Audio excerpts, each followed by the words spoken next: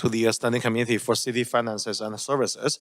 We're going to move on to the item number 5 on the agenda. Vancouver Civic Theatre rental rates for 2026 to 2027. Before we begin this agenda item, if anyone believes they have a conflict of interest, now is the time to declare it. Does anyone have a conflict of interest to disclose? Okay, seeing none, this item does not have a presentation. Councilor Maloney, you held this item. You have 5 minutes to ask questions to team members. Thank you. I'm just interested to know these rental rate increases for theatres. Is this more of an accounting thing than a substantive increase? Do the grants that the City of Vancouver provides make up for the increase in fees, in rates?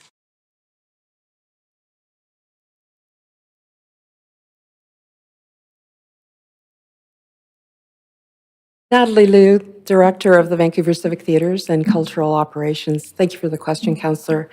The Vancouver Civic Theatre rental rates are annually reviewed, and they are not predicated on the property tax and the grants that are associated with that.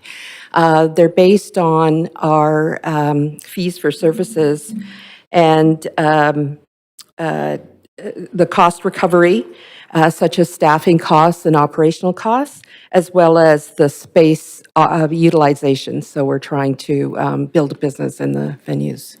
And are these theatres occupied by arts organisations that we subsidise? Yes, they are. We have a grant program through Cultural Services called the Theatre Rental Grant Program, and groups apply and they receive funding in order to rent one of our civic theatres. And with the rates increasing, are the grants adjusted to reflect those costs? They're not reviewed as a combination, so the expectation isn't that the grant envelope will always address the rental rates. These are general not-for-profit and commercial rental rates for the theaters. The program is highly subscribed. We do have a number of groups in the 2025 season. We had 83 successful groups in them, and they're generally funded at a rate of 75% of their ask. So whatever their request is, the fund is able to at least meet that. Okay, and so as a matter of course, they would be seeking earned revenue and donations, and that's absolutely other funding sources. Yes, that is the expectation. Yes. Okay, thank you. Thank you very much. Okay, thank you. All right, would someone like to move a motion? Moved by Councillor Claassen, seconded by Councillor Dominado. Committee members, is there any discussion? All right, seeing none, let's go to the vote on this item. Clerk, please take us to the voting screen, and Council, please register your vote.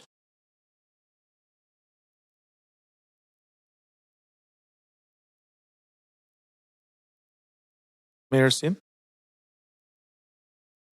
Okay. All right, so this report,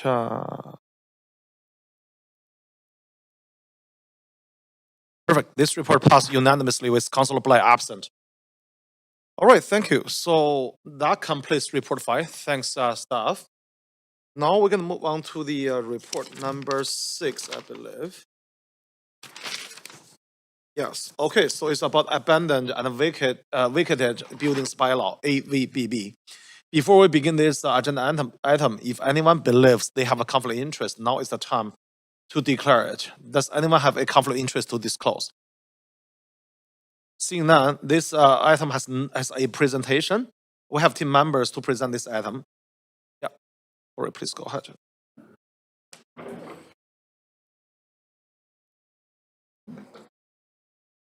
Perfect. Please go ahead. Hello, Mayor and Council. My name is Corey O'Kell, General Manager, Development, Buildings and Licensing, and I'm here to present a report on the new proposed abandoned and vacated buildings bylaw. Next slide. In December 2024, staff brought forward a report, Declaration of Dangerous Buildings at 500 Dunsmuir Street, asking to approve this vacant, dilapidated property to be a danger to public safety. Council approved demolition of the property and further directed staff to consider building inventory, monitoring process standards of maintenance bylaw for vacant buildings, and taxation options.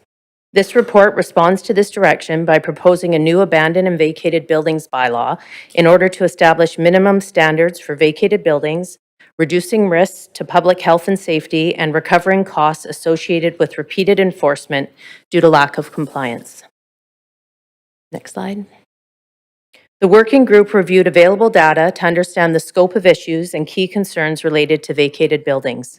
This included case studies and problematic properties to capture the range of complexity, assess the city's response process, and evaluate the staff resources required to respond and enforce non-compliance. Key challenges that we identified included public safety risks when buildings are not maintained in a safe condition, including compromised structural integrity, negative impacts on neighborhoods such as unsecured buildings leading to unauthorized access, unpermitted activities, and property hazards, deteriorating structures which can result in costly repairs or even demolition, fire hazards caused by faulty electrical systems or unauthorized activities in unsecured buildings, and repeated city inspections and rising enforcement costs when minimum safety and security standards are not met. When these issues occur, they can escalate quickly and pose serious risks to public safety. There is currently no single depository of data for vacated properties in Vancouver. Staff undertook a review of several available sources, including as presented on this slide. 311 complaints data, Posse caseload data, as well as Vancouver Fire and Rescue Services tracking data for vacant properties. It's important to note that the COV complaints and caseload data is not capturing all vacated buildings in the city, as it only represents properties where there is a complaint. Also, the case file numbers are lower compared to the complaints data because repeated calls about the same site and issues are consolidated into one case file. Because responses to concerns about these properties vary depending on the nature of the issue, different departments and agencies handle and track them in different ways. Staff will continue collaborating with other agencies to improve information sharing and coordination regarding vacated properties in Vancouver. Over time, this effort will support the creation of a comprehensive inventory of vacated buildings.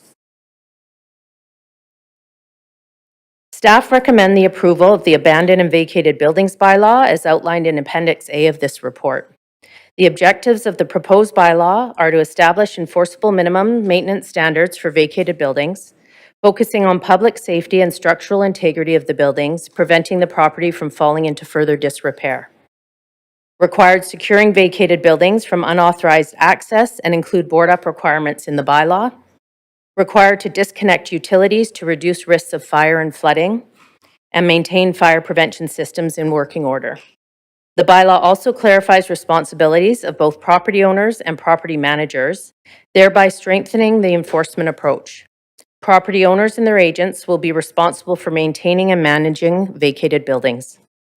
Staff also recommends implementing 2 sets of fees to recover the costs of enforcement and implementing additional tools for more effective enforcement. This slide provides a breakdown of the fines and penalties of the enforcement tools that staff propose to enable with this bylaw. Staff propose using municipal ticket informations, or MTIs, as an immediate enforcement mechanism when the property owner can be served in person and in cases involving more serious or repeat violations. These tickets are enforceable in provincial court and carry fines up to $3,000. Although MTIs must be served to the owner, which can be logistically challenging, they support escalated enforcement action, including when warning letters and orders are not complied with. Individuals who wish to contest a ticket are required to file a dispute within 14 days. If they do not, they are automatically considered guilty and must pay the fine. The Abandoned and Vacated Buildings Bylaw, ticket offenses and fines will be set out in the Ticket Offense Bylaw. Where it is difficult to serve the property owner directly, bylaw violation notices, or BVNs for short, can be delivered by mail, therefore avoiding logistical challenges associated with serving the ticket in person. If a BVN is not paid, there is an option to refer the file to prosecution in provincial court. Both MTIs and BVNs will have escalating penalties of $1,000 for a first offense, $2,000 for a second, and $3,000 for subsequent violations, with the aim to strengthen compliance, deter repeat offenses, and highlight the seriousness of ongoing neglect. The city also has the option to refer a file to prosecution where court imposes fines can be issued up to $50,000 per offense.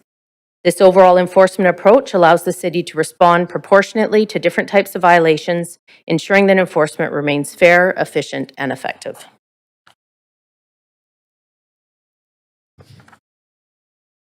The Vancouver Charter, Section 199.01, authorizes the city to establish and impose fees for city services.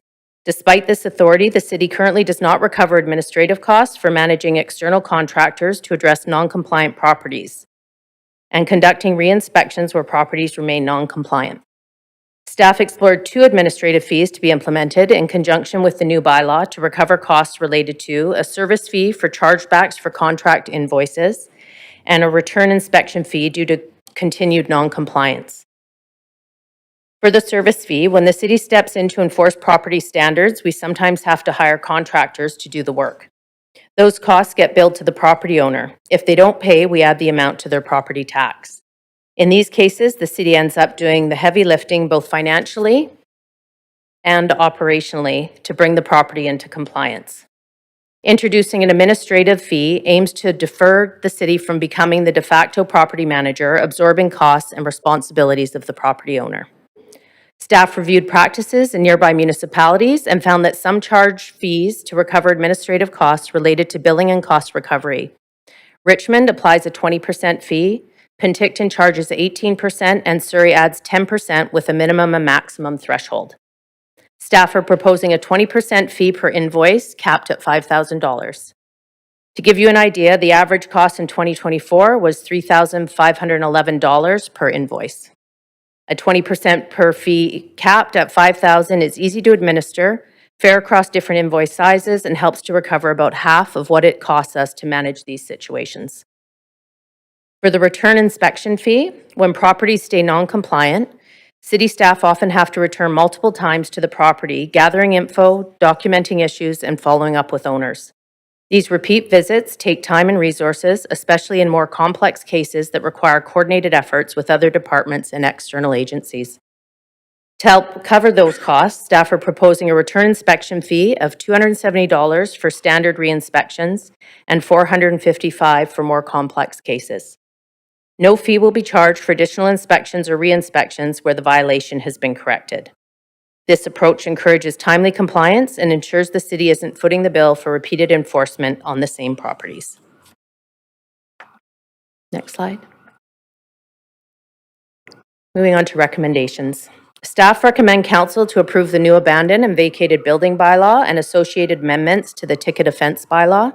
The objective of this bylaw is to establish clear, enforceable standards, reduce risk to public safety and risk of fire, and establish tools to recover costs for continued noncompliance. Staff will continue working with other departments and agencies to foster collaboration, information sharing, and coordination in the inventory, building monitoring, and response to complaints or incidents in vacated buildings.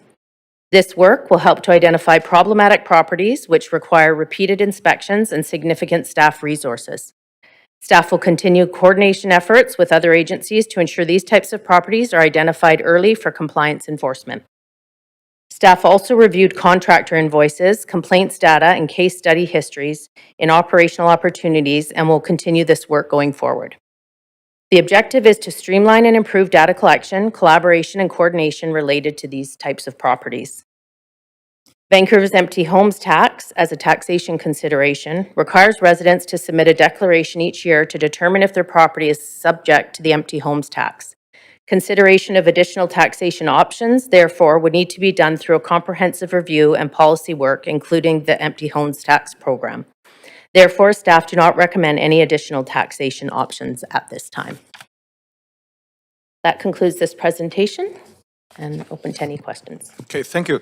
All right, thanks for the presentation. Councillor Orr, you held this item. You have 5 minutes to ask questions to team members. I saw Councillor Fry. I'll advance Councillor Fry first. Is that okay, Councillor Orr? Okay, so I'll advance Councilor Fry. Yeah, please go ahead. Yeah, thank you. And thank you for the comprehensive presentation and the work on this. There's one piece that jumps out at me in here, and it may not be you, it may be more of a Saul thing. And it's around granting the chief building official the authority to demolish buildings that are vacant and stuff. And I'm thinking back, and I note that there's a few folks from fire here, and I'm thinking about, there was a building down at Canby near near Marine Drive, and the society that owned it was trying to get it demolished for some time, and we wouldn't let them demolish it. And then it ended up being a pretty catastrophic fire. I think somebody was trapped in there. They were struggling with, keeping the thing secure. It was a large, sprawling townhouse complex. And I'm curious at what point, like, what would be the utility? Because my understanding is they always intended to develop it with a tower form, not the low-rise townhouse that was abandoned for years. At what point can we authorize demolition just because it's a nuisance to keep it standing and not a vacant lot? And my understanding is that there is a restriction around that otherwise?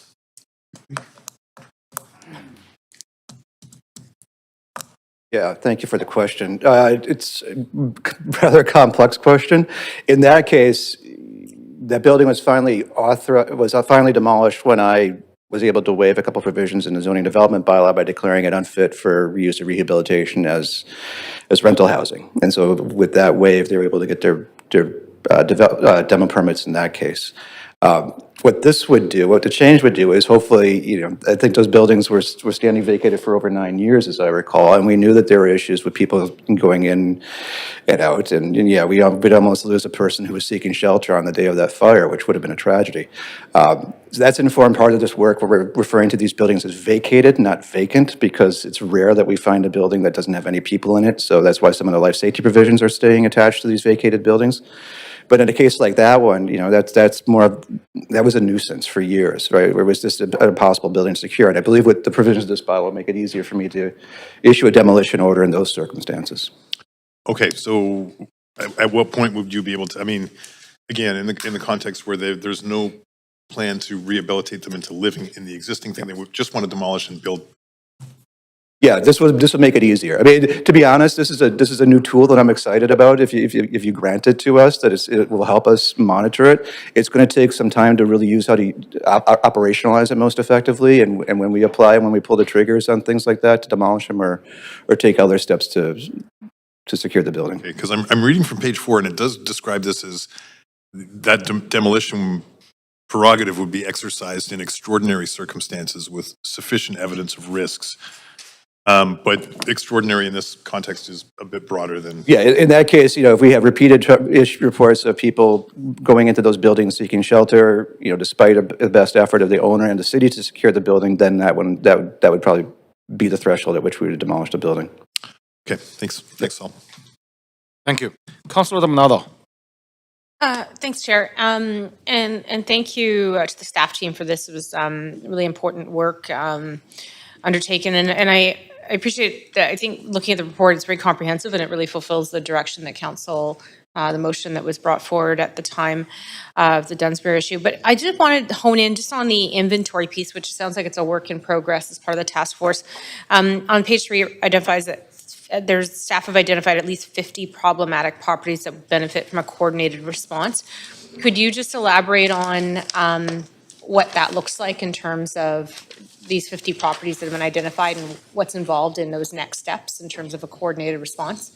Just so for our understanding of what that looks like. Good afternoon. Operationally. Gurv Brar, Director of Corporate Service and Program Management in DBL. So those 50 properties are ones where, with our analysis, we identified multiple touch points from staff. So repeated issues, whether it was staff from DBL or fire or VPD.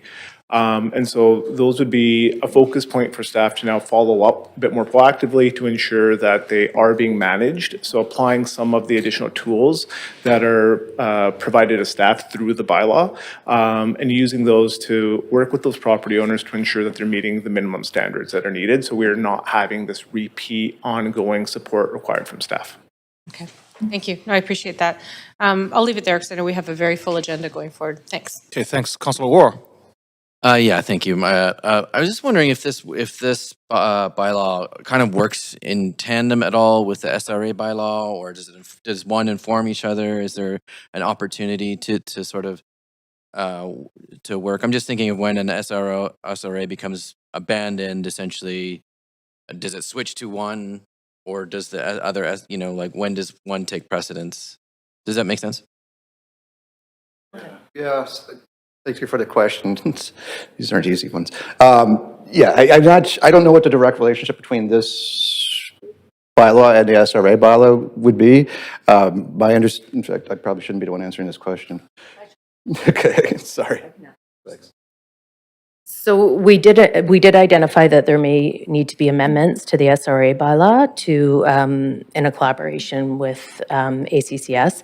And so we will look at enacting this at a later date in January in order for that work to take place. Oh, perfect. Okay, so yeah, that's exactly what I was getting at. Yeah, and I would love if there could be more information on that, just how that works. Thank you. All right, thanks. Seeing no one else on the queue, do we have more? Moved by Councilor Dominado, seconded by Councilor Kirby-Yung. Okay, so now we're gonna, committee member, is there any discussion? Okay, seeing none, let's go to the vote. So council, please register your vote on the voting panel.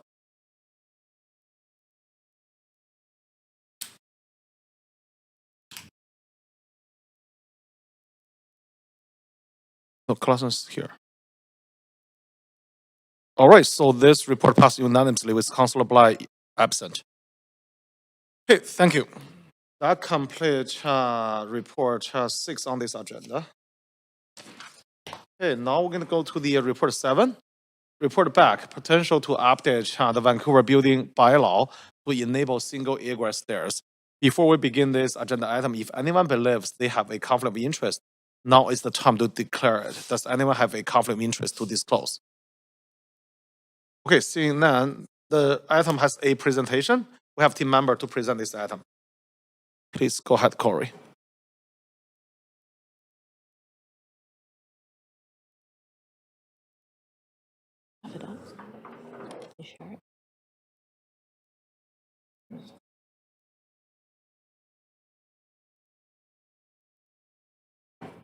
There we go. Well, good afternoon, Mayor and Council. I'm Corey O'Kell, DVL General Manager, and with me I have my colleagues Josh White from Planning and Chief Karen Fry from Vancouver Fire and Rescue Services, along with some of our teams. Today we're reporting back on options to enable single egress stairs and related space-efficient egress solutions in the Vancouver Building Bylaw. In February, next slide. In February 2025, staff went to council with information exploring the adoption of single egress options into the building bylaw and the potential implications of doing so. At that meeting, council further directed PDS and DBL in partnership with Vancouver Fire Rescue to consult with industry on single egress solutions, review leading research, aim for harmonization with the BCBC where appropriate, and report back in fall 2025 with additional information for council consideration. Historically, the BC Building Code in North America has required that buildings over 2 stories have at least 2 exits per floor. 2 exit stairs have been required for life safety standards, redundancy if a 1 stair is inaccessible, and flow of traffic during normal business and evacuation. In 2024, the BC government introduced single egress provisions to allow for 1 stair in a building up to 6 stories. The intention of this change was to enable larger multi-room apartment layouts and unlock sites constrained by assembly and cost.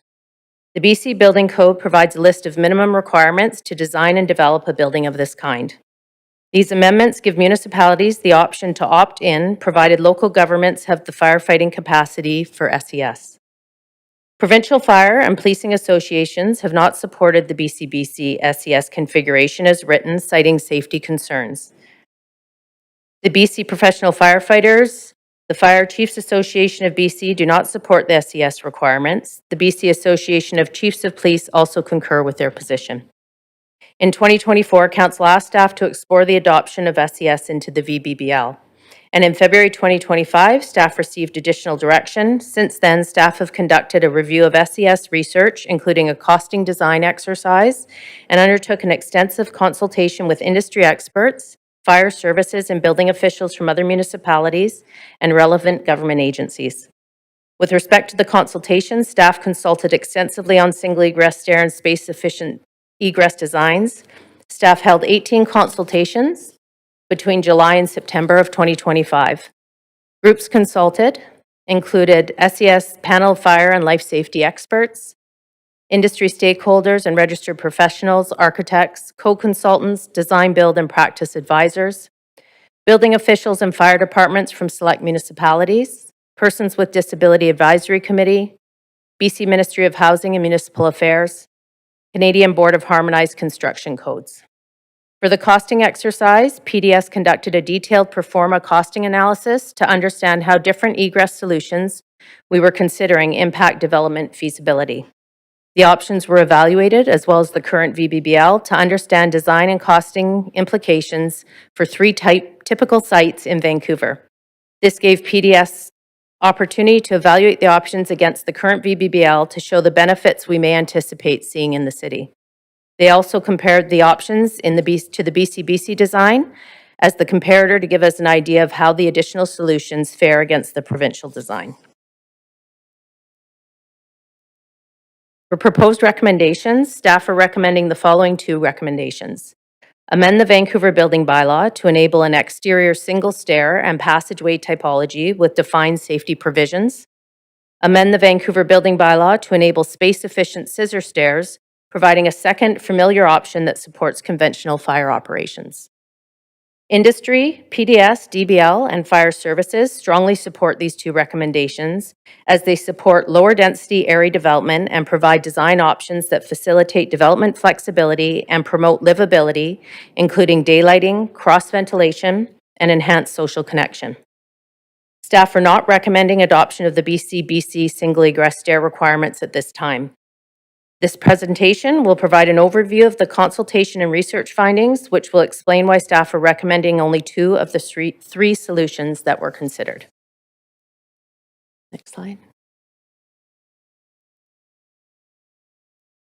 So the solutions that were considered, we evaluated three solutions, which you can see outlined here. This includes the BCBC single egress stair, the single exterior exit stair and passageway, and the space-efficient scissor stair. Each applies up to 6 stories with varying constraints, including building area and units per floor. Some key highlights for each of the solutions. BCBC single egress depends on enhanced suppression, smoke control, and hardened fire separations. The exterior single stair is open air single stair design, supporting smoke control and cross ventilation. The space-efficient scissor stair uses 2 interlocking stairs in 1 enclosure, weighting the traditional separation requirements. Next slide. Starting with the BCBC SES, we've presented the findings from the consultation, research, and costing for each of the solutions so you can see the full picture for each design option. From industry, stakeholders flagged several design challenges, particularly with respect to fire safety. The design requirements are also considered costly and extensive. Examples of this include the width of the stair, the emergency generator requirements, and the pressurization. Industry also noted the Canadian Board of Harmonized Construction Codes is reviewing single egress stairs at the national level. The code development process is ongoing, and there was reluctance expressed by all groups consulted to adopt the BCBC amendments as if the changes were anticipated in the future due to risk of confusion and inconsistency. With respect to livability, this design promotes daylighting and ventilation through increasing the potential exterior to interior wall ratio, providing more windows. This is a key proponent of space-efficient egress and single egress stairs. For costing, this design is likely to have higher costs due to the extensive requirements compared to other solutions and the ongoing maintenance cost and inspections.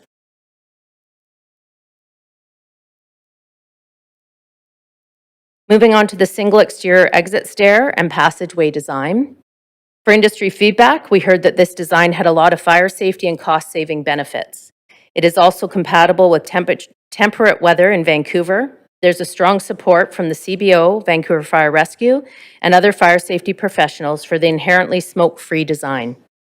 It is a measured single stair approach balancing fire safety, construction costs, and livability.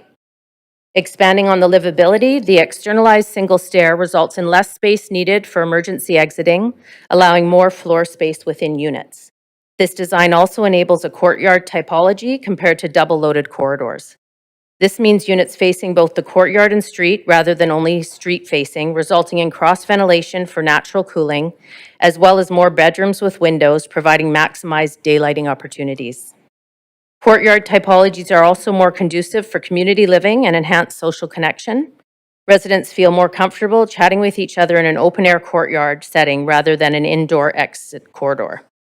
The quality of the circulation and shared space is much more comfortable. The increased unit limit of floors, 1 through 3, compared to the BCBC 4-unit limit per floor, provides a more varied unit mix and more overall units within one single egress building. With respect to costing, the single exterior exit stair and passageway design is a great option for multifamily viability on smaller lots. Results showed it improved viability on 33-foot and 50-foot lots, increased rentable sellable area, and reduced costs and land assembly needs. When compared to the BCBC single egress design, the outcome for costs was comparable, but with better fire safety provisions and higher livability benefits. Next slide. Lastly, the space-efficient scissor stair. This design was seen as a competitive 2-stair alternative to the single egress options for space efficiency by industry. There's also strong support from fire professionals for this option as it allows for conventional firefighting techniques.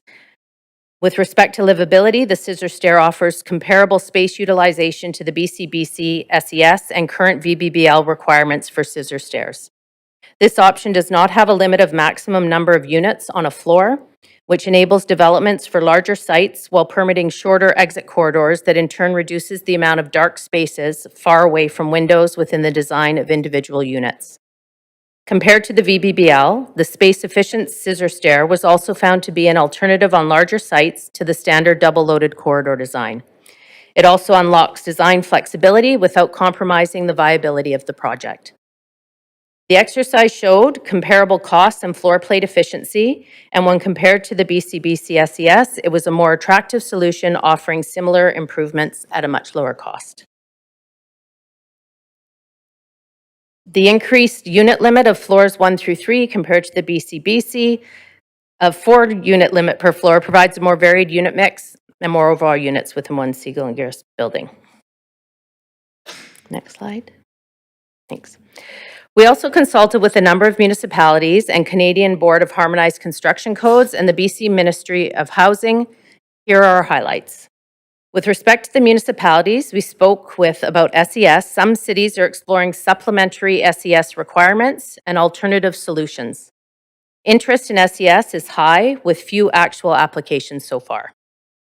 Concerns with unclear interpretation, how to integrate with other code requirements, was it adequate fire response capacity are some of the questions that they had. Fire officials expressed major opposition to the BCBC SES as written, citing response capacity, vague interpretation of the clarifying note in the code, and over-reliance on active systems. BC Ministry of Housing supports providing options in addition to the BCBC SES configuration and expresses an interest in reviewing the national code requirements once complete. In speaking with the CMHCC, they confirmed the code development process for SES is underway and SES changes may emerge for 2030 updates. For key research findings on single egress, as mentioned, staff also completed a fulsome review of recent studies and literature on about single egress stair designs. Research indicates SES can be feasible under strict conditions, but fire safety concerns persist, particularly the loss of redundancy and operational challenges that have been outlined by the fire service associations. Addressing fire safety concerns and having their support is an important part of this work. There's been and continues to be work to determine what fire safety measures can be required to meet life safety standards for single egress. It was also reinforced that performance-based SES can improve unit quality and support infill, but must address outstanding evacuation challenges, particularly for vulnerable groups. Assumptions that residents will have evacuated prior to the fire service's arrival isn't always the case. Similar to the consultation with cities, we heard that various jurisdictions are emphasizing the use of alternative solutions and safety measures to meet code objectives for single egress with a fulsome review of how a design meets the necessary safety performance. Designers can also pursue solutions under the Vancouver Building Bylaw for designs that vary from the external configuration we're proposing today. Alternative solutions are an existing process that permit designs demonstrating equal or better performance to VBBL requirements. Each proposal is evaluated to ensure that life safety objectives are maintained. Our proposed VBBL provisions will set a clear benchmark for evaluating SES alternate solution proposals. Other cities like Edmonton are also exploring a similar approach for single egress stairs. Vancouver Fire Rescue supports this pathway as it will also allow a fire department review. Next slide. Based on consultation across industry, PDS, DBL, and Vancouver Fire Rescue, we propose offering choice via two immediate options. One, enable exterior single stair and passageway, and two, enable space-efficient scissor stairs. Enable a single exterior exit stair and passageway typology by amending the building bylaw to include single egress stair requirements through an exterior single stair and passageway design. Enable space-efficient scissor stairs through amendments to the building bylaw to revise the current scissor stair provisions built ourselves. to make them more space-efficient. We will continue to monitor National Code SES development and consider alignment in future VBBL updates. That is the end of our presentation today. Thank you. Okay, thank you, Corey, for the presentation. All right, so committee members, you have up to 5 minutes to ask questions of team members. Are there any questions? Okay, Councilor Corbiel. Yeah, thanks to staff, and I appreciate the work because I know that this has sort of been a couple of two-part process from the original motion I proposed, and then we heard some feedback, and there was a broader dialogue geographically that was happening, and then staff were tasked to do the additional look at the work. So I just want to recap towards what I've heard. So Vancouver's moving forward. We're not doing the SES piece that the province has mandated as optional. We're proposing these two alternative solutions, which we think balance important fire safety considerations along with the goal of the additional flexibility and livability. Is that a fair summary? That's correct. Okay. And both Vancouver Fire and Rescue Services are supportive, yes? My understanding, I won't speak on their I behalf. know we have a number of them here today. That's my understanding from conversations as well. Yeah, I'm seeing an affirmation. Thank you for that. And also the Ministry of Housing is also supportive. So Vancouver would be arguably proceeding sort of more quickly and more with more creativity, if I can use that word, to what the province has sort of set up as an option, but a much more restricted option. Yes, that's correct. Okay, and presumably we'll continue to learn along the way, and staff will monitor and we'll get updates and reports on how this is working, right? Yeah, we'll be following the national code work that is underway and continue to monitor that work. Okay, and that's quite a long road or timeline towards any changes there because it's about 5 years away. Is that correct? It's not, this wheel does not turn quickly? Yeah, 2030 is when the new code would come into effect. Okay.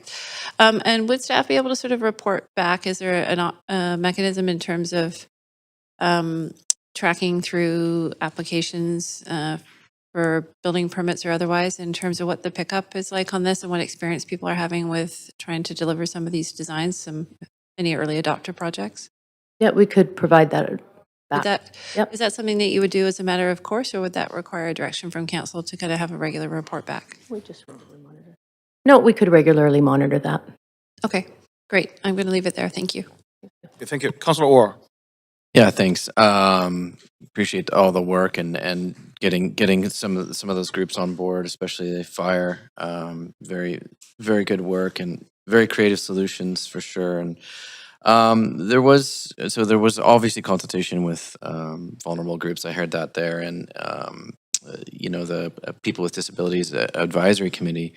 I'm just trying to look back on the minutes and see did they fully support it, or was there conditions that the advisory committee supported? I feel like I seem to remember that it was they supported, but with ongoing consultation. But seeing as how that their work has been paused, I was wondering how, if we're going to further consult and get report backs, from other industry stakeholders, would that also include, other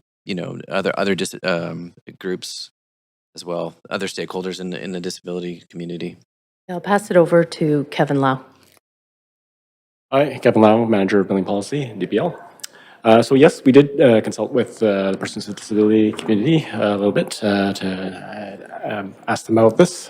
They did express some support with it, although they did express some concern to make sure that fire was very happy with that solution. We did also reach out to some of the other groups that are associated with persons with disability, and we provided them some information, although we had yet to hear back from them. They did not respond by the time in which we had available. Oh, okay. So they haven't responded. Interesting. So I'm just thinking like Disability Alliance, Cerebral Palsy, National Institute for the Blind, groups like that. That's what the committee listed. Correct, and we Okay, we did reach out with information. Is that work ongoing then to try and if this passes, or Yeah, that's part of our regular work of monitoring communications, and so when they get that, we take the feedback that we receive and consider it. Okay, thanks. That's all my questions. Okay, thank you. Councillor Maloney? Is there any coordination required with the province or with the changes to the National Building Code? Yes, again, thank you for the question.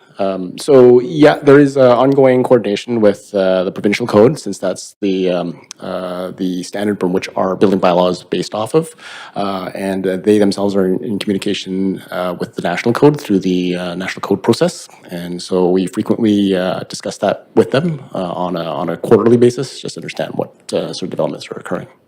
Right. And do you expect this will help to lower barriers to entry for smaller builders because of the ability to build on small lot sizes?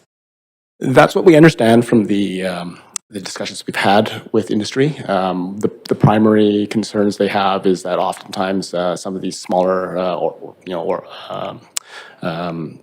landlocked sites are difficult to deal with, and so the idea is that single egress gives them an opportunity to proceed with potential development without necessarily having to go through a complex or expensive land assembly process.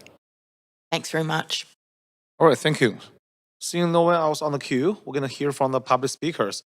Public speakers should state whether they are in support or in opposition of the recommendations and may only speak once. I will also ask speakers if they are residents of Vancouver, if it is not noted on the speakers list. Our first public speaker is Brian Davidson. Yeah, please go ahead.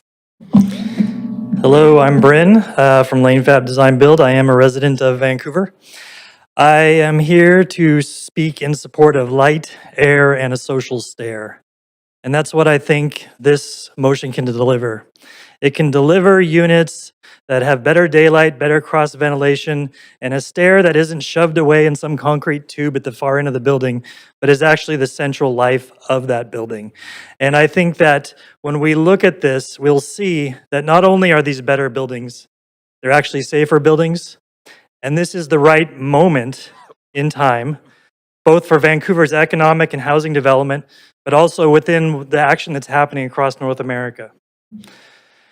4 or 5 years ago, I started talking to an architect in Seattle who had worked in Germany, and he was aghast at how bad so many of our multifamily buildings are and how much of our urbanism was based off of these hotel-style double-loaded buildings that were fat with long hallways and little shoebox units. And he said it all came back to this issue around the requirement for 2 stairs. Once you see this, you can't stop seeing it. You can't see the difference between the way cities in some places are built versus the way cities are built here. So I connected him with members of the City of Vancouver Sustainability Department, and they put together a report on single stairs. And this was the first of its kind really in North America, and started a movement that then spread across North America to dozens of cities across the continent who are now working on making these same updates. Now the province has done it, and we've finally come full circle all the way back to Vancouver. I think that Vancouver's version does make some positive improvements on what the province has done. And I think part of that is this sort of interesting combination of the exterior stair with the walkway.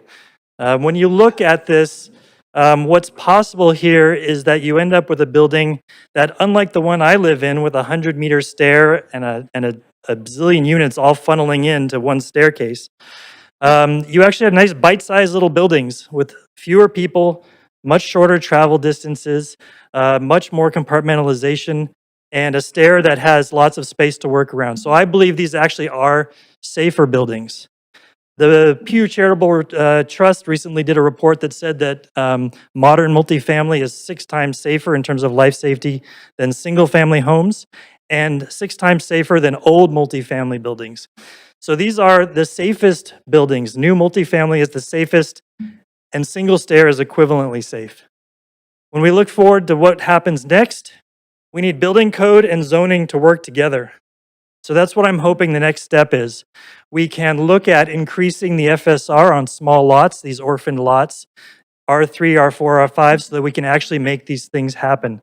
Staff have done tremendous work, and I look forward to continuing to work with them on this. Thanks. Thank you. All right, the next speaker is Hitesh Nab.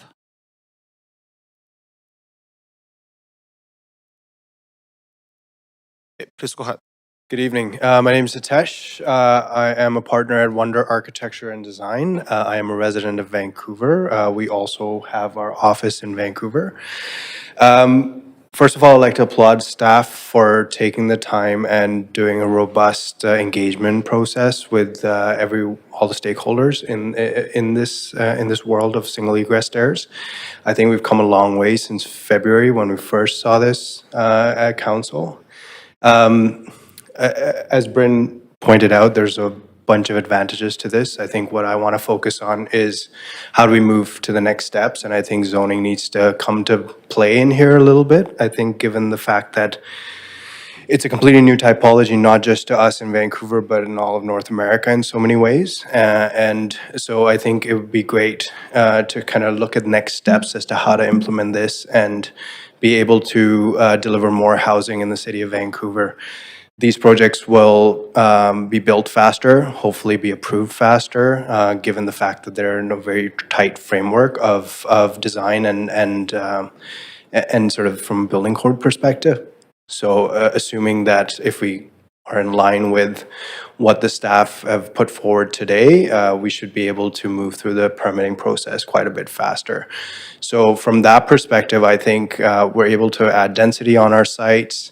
We're able to deliver these homes faster. And I think from what Bryn just sort of brought up, they are going to be nicer homes to live in and not just sort of shoe boxes sort of along a long hallway in some of the multifamily buildings that we're seeing coming up right now.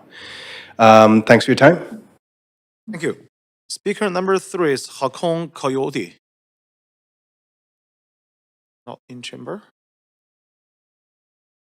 No. Okay. Speaker number 4 is Bobo Eric. No. All right, so I'm gonna call speaker 3 and 4 again. So speaker number 3, Hakon Coyote.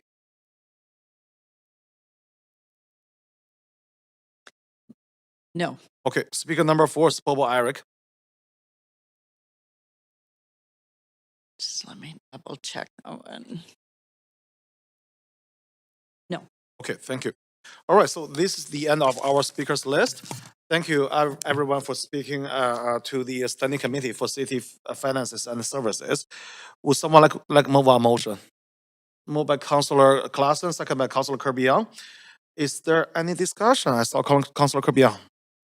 Yeah, thank you, Chair. I am super excited, no surprise, having moved this original motion and then the additional direction to be at this point. I think this is a really exciting time for housing. I think one of our speakers just mentioned, it's not just a first in Vancouver, but in North America. I think this is a situation where it was good to thoughtfully take some time and work through it, because while we have pressing housing needs, life safety is paramount, and I'm really grateful to staff for doing that work and to Vancouver Fire and Rescue for engaging in that conversation and sort of recognizing that we're a growing city and we're working to strive to sort of balance and adapt on this. I think where we've landed is really exciting.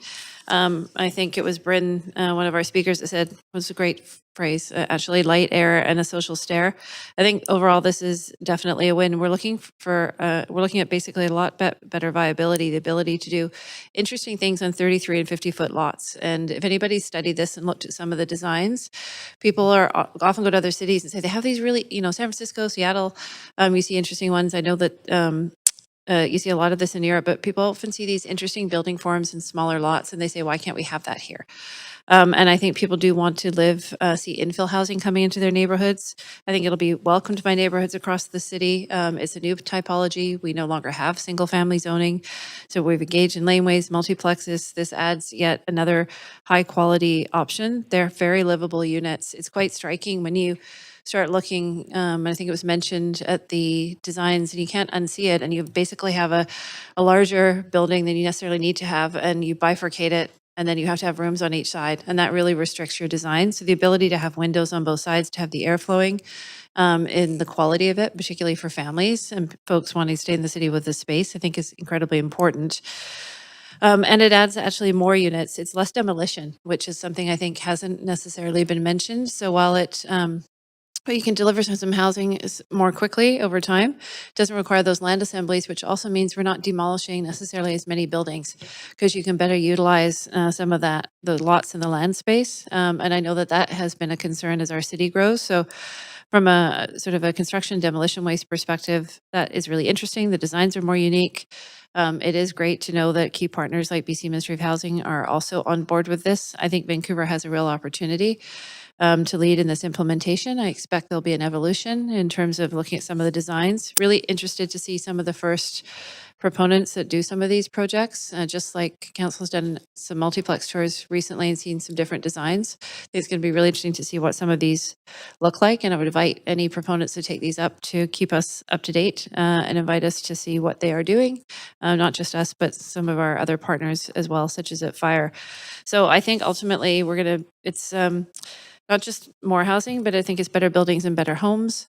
The next stop is going to take some time because this process will happen over 5 or 6 years. But I am really excited to see it moving forward. And I'm really grateful to everybody for their input and getting into, I think, what is an innovative place, but a good one that incorporates all of the important considerations. Thank you. Thank you. Councillor Fry.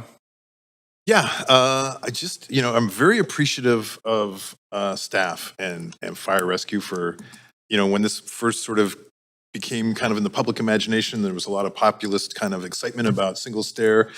And there was this sober second thought from staff, from fire, that we got to do this right and we got to look at it. And I really, really appreciate the diligence and dedication to do that and work across all the sectors and take that expert advice and really come up with something that is responding to the need, the opportunity, but also the life safety and the functional considerations.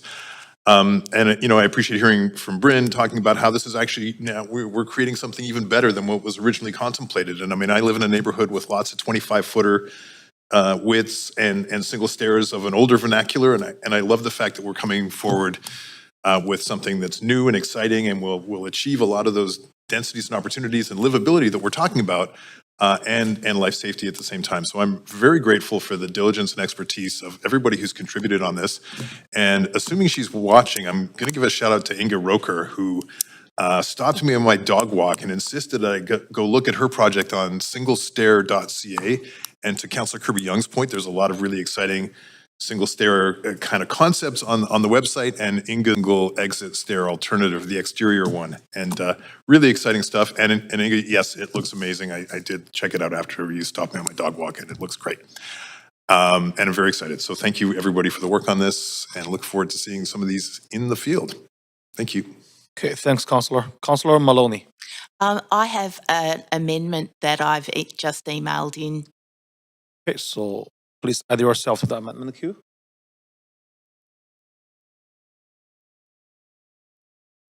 Okay, please go ahead. Thank you. This is just a very small amendment to ask staff to look at, further to the excellent suggestions of our speakers, explore and report back on on the work they recommend that may help to implement this new typology of building in conjunction with zoning to unlock new opportunities for low-rise apartment construction in Vancouver. Okay, Council, are there any discussion? Second by Councilor Kirby. Okay, so seeing no one on the queue, I'm gonna take everyone to the vote. So Council, please register your vote.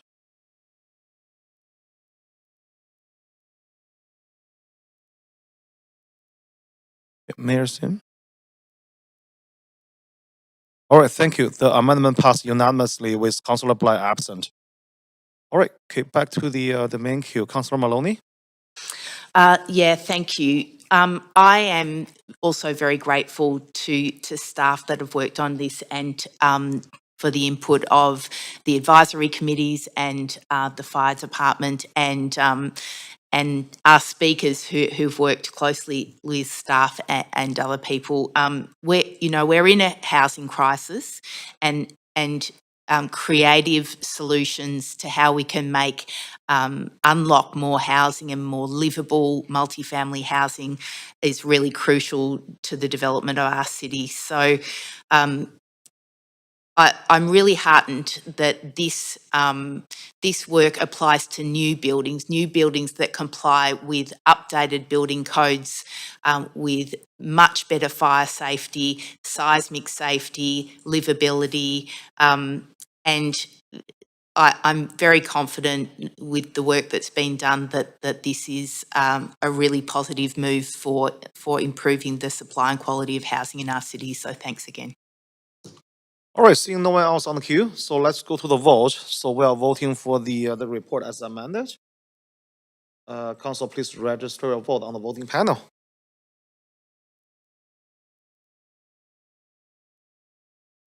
Councilor Claassen. Okay, all right, so the amendment report has passed unanimously with Councilor Bly absent. Okay, thank you. That completes report 7 on the agenda. We will now move on to the members' motion. Okay, so the first members' motion is promoting cultural inclusion and economic vitality, advancing the Main Street Filipino Cultural Center and Hotel project. Okay, so at the Standing Committee on Policy and Strategic Priorities meeting on November 26, 2025, Mayor Sim moved and introduced his motion promoting cultural inclusion and economic vitality, advancing the Main Street Filipino Center and Hotel project. And it was seconded by Councilor Zhou, myself. The committee completed hearing from the registered speaker for this motion and proceed into the debate. During the debate, the committee passed a motion to refer this motion to the Standing Committee on City Finance and Services meeting on December the 10th, 2025, which is today. We will now continue with the debate and the decision on this motion. Committee members, is there any discussion?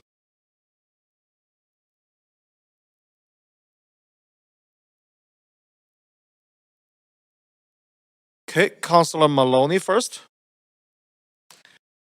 Thanks. Yeah, I would like to. Sorry, I might just put myself on the back of the queue. I'm not organised.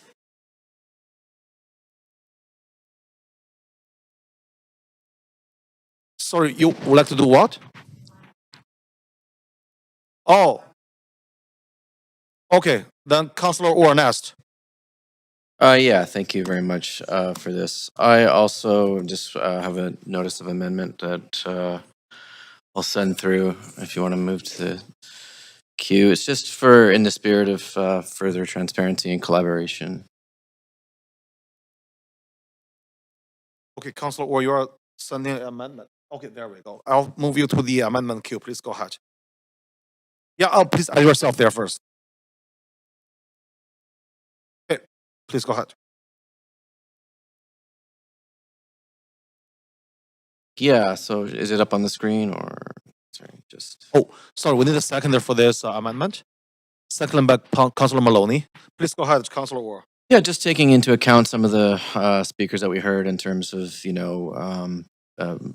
feeling not included or feeling not involved, and just to sort of expand that circle in the spirit of just, community essentially, so.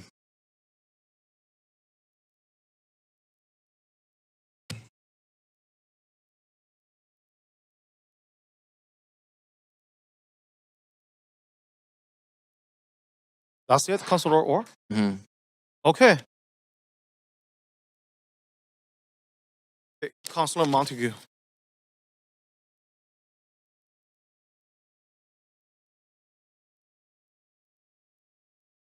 Sorry, Chair, I was on mute there. Yeah, I see an amendment coming from Councilor Maloney as well. This has been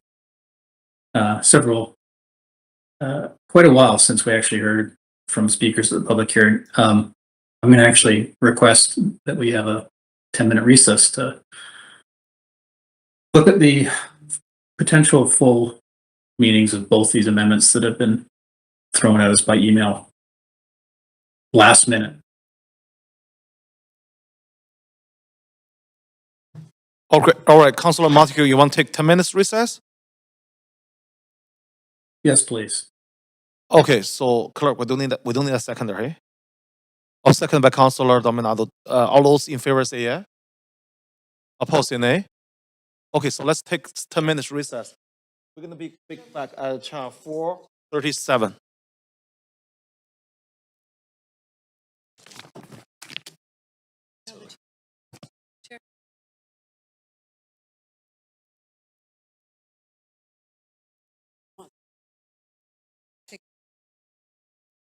There's two.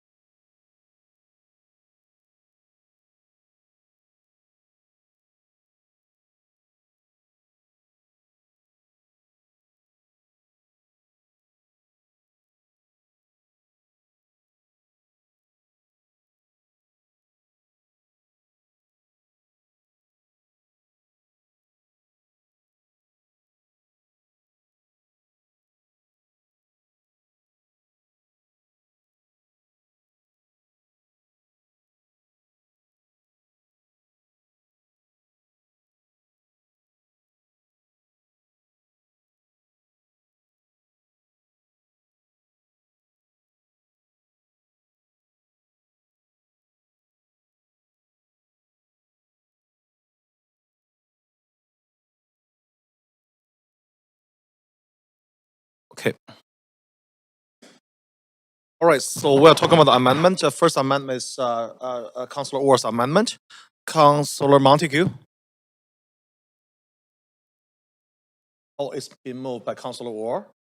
Seconded by Councillor Maloney, I believe. Yeah, okay. All right, Councillor Montague, anything else? No, other than I think that the original, I was reading back the original motion and it looks as though to me that, and the movers of motion may correct me, but it was kept general for a reason, to be inclusive. So I won't be supporting. Okay, thank you. Councillor Damnado. Yes, Chair.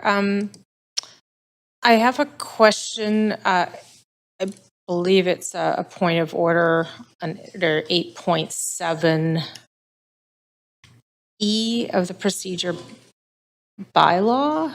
Hang on, give me a second. Maybe I'll articulate it and the clerks can help me. I believe that Councillor Orr's amendment is an amendment we dealt with 2 weeks ago. It was the same amendment that Councillor Fry brought forward that was, I moved to strike and replace.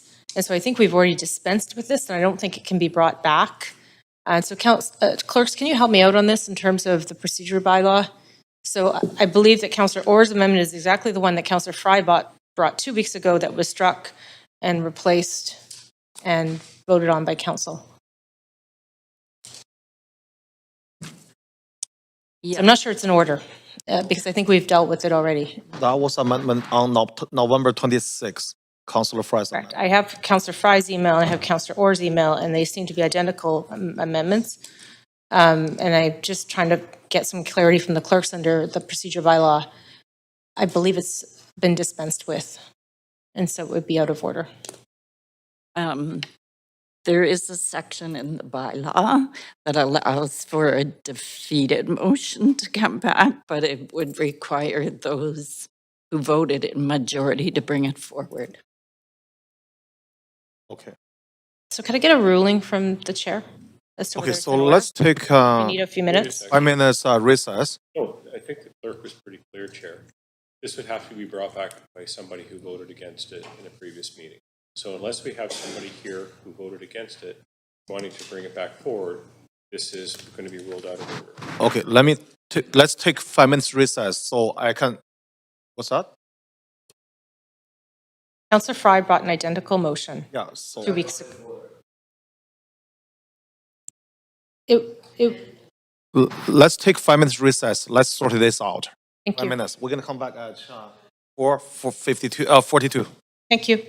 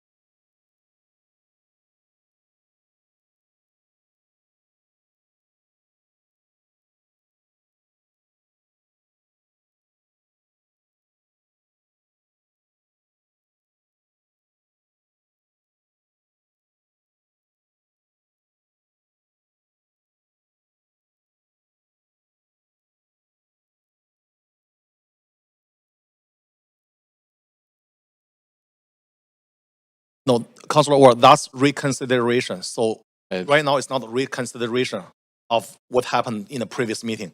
It's you put forward a new amendment. Oh, okay. Yeah, so based on the procedure bylaw, so we have to go that section, which is a Oh, new okay. amendment or motion. Okay, I get it. Okay, thank you. Councillor Dominado? Okay, I'm also good. Councillor Carbian? I'm fine, thanks. Thank you. Okay, going back to the question queue, Councillor Orr? That's it for me. Thank you. Okay, thank you. Mayor Sim? Okay, great. Thank you and welcome everyone. Before speaking to the substance of this motion, I want to briefly address concerns raised at our last meeting. Councillor Fry referenced a court filing and suggested that improper behavior by myself may have occurred in bringing this motion forward. Out of an abundance of caution, I immediately sought guidance from both the city's integrity commissioner and outside legal counsel to ensure full compliance with our code of conduct. Both the integrity commissioner and independent counsel confirmed that no conflict of interest or breach of the code of conduct has occurred. The court filings referenced do not involve any actions taken by myself or any member of this council. Independent counsel further stated we are unable to discover even the reasonable grounds upon which a belief that a breach of code of conduct has occurred could be found. There is nothing within the court filings which substantiates Councillor Fry's allegations, such as to separate them from mere conjecture or speculation. With that clarification on the record, I hope we can refocus on the important matter before us, and that's supporting and uplifting Vancouver's Filipino community. For more than 40 years, community members have aspired to establish a Filipino cultural center, a place to share culture, food, art, and history. The proposal in this motion represents the first concrete pathway to achieving that vision. At the community's request, Council Joe and myself are bringing this motion forward. Passing it today does not approve the project. Council will still hear from staff and the public before any final decision.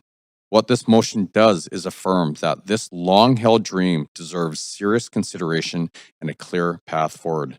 So thank you to the Filipino Legacy Society and everyone who's spoken up for this vision.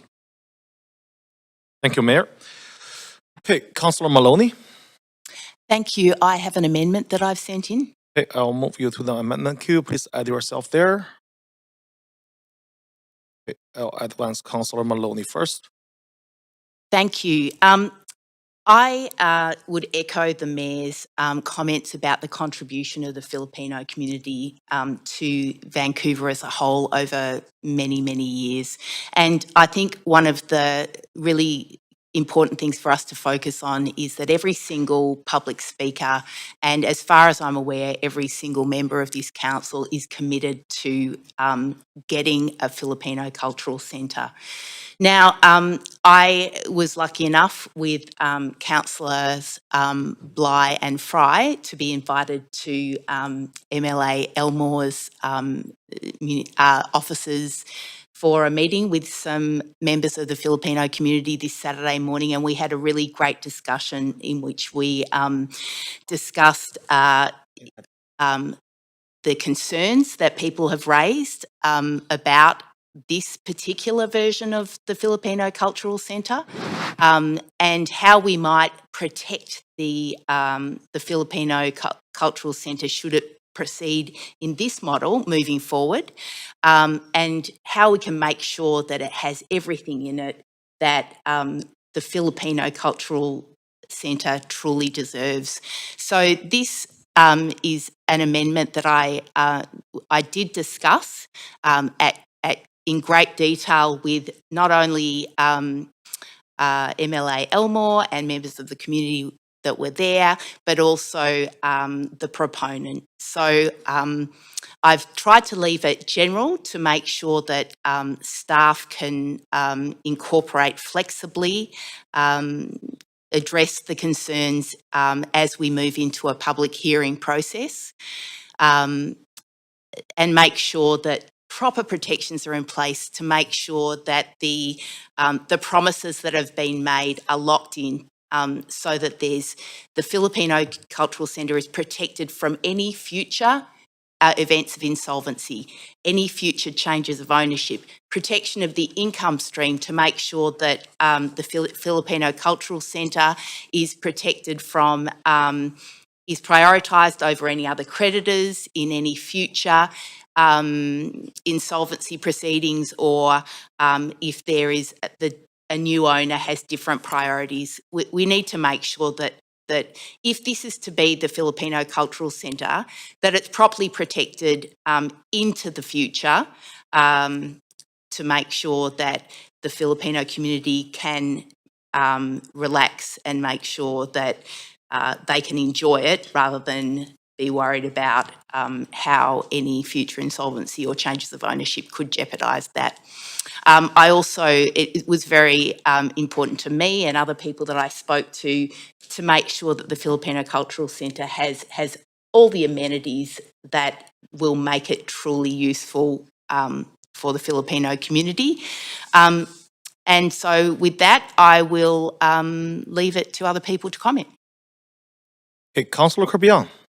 Yeah, thanks. I'd like to ask a question through you, Chair, to staff, and I'm anticipating a result in a short recess for some staff input and maybe a legal review. But I'm going to sort of frame my question. It's my understanding that the mayor and some of his early work on the motion did engage with planning staff and received some excellent feedback around the importance of council distinguishing its policy hat from its regulatory hat, and that what this motion is doing is not being prescriptive, but is simply opening up a pathway for this potential proposed project to have to go through the due diligence and the normal process for rezoning, and that during such a rezoning process or consideration, that would be the time when staff would work through and determine what the specifics of an application were, what community amenities were included, what the nature of them might be, the size and the type. And so I'm not sure that, and I think this is my question through you, Chair, that legally we can covenant something that hasn't even been gone through a rezoning process or been defined yet. And I think that's getting into the regulatory side, which typically happens in our land use hat in a public hearing process, not in the council meeting. So through you, Chair, I'm asking if staff would like to respond to that, or if it might be helpful to take a short recess to have a staff and legal review of the amendment on that basis. Okay, yeah, so please go ahead. If you want to take a recess, we can do that. Chair, a short recess, a very short recess Okay. would be excellent. We've got legal counsel already working. Thank you. 4:51.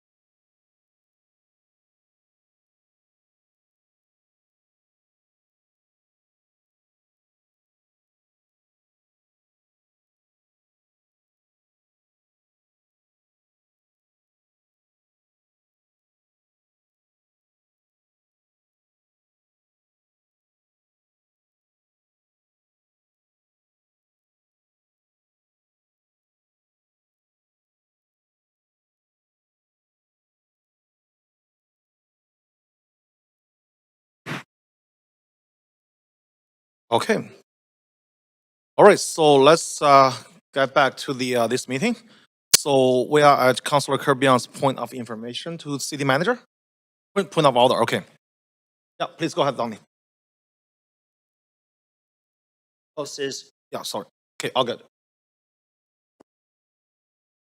Legal Services advises two issues with the amendment. The first is that, as Councillor Kirby-Young suggests, it may fetter council's role as a regulator in terms of a rezoning, the rezoning process. The second, logistically, may be very challenging to provide some of the mechanisms in the amendment as it relates to the future of the site, beyond, as the site may not be owned by the city in the future. There's some logistical issues around the mechanism as it relates to any future changes in solvency, sale, or the like. So two issues. The first is much more pressing, though, as council's role as a regulator. Okay, so just let me turn on your, okay, Yeah, go ahead. thanks. So hearing that from the city manager, I'm going to ask you to rule that this is out of order because in the section of the charter that states it's not compliant with good governance in our legal and regulatory roles, which are articulated in the charter. Okay, thanks, Councillor. I think as we heard very clear from the legal advice, also from the city manager, I'm ruling this amendment out of order. Okay. Going back, Councillor Maloney? So I will take myself off the queue for the moment, and in case anyone else wants to speak. All right. Okay, anyone else? Councillor Kirby? Chair, can I please? Okay, Councillor Bly, you want to speak? Yeah, I don't know where the queue is. Sorry, I don't have access to WebEx at the moment, but if you could please just put me on the queue. Okay, so let's add Councillor Bly there. Okay, Councillor Kirby, please go ahead. Okay, then Councillor Bly, go ahead. Thanks very much. And this is to the final motion. Yes. Well, I mean, yeah, I'll be very brief. And actually, I think my point raised as a point of order at the beginning of this proceeding a couple of weeks ago when this motion was first introduced, and then that most recent ruling is that. Sorry, Councillor Bly, sorry to interrupt. We can't see you. There's some technical issue here. Can we bring Councillor? We can't see her because of the black screen over there. I'll pause your timer.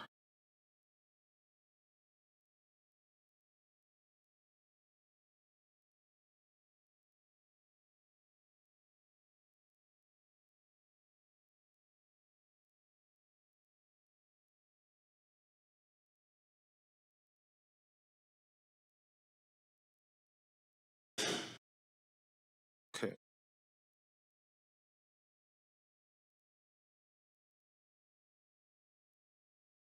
Okay, let's try to bring Councillor Bly to the screen.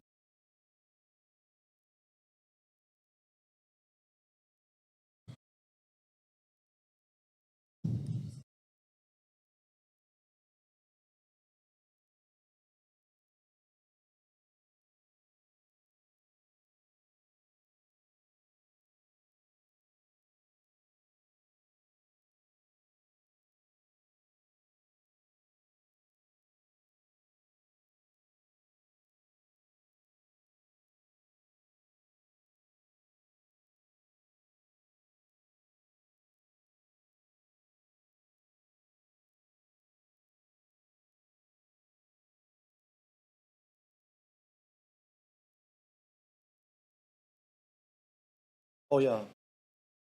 Okay. All those in favor say yeah. Opposed say nay. Okay. The motion passed. We're gonna finish this item before taking a break.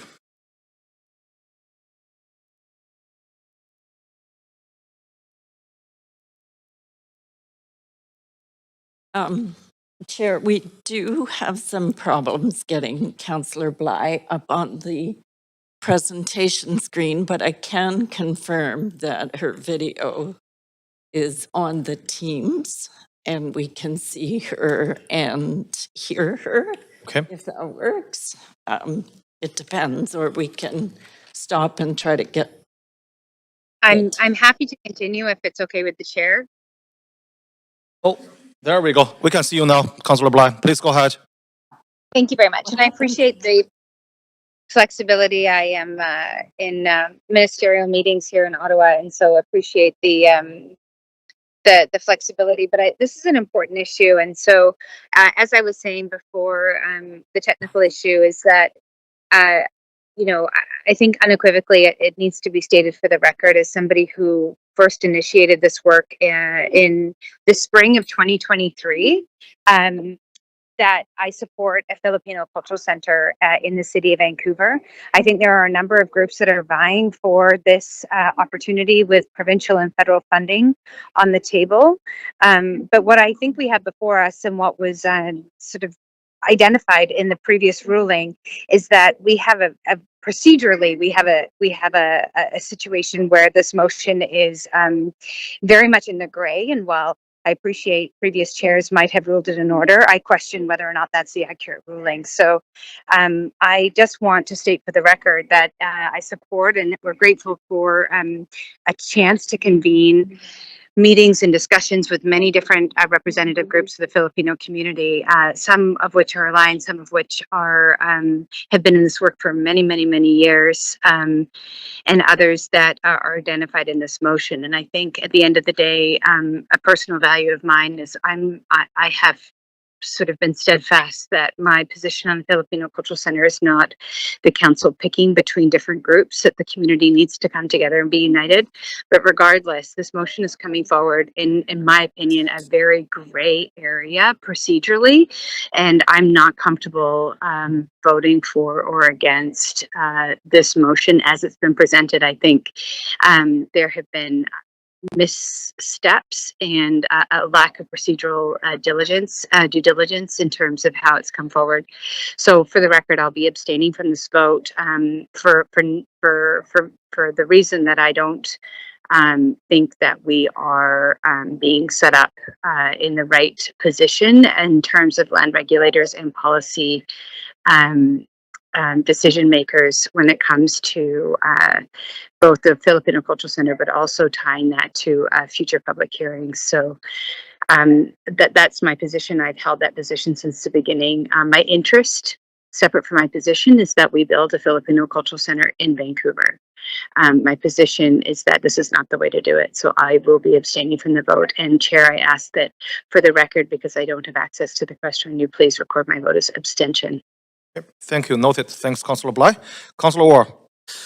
Yeah, thanks. I have similar sort of concerns. I know this has been a long process. I know there's a lot of emotions, and then I want to thank everyone for coming out to speak. It was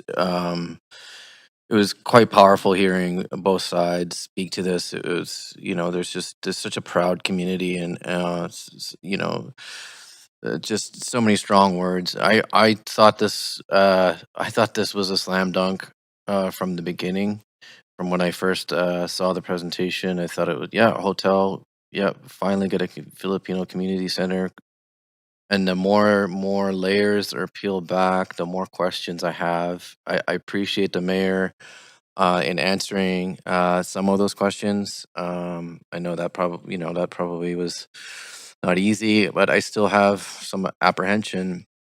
And I acknowledge that people are coming to this with sincere intentions. There's no attempt to deceive or do anything, in any malfeasance. But we all want to sort of create something meaningful.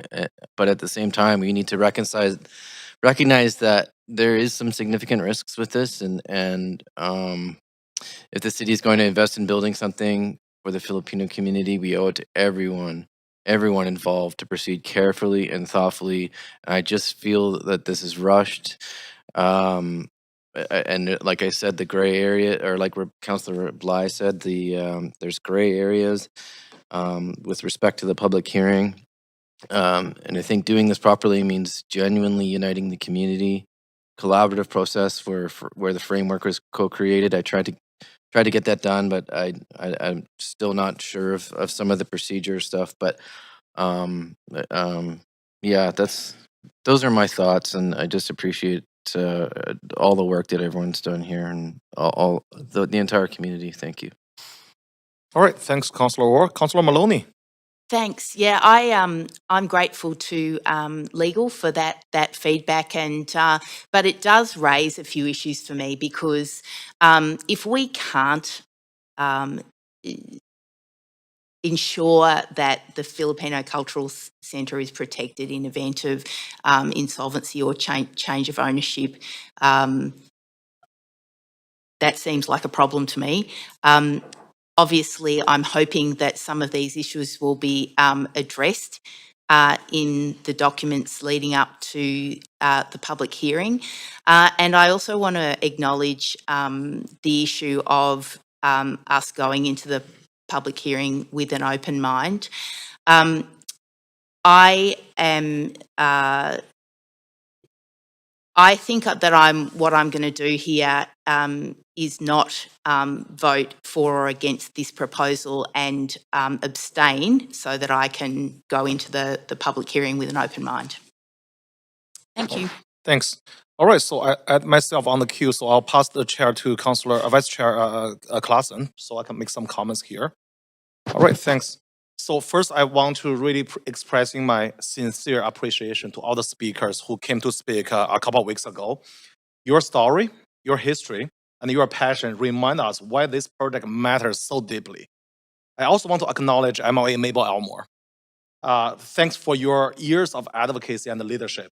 Your tireless effort have kept this issue moving forward and ensure that the voice of Filipino community are heard at every level of government. So thank you.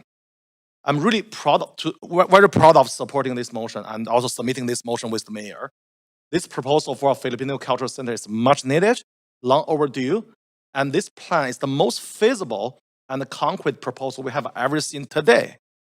So after years of conversation, hopes, planning, this is the first time we have a viable path forward with a private partner and also a nonprofit organization that for a clear model to deliver this Filipino Cultural Center.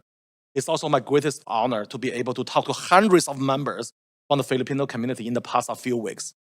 I also want to speak personally for a moment because in my previous career in the healthcare sectors, many of my close friends and colleagues were Filipino.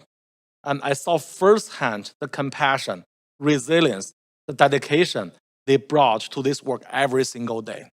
The Filipino community is the backbone of our healthcare system, not just in Vancouver, but across the entire province, perhaps the entire country as well. When we talk about keeping the hospital running or caring patients through the toughest time, we are talking about the contribution of Filipino nurses, doctors, care aides, technicians, and the support staff. For all they have given to our city and to our families, we truly owe this community a cultural home, a place to gather, to celebrate, to pass the traditions on to the next generations. The proposal delivers exactly that. It does so exceptional in a so exceptional way, with an innovative model to partner with the community, and we have a chance to build a world-class Filipino Cultural Center alongside 500 desperately needed hotel rooms. The long-stay suites near the Vancouver General Hospital and also the new St. Paul Hospital will directly support families and patients who struggle today to find accommodations. So that's exactly the right location for this hotel and for the cultural center. And also, I think this is a very thoughtful, measured approach. It acknowledges the significance of the proposal, but also respects our planning principles. Yeah, so I think we have an opportunity in front of us, an opportunity where community advocacy, investment, cultural vision, and economic benefit are all aligned. This project will enrich our cities culturally, socially, and economically. And it will finally give the Filipino community the recognition and the space they deserved. So with that, I wholeheartedly support this motion. And also, I'm feeling frustrated for some people who is been politicizing for this community and for this proposal. So with that, 100% support. Thank you. I'm going to take chair back from Councillor Clausen. Hey, Councillor Fry. Yeah, thank you. And I want to thank members of the community for the opportunity to meet with many of you on Saturday at MLA Elmore's office. Appreciate the commiseration, the honest conversation, and the food. And I do want to reflect that some of the stuff that we talked about and some of my concerns, I think that you heard it in earnest, and that you know, even to Councillor Joe's comments just now, the politicization around this, that there are people who feel that they were excluded, and indeed members of this council weren't necessarily as included in this process leading up to this point, which of course leads to a lot of the perception that's involved here of politicization, because indeed there has been, I think, a degree of politicization. And I think as we walk this road, it's important to reflect that many people have expressed interest in seeing this Filipino Cultural Center happen, not just the people here, but the people, not just the people who aren't here, but lots of people. And I think it's important to reflect that this is a want and desire of Filipino Canadians from who aren't represented at all in any of these conversations going forward or up to this date. A few minutes ago, I was provided a legal briefing from the mayor. It is marked privileged and confidential, so I can't get into the specifics of it, and it's certainly not for me to divulge it. It does reflect some of the concerns that I had expressed, but not in entirety. And I think one of the things that's not really. I'm sorry, I'm speaking. Is it I have a point of order. If you're saying it's privileged and confidential, but now you're speaking to the materiality. I don't think I am. Well, you just said what's in it, the document, it reflects content. You just got into content. I have a point of order through the chair. Okay. Just because I know we're all of the councillors are very concerned about legal, so I just want us to all be thoughtful and not trip on the proverbial garden rate. Oh, I'm not repeating the contents of it. But you just referenced what was in it. You had referenced specific concerns in council through the chair, and now you're saying those concerns are reflected. That is content. So I'm asking through the chair if we can get some legal perspective on, are we treading dangerously here? Okay, so council, we need to take a recess so I can rule this point of order. Okay, I guess this one we need a longer time, so 10 minutes. We're gonna be back at 5:20, so I can discuss legal about Councillor Fry's comments. I'll pause your timer, Councillor Fry. I mean, come on, that's like. Well, it's a good stretch break. I'm not disagreeing with it, I'm just. I know.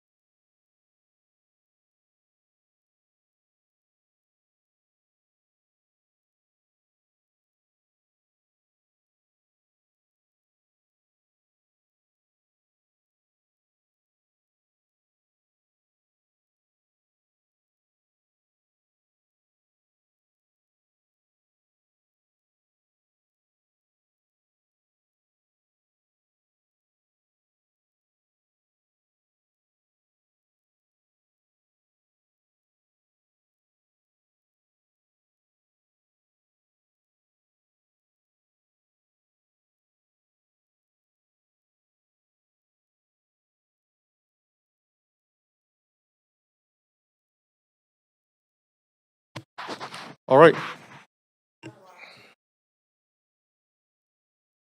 Okay, did we get everyone here? We have the quorum, right? Okay, so after discussing with city clerk and city managers, I will not ruling the Councillor Fry's comments out of order because of I didn't precisely release the content of that confidentiality agreement or confidential conversation. But I want to remind Councillor Fry to be refrain yourself.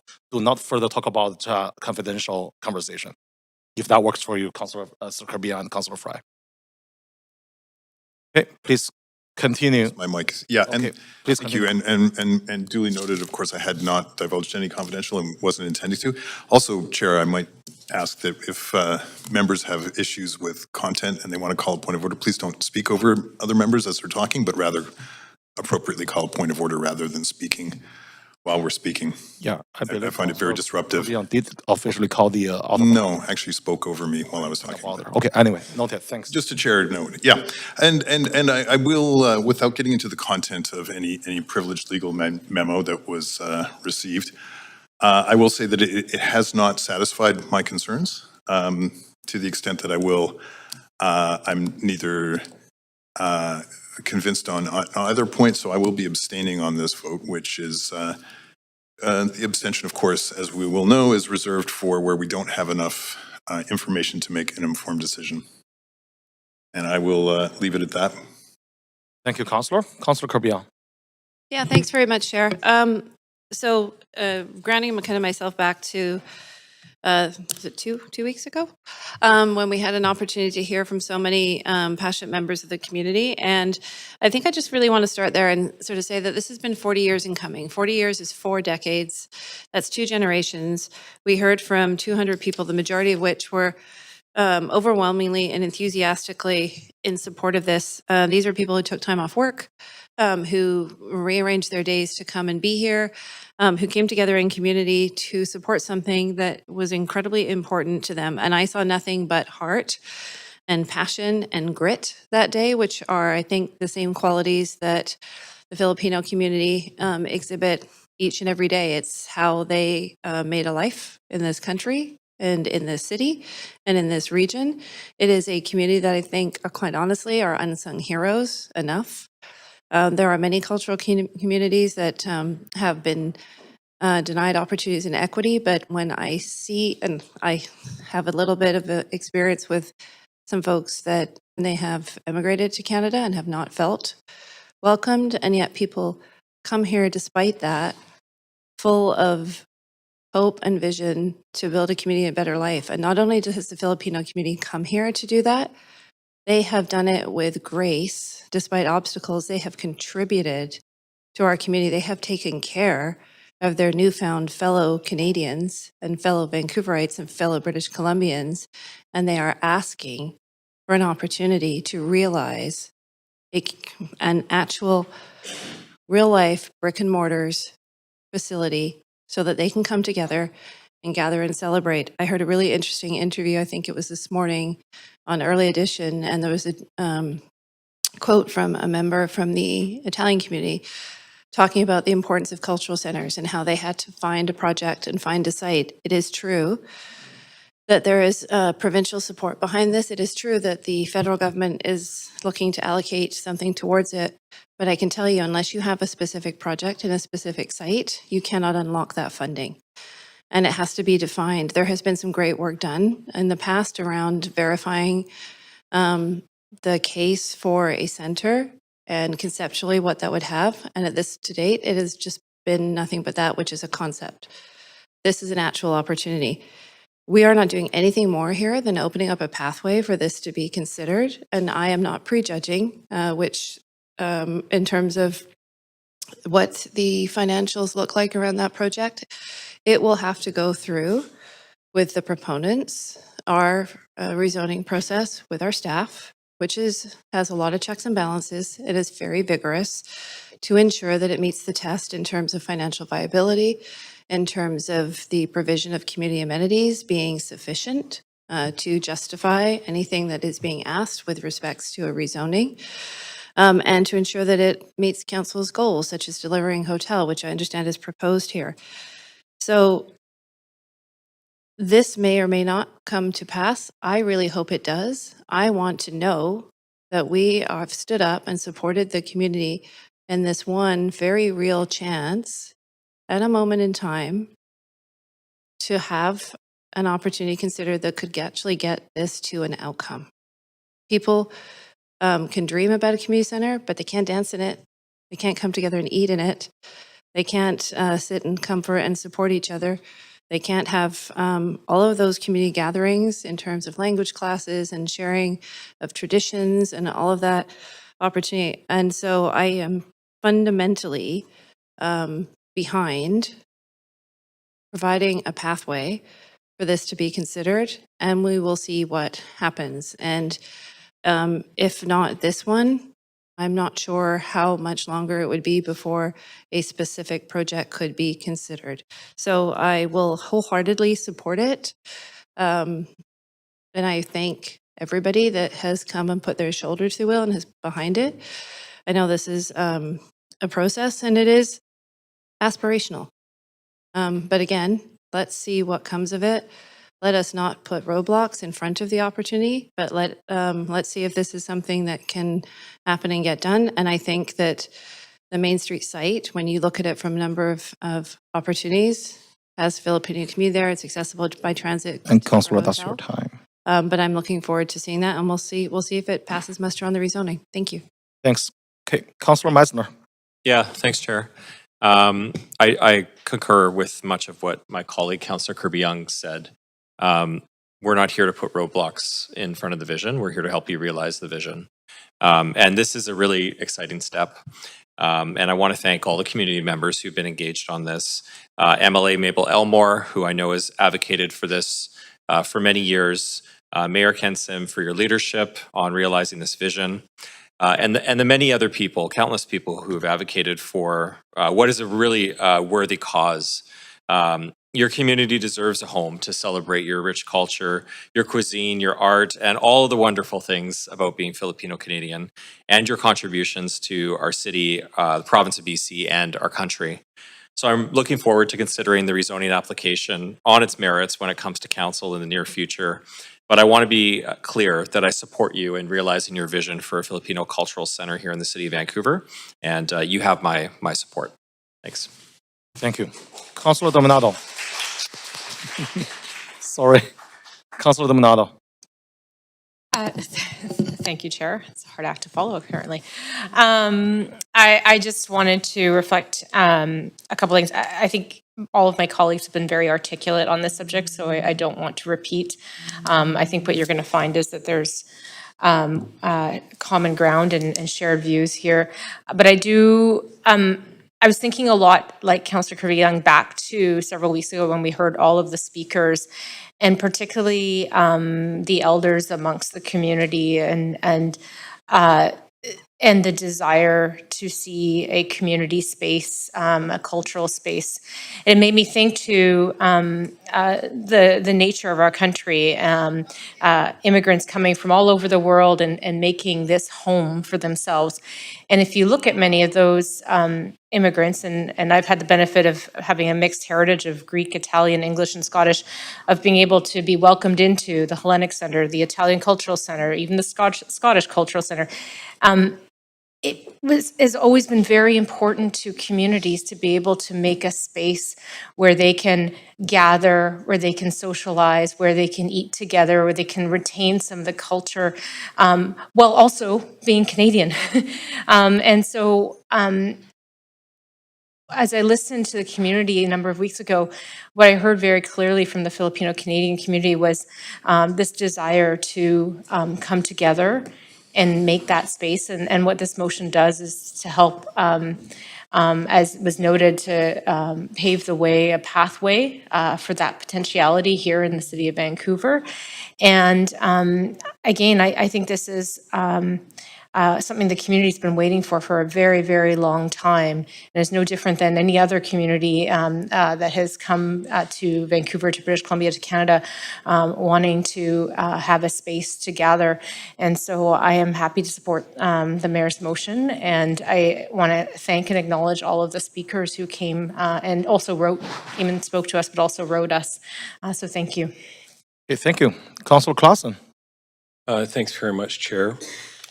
First of all, I just want to acknowledge the incredible amount of consultation that was conducted with regards to this plan and this project. And my only regret is I wasn't able to make it to all of the meetings. There were so many that were being organized through Trevor Ford, who just stepped out here. But I think there was a lot of great conversations that had with the Filipino community. It's not gone unnoticed the politics that has arisen around this, and I've in my time in council here in just over 3 years, I've never seen anything quite like it. I compare it to that scene from Raiders of the Lost Ark, very famous one where Indiana Jones goes and gets the little idol, and he starts running away, and then there's the logs come down and the poison darts and the stone comes rolling down, and every opportunity seemed to come along to try and stop this from happening. But we have the idol, and as we know from that story in Indiana Jones, he gets it and he gets away. We're going to get away with this cultural center. In 2005, I had my first sort of close encounter with the Filipino community here. I was asked to run the campaign for somebody who ran in Mount Pleasant named Juliet Andalas. And Juliet ran for MLA 4 years before Mabel got elected. She lost badly, but the food was great in the campaign office, and her friends and family were incredible. And so from that point forward, 20 years ago, my sort of journey began with members of the Filipino community. But I just want to reflect a little bit on the fact that I think the city and the relationship with this community has changed since the Lapu-Lapu aftermath. As many people know, I live in that neighborhood. And I was sitting on my couch watching a movie with my wife. I'd opened in the proceedings that day as deputy mayor and gave a speech in the early part of the day and stayed around for a little while and went out to do some other events, and then, of course, wound down for the night. And then I got a message that something is happening. And the first words out of my mouth were, "Oh no." And I ran and jumped on my bike and pushed all the way up Fraser Street until I got there and saw what was happening in the aftermath. And it stuck with me very hard. On behalf of the mayor, I opened the Sun Run the next morning. 50,000 people were standing there, and I led a moment of silence and saluted their courage and the courage of our city for being there. But I just want to just be so thankful to the community, to Mabel, my friend, my MLA. We've done so many things over the years, but I truly want to see this go further, go forward, get realized and be a reality for this community that deserves and gives so much to all of us here, and we need to make sure we give back. So I want to thank you, and we're going to go all the way on this one. Thanks. Thanks, Councillor. All right, Mayor Sim. Be able to restart my clock? I don't know why there's time on there. Okay, so let me. Yeah, so we have to restart this timer. Can you help us, clerk? Okay, there we go. Please go ahead. I think today is going to be a really special day. This motion represents the beginning of something very, very long overdue. For more than 40 years, Filipino elders, families, artists, and leaders have been asking for a space where, your culture can be celebrated and shared and preserved. A place where history can be honored and the next generation can see themselves reflected. A cultural home here in the city, in this city, in our city that you helped build. And I know that you built more than the city and this region, this province, and this country and the world. And it's so cool that it's happening right here in Vancouver. Now, the Filipino community has contributed so much to the city, as I mentioned, to our economy, to our neighborhoods, to our healthcare system. You've saved the healthcare system, to small businesses, and to our cultural vibrancy. You deserve to see that contribution recognized in a very lasting and meaningful way. Now, as I said in my opening remarks, this motion does not approve any specific development or design. What this motion does is create and accelerate a path forward for this rezoning to be brought before council. And we're saying very clearly, the time for delaying is over. And we're saying the Filipino community has waited long enough. And we're saying that we see you, we hear you, we love you, and we're committed to walking with you on this path to deliver a Filipino cultural center right here in Vancouver. So let's move forward together. Let's make history today. Salamat po. Thank you very much. We love you.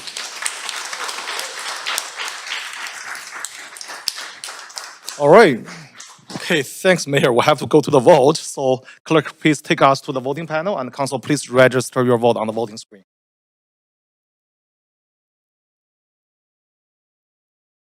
Oh, okay, Councilor Bly, if you want to turn on your camera. Well, that's okay. If she cannot turn on her camera, that's okay. There we go.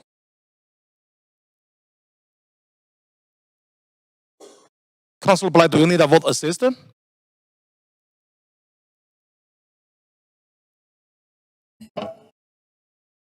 Yeah, Chair, I think she asked earlier to get an Oh, there she abstention is. vote. Okay, so she has to do it, or she did ask earlier. Her Hi video there, just Chair. If I appeared. could Yeah, vote there she an is. abstention, please. Okay, got it.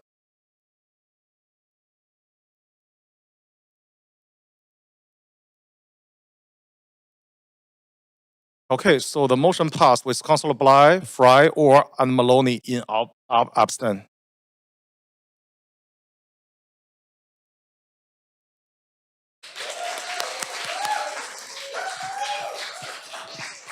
Okay.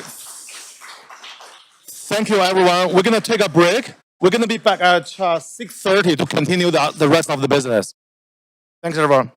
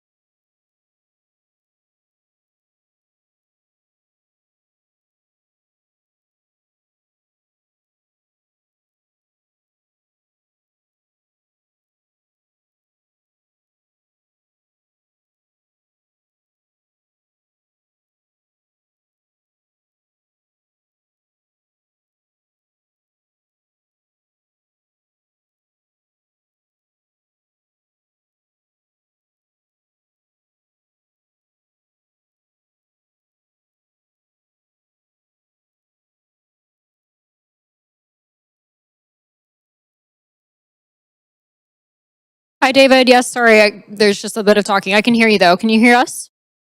Yep, good, thanks. Perfect, thank you. Cheryl, can you hear us on Teams? All right. Or Councillor Montague, Councillor Klassen, can you guys hear us on Teams okay? Yes. Absolutely. Okay, perfect. Thank you. All right, we have quorum, hey? Everything's good? Ready to go? Ready? Okay, perfect. Thank you. Thanks, everyone. Welcome back to the standing committee. Yeah, we were all very emotional before for the last motion. So, yeah, so sorry about the if I'm making some inappropriate comments. But yeah, let's keep on doing this standing committee meeting. All right, thanks, everyone. Okay, the next item on the agenda is motion 2. Cementing the City of Vancouver's support for Pride Weekend. And it's moved and introduced by Councillor Meisner. Before we begin this agenda item, if anyone believes they have a conflict of interest, now is the time to declare it. Does anyone have a conflict of interest to disclose? Cool. Okay, seeing none, Councillor Meisner, you have 2 minutes to introduce your motion. Okay, thanks so much, Chair. I'm really excited to bring this motion forward to Council to support the return of the Davie Street Pride Block Party for 2026. As councillors will recall, I did bring a motion, I think it was at the end of 2024, to bring back the Davie Street Block Party, which did occur following the Pride Parade this past summer. For those who were there, you'll know that the block party was really well received by visitors, by attendees, and small businesses in Davie Village in the West End. And I heard a lot of positive feedback from the community, from the BIA and the partners, Vancouver Pride Society and community, and of course the West End BIA. And I've been in discussions with them about bringing it back next year, and they're really eager and excited to see that happen. And I want to thank them again for all the hard work they put in to make the event happen this past summer.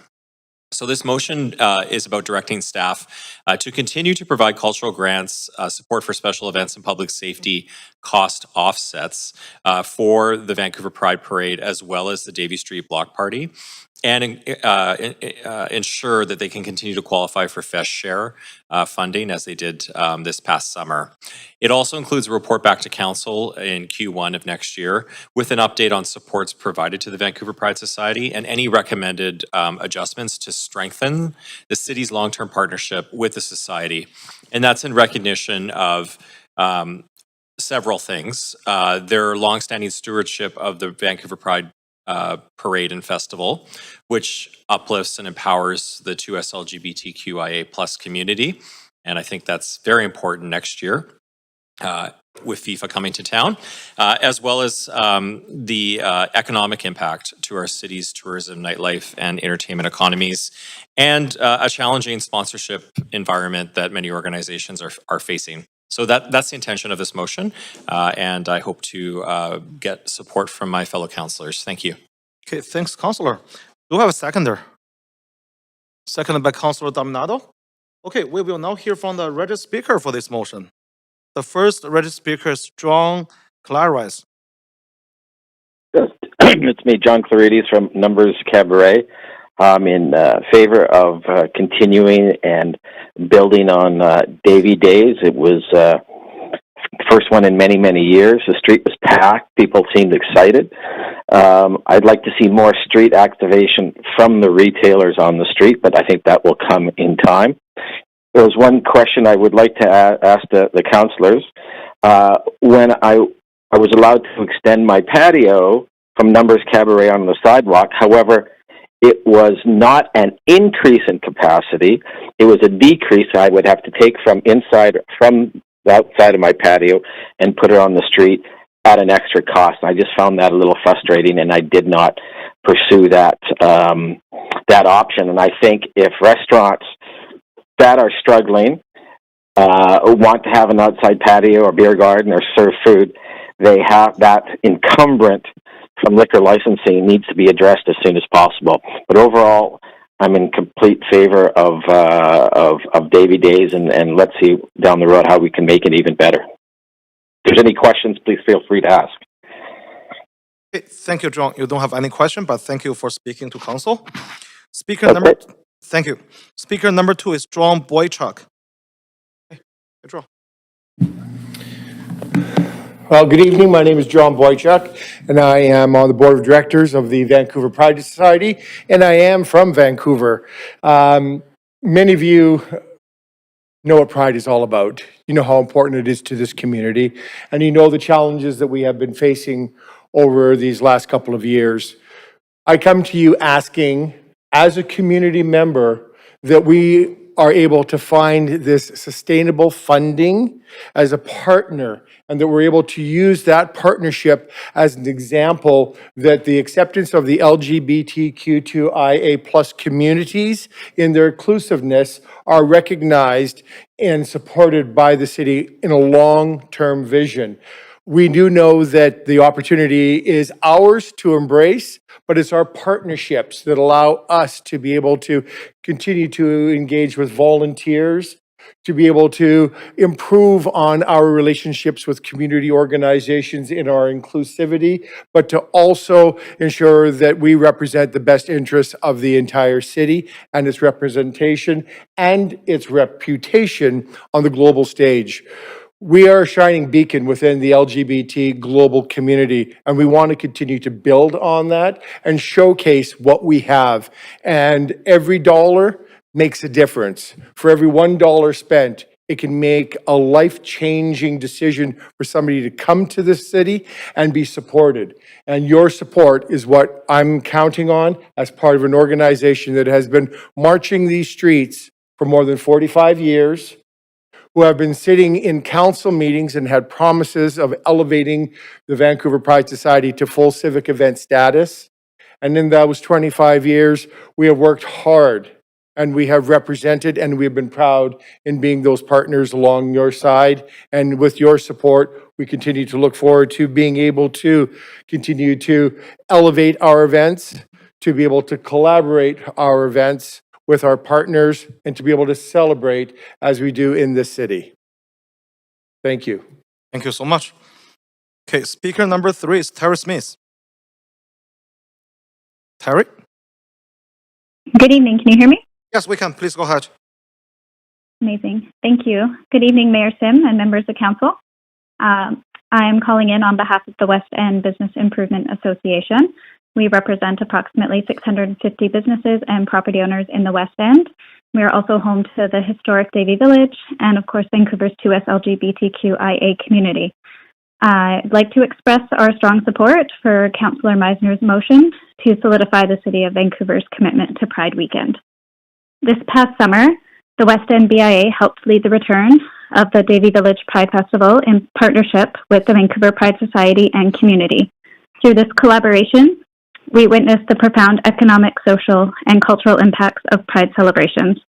The festival was a true highlight of 2025, not only for me, but I feel for a lot of our residents and also visitors who were drawn into our neighborhood, that also supported local businesses and reinforced the sense of visibility, belonging, and celebration that Pride brings to our city. We are committed to helping bring the festival back in 2026. However, I just wanted to acknowledge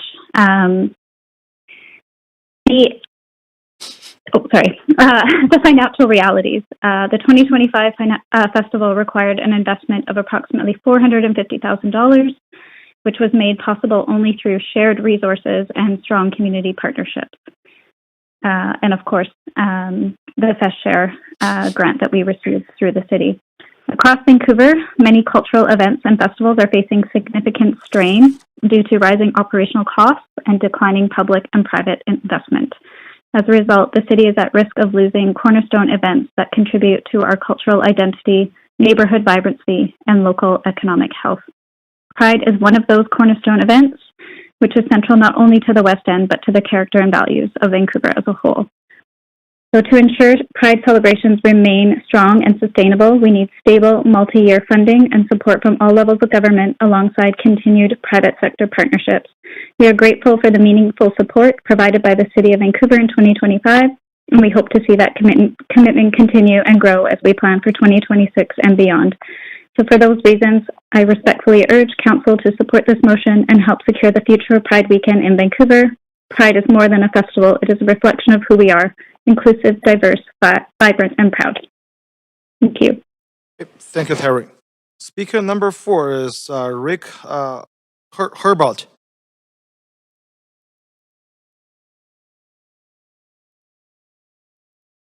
Am I on?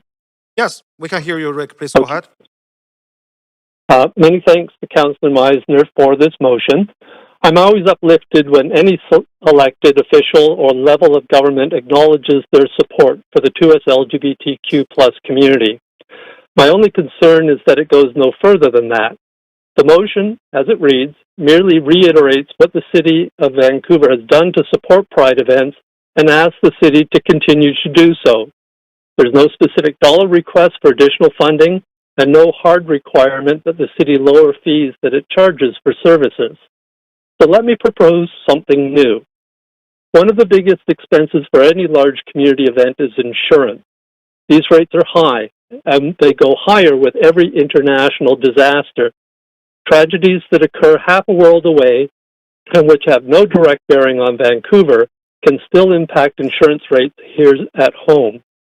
The City of Vancouver is self-insured. That is, it maintains a reserve fund to cover insurable incidents, including fire and liability. It has chosen to do so instead of holding third-party insurance or participating in the Municipal Insurance Association of BC. If the concept works for the City of Vancouver, why not elsewhere? Why not extend this concept of self-insurance to events in Vancouver? Instead of organizers and registered societies seeking third-party insurance, why not pool their risk and form their own insurance cooperative? I'm a retired travel agent. My agency was required to hold errors and omissions insurance. There's only one Canadian insurance company that every agency uses because it's the only one that specializes in this form of insurance. By pooling similar risk into one pot of coverage, the savings are real and substantial. There was a time when I tried to find an alternative and found that every other insurer was markedly more expensive simply because this wasn't their area of expertise. It may take a while to build up a contingency fund, perhaps requiring reinsurance for a time, but there are sure to be savings, if only because there are no shareholder dividends to pay and no far-off catastrophes to consider. I am not suggesting that the city become an insurance company for events, but there is sure to be in-house expertise at City Hall, guidance that can be offered to help get the ball rolling. At a minimum, please consider amending this motion to include a requirement that staff look outside the box, beyond the current city support. Maybe self-insurance isn't the best first option, but at least look at the expenses that all events incur and consider whether there's a better alternative to the status quo. Thank you. Thank you. Okay, speaker number 5 is Neil Fernihall. No. On the line, okay. All right, so that's the end of the speakers list. Okay. Okay, we have secondary already, yeah. Council, are there any discussion? Councilor Meisner? Yeah, thanks. I just want to say thanks to the callers and to John for coming in today. I know you've been here for quite a while. One of the speakers, John Clerides, raised an interesting point, which I had heard from his establishment around capacity and moving the seats that were moved out onto the street and the sidewalk last year, and that taking away from the interior capacity. And I'm wondering if I could ask a question through the chair to the deputy city manager. I seem to think or seem to recall a mention of this in the recent patio report that came to council that would resolve that particular issue. And again, it's the issue around when we were having a sidewalk patio or similar during the block party, having those seats not take away from the seats inside. So they would be, I guess, additional seats on the sidewalk as opposed to taking away from the capacity inside. That rings a bell, but I can't answer you for sure. Yeah. I'll have to respond to you offline after I consult with staff. Okay, I'd appreciate that. I'm so sorry. Thank No, you. it's okay. It rings a bell for me too, but I also am not 100% sure. So I appreciate the speaker, John, raising that. And just some general comments. I want to, again, thank the West End BIA for all the heavy lifting that you did to make last year such a big success. The Pride Society, of course, and community. And it's really incredible to think, how far we've come after 45 years of the parade in its early days and the festival that we see today. And I am deeply appreciative of your commitment to make this happen for the community every year. And I look forward to it returning next year. And there was a mention from the last speaker around support. And absolutely, I hear that loud and clear. That's why in the motion in Q1 2026, there is going to be a report that comes back with updates on those supports provided to the Vancouver Pride Society and any recommended adjustments to strengthen the city's long-term partnership with the Vancouver Pride Society. So I'm looking forward to the engagement with staff on what that report looks like when it comes back to council, and then the discussion and any adjustments that we need to make at that time, because absolutely I recognize that more support is needed from the city and it also consistent long-term support. So that's top of mind for me. So that's it for me, and I want to thank everybody for speaking to council today on this. Okay, thanks, Councillor Meissner. All right, seeing no one else on the queue, let's go to the vote. So just a reminder that any committee member participating virtually whose video is disabled will be marked as absent for the video pursuant to the section 14.13 of procedure bylaw. So that was the reason why last motion, I need to ask Councillor Bly to turn on her video. All right, so let's go to the vote. Chair, it's Councillor Kirby Young. May I have a vote assist in favor? Okay, noted. Thanks, Councillor Kirby-Young. Thank you. Mr. Chair, it's Mayor Ken Sim. Can I please get a vote assist in favor of as well, please? Okay, thanks, Mayor. Noted. Thank you. And Councillor Klassen? Yeah, Chair as well. I'd like to get a vote assist in favor, please. Thank you. Thanks. All right, so the motion passed unanimously with Councillor Bly absent. Okay, thank you. All right, that completes motion 2 on the agenda. Okay, motion 3 is the urgent actions from Vancouver Business Growth Task Force. Before we begin, it is moved and introduced by Councillor Klassen. Before we begin this agenda item, if anyone believes they have a conflict of interest, now is the time to declare it. Does anyone have a conflict of interest to disclose? Okay, seeing none, Councillor Klassen, you have 2 minutes to introduce your motion. Thanks, Chair. I'm afraid my X panel is not working right now, so if you don't mind just putting it on there, and I'll proceed. Yeah. So thanks very much, Chair. I'm very pleased to bring this motion forward along with you, Councillor Joe. When we established the Vancouver Business Growth Task Force earlier this year, we did so because we were hearing loud and clear from employers, especially small businesses, that the status quo wasn't working. Rising costs, staffing challenges, and slow approvals are putting real pressure on neighborhood storefronts across the city. So this motion represents urgent near-term actions that eliminate unnecessary red tape, modernize our processes, and make it easier for local businesses to operate, grow, and stay open. And the timing matters. In just a few short months, Vancouver will be on the world stage with the 2026 FIFA World Cup. This once-in-a-generation moment to showcase our city, and not just visitors and global audiences, but to our own residents and entrepreneurs.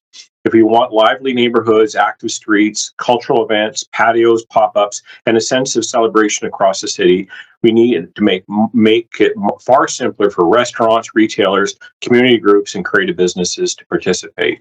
By reducing permitting delays, digitizing business approvals, and expanding temporary activations, we're supporting jobs, strengthening neighborhood economies, and giving small business owners the confidence to invest and stay part of our community. Ultimately, this motion is about making Vancouver a city that is easier to do business in, and a city that's ready to shine in 2026 and beyond. And I encourage council to support it. Thanks very much. Okay, thanks, Councillor. All right, since this motion was co-submitted, it is seconded by myself, Councillor Zhou. We will now hear from the registered speaker for this motion.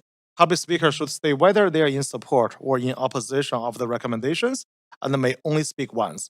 I will also ask speakers if they are residents of Vancouver, if it is not noted on the speakers list. Our first and only speaker is Laura Balance. Good evening, everyone, and thank you for the opportunity to speak to this motion. My name is Laura Balance, and I am speaking in favor of the motion. I want to start by thanking Mayor Sim for striking the task force that led to these recommendations. A task force that is identified unnecessary, redundant, and outdated red tape, and that being a significant impediment facing businesses today. This task force and the resulting motion is a positive first step in the process of striking down these barriers to our business community. I want to thank the councillors who have worked with our committee, Councillor Mike Clausen, Councillor Peter Fry, and Councillor Lenny Joe, and in particular Councillor Clausen and Joe for submitting this motion. I want to thank the many members of staff who participated in this task force work and reviewed the recommendations of our committee. I am here as a representative of Hospitality Vancouver Association, an industry association whose members make up a portion of the 250 liquor primary licenses in Vancouver and generate in excess of $725 million in annual revenue and create in the area of 10,000 jobs. I am also speaking on behalf of our committee, Jane Talbot, Executive Director of the Downtown Vancouver BIA, Roy Schwinn, President and CEO of Downtown Van, and Ian Tottenson, President and CEO of the BC Restaurant Association. Together, we participated in the task force work to date, bringing forward ideas and feedback from our representative sectors, which have all pointed to the need to update and streamline many of the outdated and duplicative bylaws, permits, and processes businesses face daily in Vancouver. Many of the resulting recommendations, and in fact the most urgent feedback from our industry, is reflected in this motion, and for that we are extremely grateful. These are incredibly difficult times for our region, for businesses in our region, many of whom have never fully recovered from the pandemic and today struggle with many factors beyond their control. To have the mayor and council look for ways City Hall can help do things better, easier and more efficiently is incredibly welcomed. Our task force believes this motion will have immediate and positive impact for our business. But items like digitizing and modernizing our permit processes, creating toolkits for businesses that explain city processes, permits, service timelines, and required approvals will add a clarity and path for both existing and new businesses in our city. I want to draw your attention in particular to point H, adding a business implication section to staff reports. This will be game-changing, pre-thinking and arming councillors with an overview of how projects and decisions could impact businesses, and will put that impact into context at the front end of council considerations is absolutely necessary and will be game-changing for our small businesses across the city. In summary, on behalf of the members of the Vancouver Business Growth Task Force, a rapid response committee, as well as businesses from across our city, we urge you to support this incredibly important motion in its entirety. Thank you, Laura. All right, so thank you. Thank you. This is the end of our speakers list. Thanks, Laura, for speaking to the Standing Committee on City Finance and Services. Committee members, is there any discussion? Chair, if you don't mind just putting me on the queue, please. Thanks. Okay, yeah, so I'll cede the chair to Councillor Dominado so I can make some final comments. Okay, so I'll advance myself first. Okay, so thanks everyone. I'm really proud to bring forward this motion with Councillor Clausen together. I'm really pleased to speak in strong support of this motion. Over the past year, our Business Growth Task Force has heard one message loud and clear from every sectors. Whether tech, hospitality, trade, creative industry, or small neighborhood shops, that is Vancouver's regulatory burden is holding the business back, and we cannot afford delay actions any longer. Businesses are facing unprecedented pressures, rising operating costs, supply chain instability, labor shortage, public safety challenges. At the same time, we are asking them to navigate processes that are too slow, too complex, and too unpredictable. This isn't sustainable, especially for our families supporting small business that form the backbone of our neighborhoods. The recommendations before us are practical, targeted, and urgently needed. digitizing permits, aligning renewal cycles, streamlining liquor license, expanding temporary occupancy permits. All of those are what we heard that will immediately reduce the red tape and give business clarity and efficiency they've been asking for.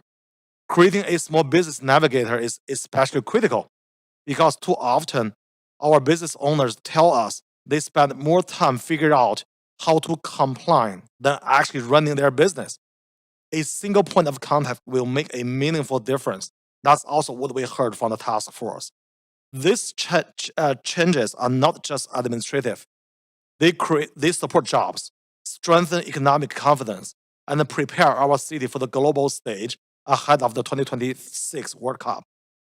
I want to thank every single member at the task force for their honest feedback and hard work. Thanks, Council Klassen, for championing this motion and also chairing the task force. Today's motion is about sending a clear message.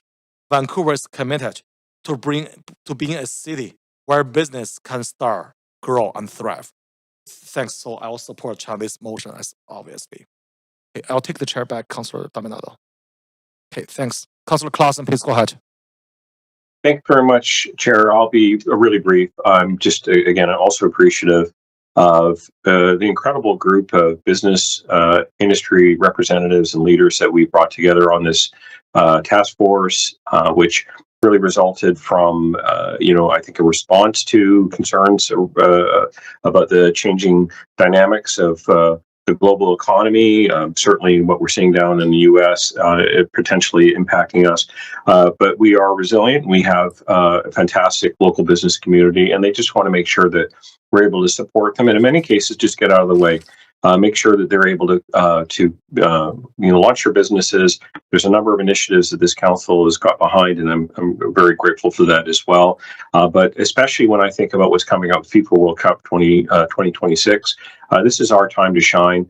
Having been at Expo, having been at the 2010 games, and now this event, I think this is an opportunity for us to kind of pull out the stops. And I want to give full credit to our great staff team, especially our business and economy office, which is really getting off the ground now and doing great work out in community, working with our BIAs, trying to solve problems, and really appreciate their work. And this will help to bolster their efforts, and as well as some of the streamlining that we're seeing coming from staff over the last several months and years. So thanks very much. Look forward to this, and I hope council will support this. Okay, thanks, Councillor Klassen. So I'm not going to call the vote. Clerk, please take us to the voting screen, and the committee member, please register your vote. Again, for the committee member participating online, please turn on your video. And I'll get a vote assist in favor, please, Chair. I'd also like a vote in favor, please, for Councillor Kirby. Okay, who else?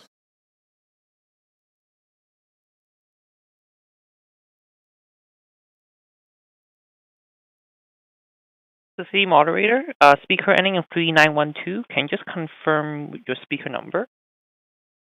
Yes. Okay, perfect. Thanks. All right, so the motion passed unanimously with Councillor Bly.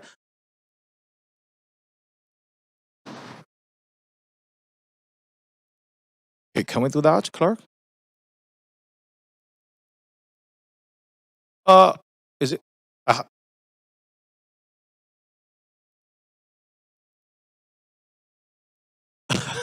I'm happy for him to vote.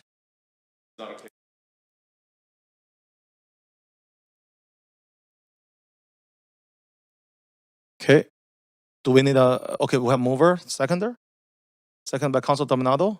All those in favor say yeah. Opposed say nay. Okay, so reconsider of the vote. All right, Chair, there's no audio of what you're voting on online, so can you just clarify for those of us that are online, please? Okay, Councillor Kirby-Yung, can you hear us? Yeah, I can hear you, but I just couldn't. I can hear you, Chair, but I could not hear. I heard you ask for a vote, but it was not. There was nothing stated as to what the vote was on. That's what I could not hear. Oh, okay. So, Councillor Kirby-Yung, we are reconsidering the vote to allow the mayor to vote for this motion. Okay, thank you. Then yes, in favor. Oh, we need your video again. Everyone online? Yep. We got, Yeah, okay. vote assist in favor, please. So everyone please vote on your voting panel.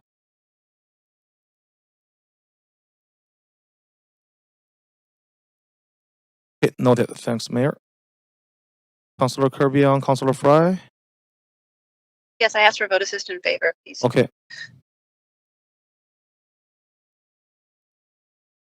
Here's, yeah. Okay, so the motion passed unanimously with Councillor Bly absent. All right, thanks. That completes motion 3 on the agenda. Motion 4 is improve public safety for everyone in Vancouver through safer intersections. It is moved and introduced by Councillor Maloney. Before we begin this agenda item, if anyone believes they have a conflict of interest, now is the time to declare it. Does anyone have a conflict of interest to disclose? Okay, Councillor Maloney, you have 2 minutes to introduce your motion. Thank you. The science is clear. Right turn on red is dangerous to drivers, cyclists and pedestrians. The city's own studies confirm it. The province's guidelines repeat it, and research across North America has proven it time and time again. But as important as that fact is, this motion isn't trying to rewrite the rules of the road across the city. Quite simply, it's offering a narrow and targeted fix to a problem where we've built intersections to protect vulnerable road users, but sometimes failed to take a key step to ensure their safety. As we all know, the purpose of a leading pedestrian interval or a pedestrian head start is to let people go ahead of turning cars. This benefit evaporates if cars are allowed to turn anyway. And as we know all too well, intersections are the most dangerous place for a cyclist or pedestrian to be. A cyclist in a designated bike lane shouldn't have to worry about whether a car facing a red light is going to turn anyway and cut them off. Limiting right on red in these places isn't just common sense, it's how these intersections were designed to function in the first place. That's why most leading pedestrian intervals or head starts for pedestrians and bike lane crossings installed in recent years restrict right turns on red, like the new intersection at Arbutus and King Edward. But in a few places in the city, like Arbutus and 16th, older designs don't have this key safety measure in place. So this motion asks staff to consider a quick, cheap and evidence-based retrofit to bring them in line with modern standards. It also asks staff to consider expanding the measure at intersections that are known to be dangerous to vulnerable road users because it's a matter of public safety. Thank you. Thank you, Councillor. Do we have a seconder? Second by Councillor Orr. Okay, we will now hear from the registered speaker for this item. Public speakers should state whether they are in support or in opposition of the recommendations and may only speak once. I will also ask the speaker if they are residents of Vancouver, if it is not noted on the speakers list. Our first registered speaker is Nathan Davidovich. Nathan?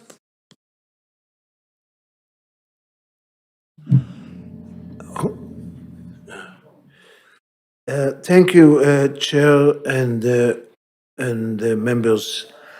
My name is Nathan Davidovich, and I support the motion of Councillor Maloney. The BC government has really neglected all kinds of Vision Zero policies and procedures and so forth, and that's part of the problem we have, because we should have uniform traffic regulations in all the municipalities in BC. I also support daylighting many intersections, and the city of New Westminster recently formed a Vision Zero task force that includes lots of different organizations, and the mandate of this Vision Zero task force is to liaise with partner agencies and organizations to collaboratively identify existing conditions that contribute to traffic-related fatalities and serious injuries in New Westminster, and to provide advice to City Council regarding developing policies and actions to achieve zero traffic-related fatalities and serious injuries. Vancouver should copy from New West. We did many years ago had a transportation committee, and even before that, there was the official traffic commission. And when Darlene Mazzari was the chair in the 70s, we were able to double the number of pedestrian traffic signals within 6 years. So there are different things that the city has done over the years. It's just a matter of bringing them up now and acting on some of these things. There's a good article on Street Blog. It's called "Daylighting Isn't Anti-Driver, It's Pro-Common Sense," which is true, because most of the accidents actually do happen at the intersections, according to all the traffic data from ICBC and the police and so forth. So, well, thank you very much, Chair and members. Thanks, Nathan. Okay, the second speaker is Sam Zhang. Sam? Not in chamber? Okay. Speaker number 3 is Kevin Wong. Okay.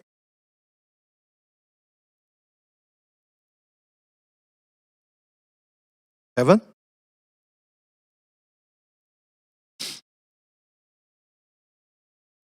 Can you hear me? Yeah, we can. Please go ahead. Oh, yeah, my apologies.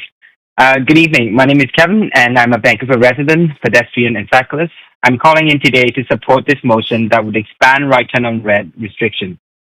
I'm going to leave it to others to share their harrowing experiences coming into conflict with right turning cars, because almost every pedestrian and cyclist in the city has stories of their own.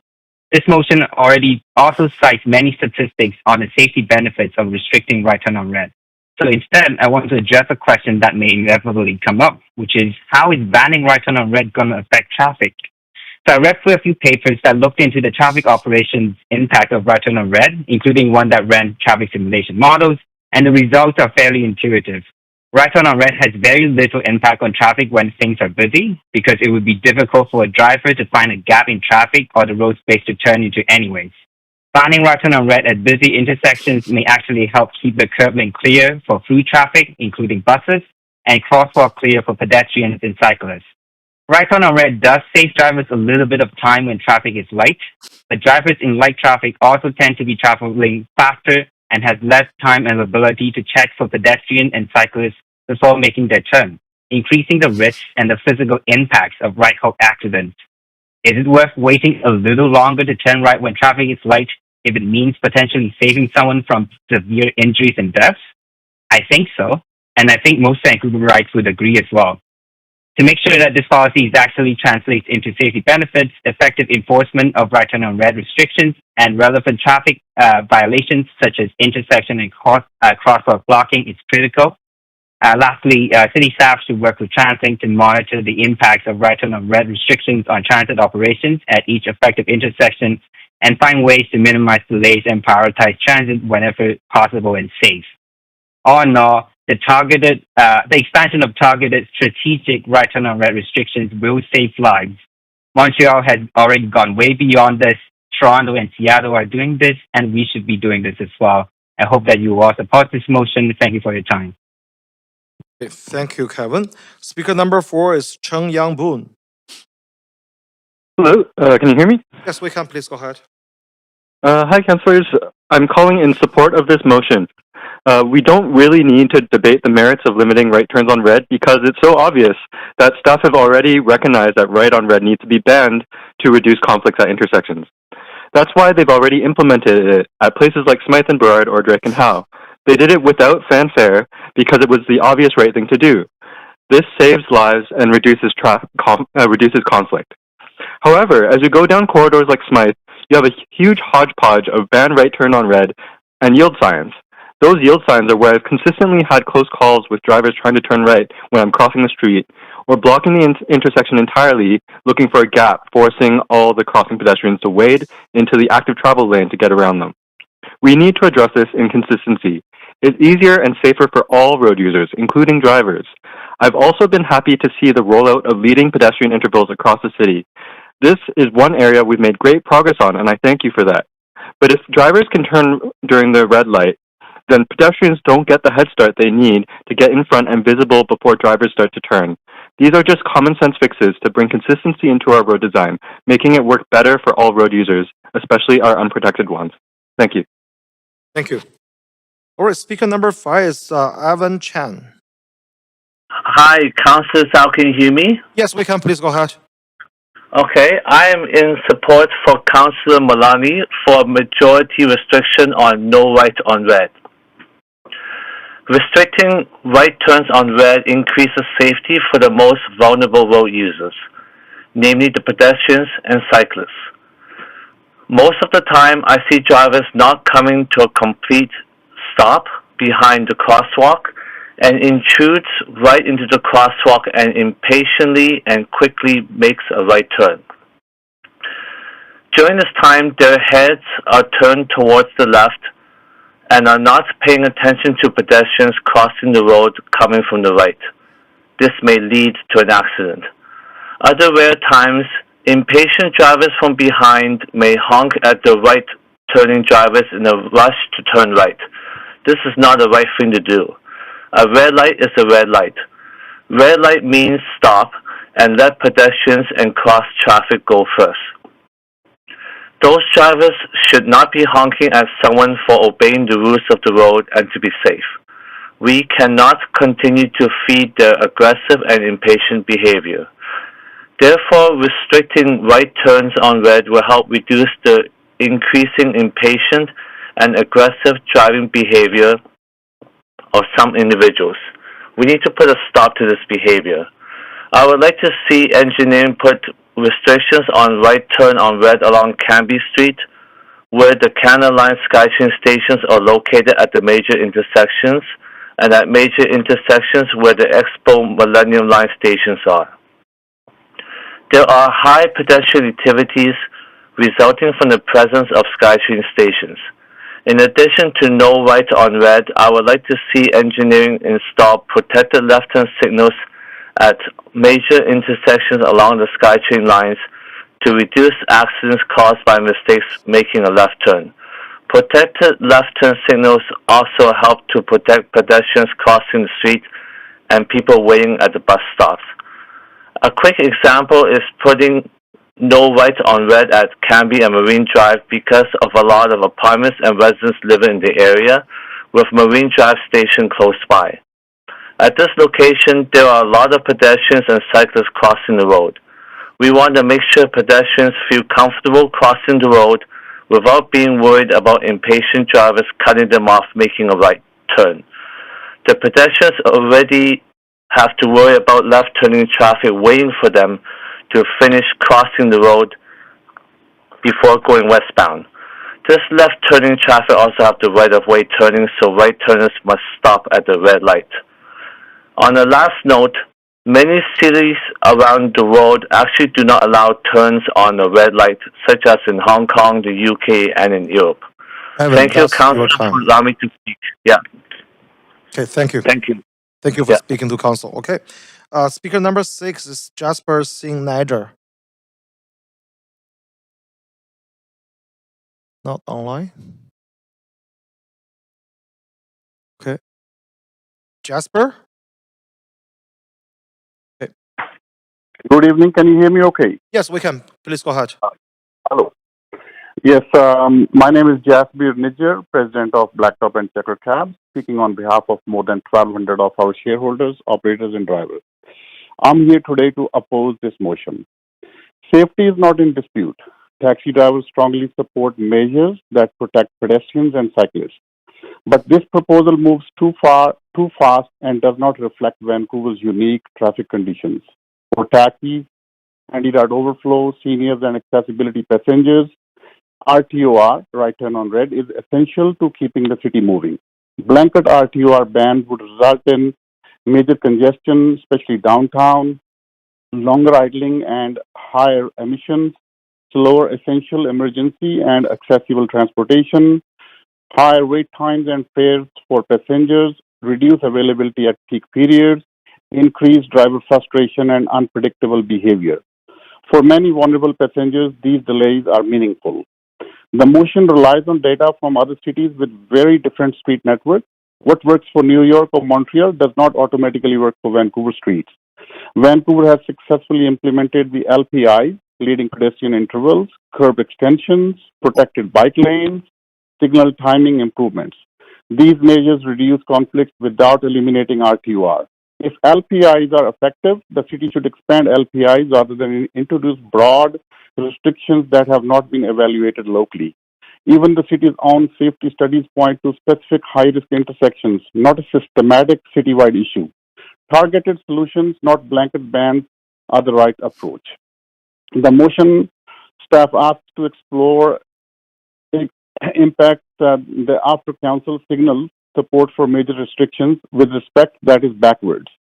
A responsible process would include a Vancouver-specific safety and traffic study, pilot testing at a smaller number of intersections, consultation with taxis, TransLink, emergency service, and goods movements. Decisions based on measured outcomes, not assumptions. Right now, that evidence does not exist.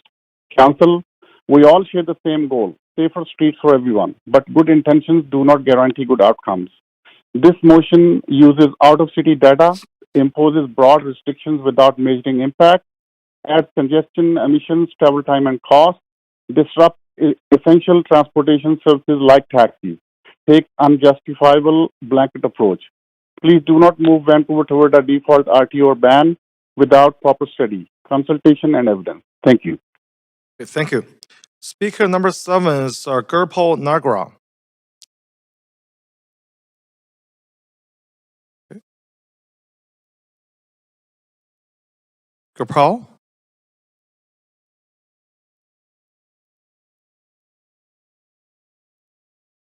They may have disconnected. Okay, we're gonna come back. Okay. Yeah, okay. Speaker number 8 is Santnam Jaswal. Hello. Yeah, we can hear you. Please go ahead. Can you hear me? Yes, we can. Oh, hi. Good evening, Chair and member of councils. My name is Sandam Jaswal, and I am the president of Yellow Cab Company, and I am talking on behalf of more than 2,000 drivers and owner-operators. And I am resident of a city of Vancouver from last 30 years and a driving taxi from last 26 years. And I am against this motion, so I am opposing this motion. First and foremost, I want to emphasize that the road safety is a top priority for our company. And all the professional drivers, everyday taxi driver, transport seniors, family, people with disability, and the visitor who rely on us for the safe, reliable transportation. We truly support initiatives that generally improve public safety. However, based on my long experience driving in Vancouver, especially in the downtown core, I am deeply concerned that a blanket ban on the right turn on red light will be significantly worsen traffic. Over the years, downtown traffic has become increasingly gridlocked, and at many intersections, vehicles already move at the extreme slow pace, particularly during the peak hours. With the added presence of the ride-hailing vehicle, delivery services, and construction closure, and a reduction of road capacity, the road network is already under the heavy strain. A full provision on the right turn on red would result in longer queues and delay at the intersection, increased idling and emission, slower movement for the taxi, transit, and emergency service, greater frustrations for lower efficiency for all road users. In practical terms, this change would make the downtown cores not moving at all, harming business, commuter, and the local economy at the time when recovery is already slow. I respectfully urge the council to reconsider this motion. We all share the same goal, safer street. I believe we can achieve that while also maintaining the reasonable traffic flow, residents, business, and essential transportation services. With the due respect for the council, Melanie, what she never ever consultation with the professional, she said on the radio, we are the professional, we are the stakeholder in the Vancouver City, but never ever consultation done with our industry. Thank you very much. Thank you. Speaker number 9 is Taylor Curran. Hey, can you hear me? Yes, we can. Please go ahead. Great. Thanks. My name's Taylor Curran. I'm a resident of Vancouver. I'm speaking in support of this motion. I think this motion is advancing a lot of the goals that this council has. It's a motion that advances public safety. It's a motion that's evidence-based, and it's fiscally responsible. It's clear. There's clear evidence that right turn on red is not safe. But this isn't a blanket change across the city. It's focusing efforts on the most critical intersections where there's the most amount of pedestrians, the most public safety benefit. So it's fiscally responsible in that sense. It's targeted. And I would even argue that it's likely to save taxpayers money overall. The cost of installing these signs at the selected number of intersections is going to be easily recouped by the savings in terms of healthcare costs, just preventing injuries and property damage even. So I urge council to support this. I think it aligns with their commitment to public safety, to evidence-based decision-making, and to limited, fiscally responsible approach. So, thanks. Thank you. Okay, speaker number 10 is Adam Hawk.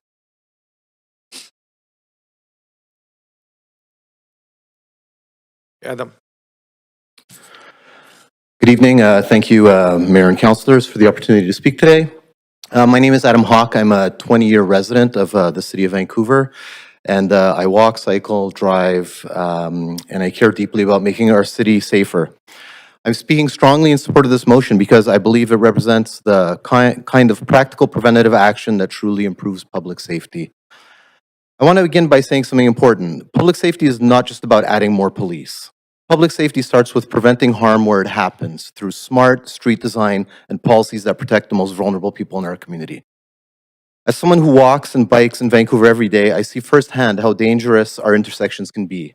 Cyclists are still getting right-hooked by drivers turning across bike lanes. These crashes are serious, they're common, and they're predictable. They happen because our current rules still allow turning movements that directly conflict with people on bikes. I also want to highlight that the issue with the leading pedestrian interval signals is that these are supposed to give pedestrians a critical head start. But the reality is they don't work when a car can still turn on red. When a driver creeps into the intersection or even enter the intersection during a red light, the entire benefit of the LPI disappears. As a pedestrian, I've been in the crosswalk when the walk signal has come on with cars still inching towards me. It's frightening and it shouldn't be happening. Cities around the world have shown us what works. Montreal has a blanket ban on right turn on red, and that has created one of the most safest pedestrian environments in North America. Hoboken, New Jersey hasn't had a single traffic fatality in 7 years. It relies on consistent, predictable intersection design. And Helsinki has nearly eliminated traffic deaths by reducing conflict points and prioritizing people over speed.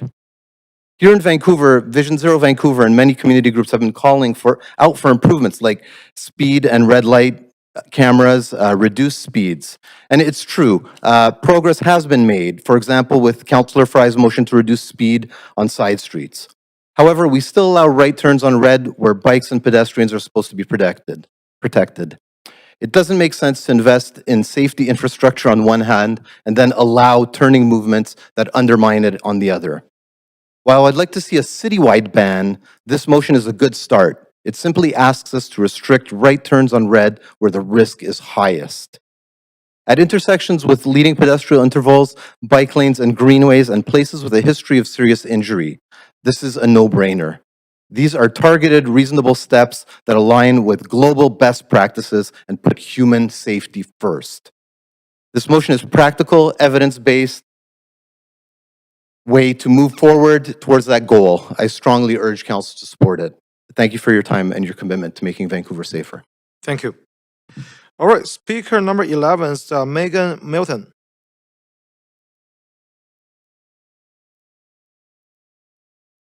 Oh, okay. Speaker number 12 is Iona Bonamis. Hello, hi. Yeah, please go ahead. Are you able to hear me? Okay, Yes. great. Hi, my name is Iona Bonami, and my parents, my family members also call me Toasty Wing, which is my Chinese name. I strongly support this motion, and I'd like to thank Councillor Lucy Maloney for bringing it forward. As a transportation planner who used to work at the city and a mother of 2 young boys, I can tell you that restricting right turns on red at problematic locations where there are greenways, multi-use paths, or cycling paths, and where there are leading pedestrian signals will help protect the safety of all our residents, especially kids, seniors, and people with disabilities. Walking around in my own neighborhood and other neighborhoods across the city, there have been countless times when I have witnessed near misses between vehicles making right turns on red and people who are crossing with a walk signal. It just happened to me a few weeks ago when I was walking with my 2 kids. And a few years ago, when I was heading east on my bike along 10th Avenue and crossing Granville Street with the walk signal, as I'm supposed to do, I was nearly hit by a vehicle that was coming down Granville Street and making a right turn onto 10th Avenue, cutting in front of me by just a few inches. I had to brake so hard to avoid hitting the car that my body was lifted off the bike and I hit the frame of my bike when I came back down. And I was so shaken up that it took me a few minutes to realize what had happened. A few more inches and I would have collided into the car and probably landed on the hood of it. And even though I didn't hit the car, I sustained some physical injuries and I ended up in the emergency room. Luckily, my physical injuries were minor, but that incident continued to haunt me for more than a year. And I relived that moment, and my heart would quicken for a few seconds every time I crossed an intersection and I saw a vehicle coming towards me on my right side. Unfortunately, my story is not unique. I hear them all the time from friends, family members, and residents. For this reason, I really hope you will support this motion. You'll be helping to save lives and saving people from experiencing these traumatic incidences. Thank you. Thank you. All right, speaker number 13 is Hakon Coyote.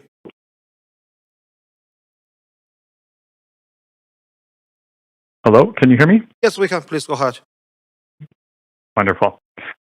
Yes, my name is Hawken Coyote. I'm a volunteer with Vision Zero Vancouver, and I'm also an air ambulance pilot. And that's given me kind of a unique ability to see the impact that traffic violence and the costs associated with providing health care for people who have been hit by cars in our province.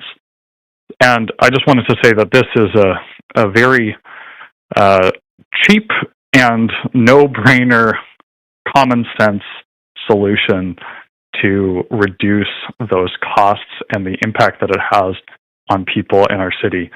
Studies show that if we restrict a right turn on red lights, it reduces the number of crashes with pedestrians by 60% and reduces it by 100% with cyclists. And that's an incredible savings for putting up a sign. I also have the privilege of being able to ride my bike to the airport down the Arbutus Greenway, and it's quite interesting to see that this is what's happening already in our city with new intersections when they're being put in. The city just installed the fantastic bike-protected intersection at King Edward and 16th, at King Edward and Arbutus. And the difference between that and 16th Avenue is that the right turn on red is not restricted at 16th. So, this is the play that we're going, but we need to make it also consistent for drivers, and this is a great way to do that, to make sure that all of these places where these conflicts exist between pedestrians, cyclists, and drivers are accounted for. So I urge you to support it. Thank you. Thank you. Okay, speaker number 14 is Christian Castaneda.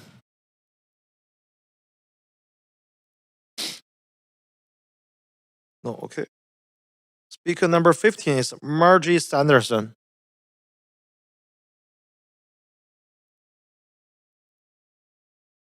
Margie? Hi, can you hear me? Yes, we can. Please go ahead.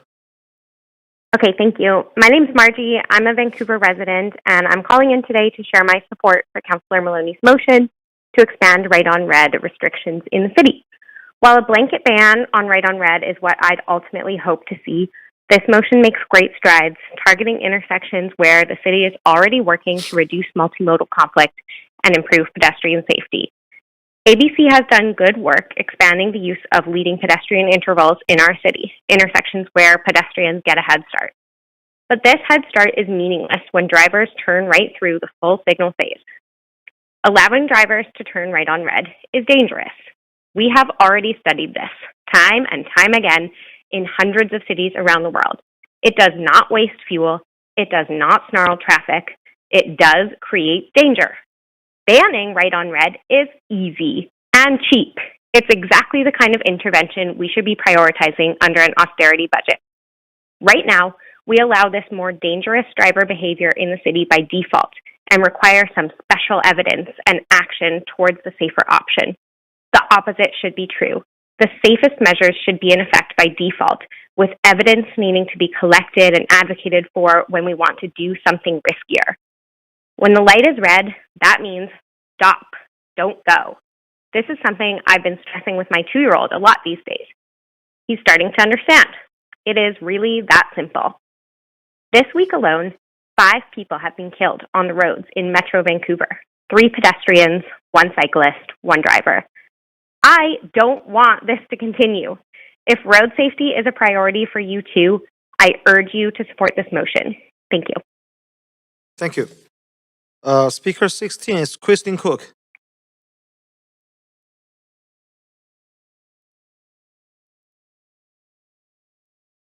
Christine? Hi, can you hear me? Yes, we can. Please go ahead. Hi, I'm Kristen. Good evening. Thanks for this opportunity. I'm a Vancouver resident, and I do support Councillor Maloney's motion. I want to just reiterate what others have said. This is simply a common sense motion and a great way to make specific dangerous intersections less stressful for everyone. As someone who walks around the city a lot, I believe that this is an important step to make our streets safer for pedestrians and drivers.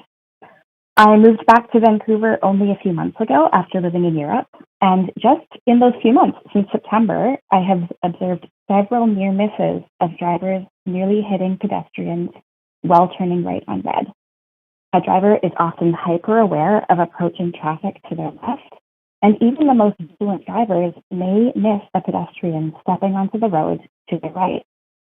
Is gaining a few extra seconds on the drive really worth putting lives at risk? I don't think anyone here thinks so, so let's just move forward with it. Several studies, including one commissioned by the City of Vancouver in 2012, have found that right-turning cars were the second biggest cause of pedestrian collisions in the city and recommended banning right turns on red at high-risk intersections. I urge you to vote in favor of this motion so that staff can explore implementing this common sense change. Thanks. Thank you. Speaker 17 is Ruofan Wang. Hi, can you hear me? Yes, we can. Please go ahead. Thank you, Chair. Good evening, Mayor and Council. My name is Ruofan Wang. I'm a Vancouver resident and transportation planner, and I support the motion. This is a modest and science-backed measure to improve safety at select dangerous intersections. It's not particularly novel or expansive, but it is very much needed. There is no argument for allowing drivers to turn through a leading pedestrian interval because that negates the point of the interval. There is no argument for allowing drivers to turn through a bike lane without right-of-way because that negates the protection that the lane offers cyclists. However you feel about right on red in general, the specific applications that this motion targets are indefensible. And the truth is, most LPIs and most bike lane crossings in the city already do this, but some don't, and the inconsistency is as baffling as it is dangerous. Councillor Maloney's opening speech mentioned 16th and Arbutus, and that's a bad one. Two huge roads, lots of right-turning cars who are going on red, and cyclists entering the intersection from their blind spot at a diagonal. That's why it's one of the most dangerous intersections on the west side, with 185 collisions over 5 years. But Arbutus is by no means the only corridor where this happens, not by a long shot. 7th and Canby, 1st in Quebec, 6th and Clark, Beatty and Robson. I could go on. We are simply asking that you tell staff to fix this, to create a consistent expectation of safety at these two intersections that are already meant to protect vulnerable road users, but fall just a little bit short. This shouldn't be a big deal. We're not talking about usurping the Motor Vehicle Act, and we're not talking about hundreds of intersections across the city. This isn't a chainsaw, it's a scalpel. I'm not sure whether some of the taxi people talking about blanket bans even read the motion. It does nothing of the sort. And it's been studied amply in Vancouver, including by 2 city studies in 2012 supporting it, and 5 new bans in the city of North Vancouver last year. To staff's credit, they have gone back in the past to fix that intersections where turning cars hurt people.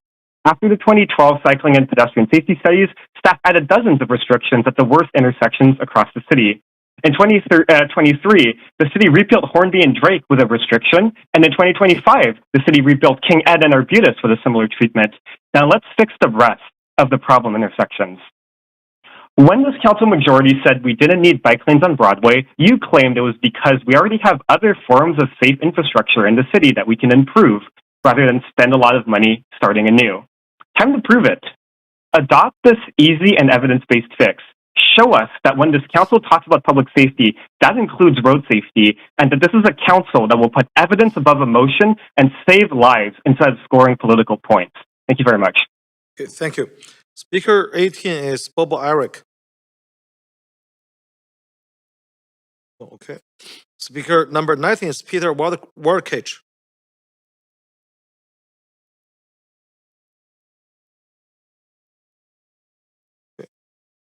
Speaker 20 is Srinivas Murthy. Yes, can you hear me? Yes, we can. Please go ahead. Hi, my name is Srinivas Murthy. I'm a resident of Vancouver, and I'm speaking in support of this motion for a number of reasons.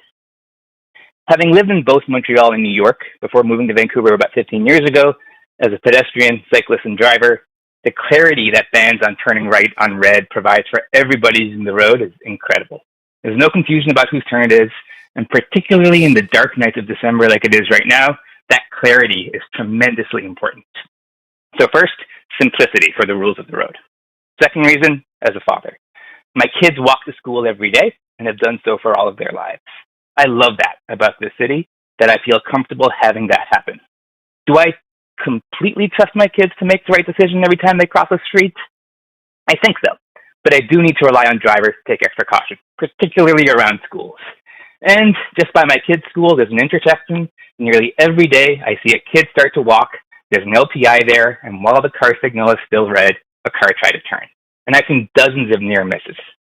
Banning right on red would put my mind at ease, at least marginally. And third, what I can provide probably a unique perspective upon is my job as a critical care physician for kids, meaning I take care of most or nearly all of the severe trauma in the province for children. And the number of children hit and severely injured by cars in this province and in this city are not a small number. And every time I tell a parent that their life has been changed forever because of a debilitating injury or that they've died, it breaks my heart. Because unlike most of the other ways that kids die or become critically unwell, kids getting hit by cars is almost entirely preventable through policies.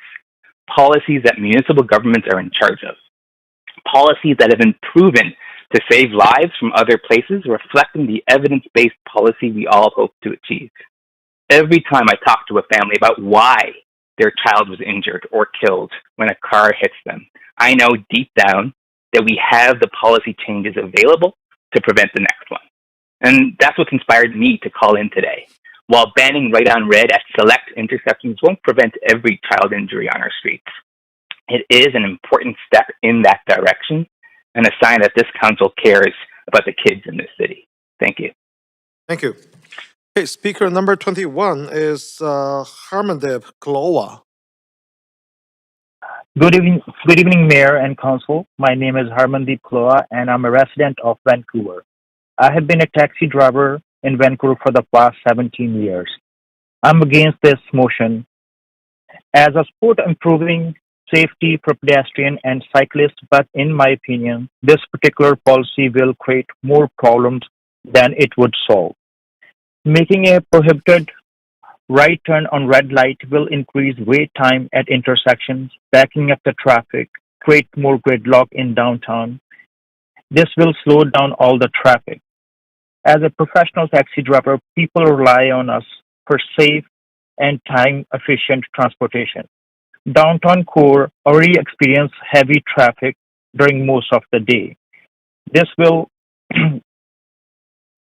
if this motion passes, it will ended up being a more costly ride for our customers. Before bringing this motion, it was never consulted with the taxi industry. In my opinion, the safety determination should be made with the experts in engineering and not political directions. Thank you very much for your time. Okay, thank you. Speaker number 22 is Julian Montastini Meza. Sorry for mispronounce your name. Mentasti, okay. Oh, okay. All right, so I'm gonna check the missed speaker. Speaker number 2, Sam Jiang.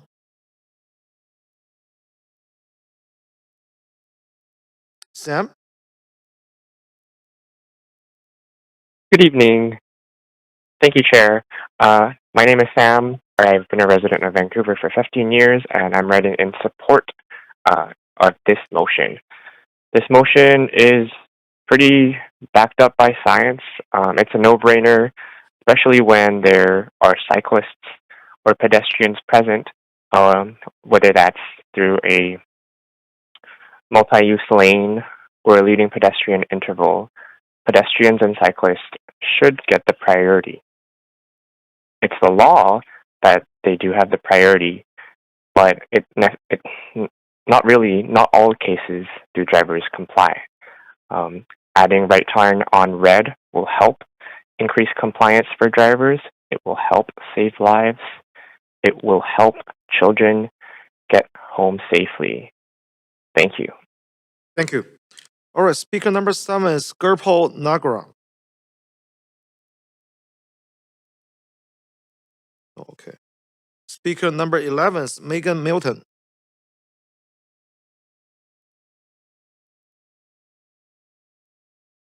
No, okay. Speaker number 14 is Christian Castaneda.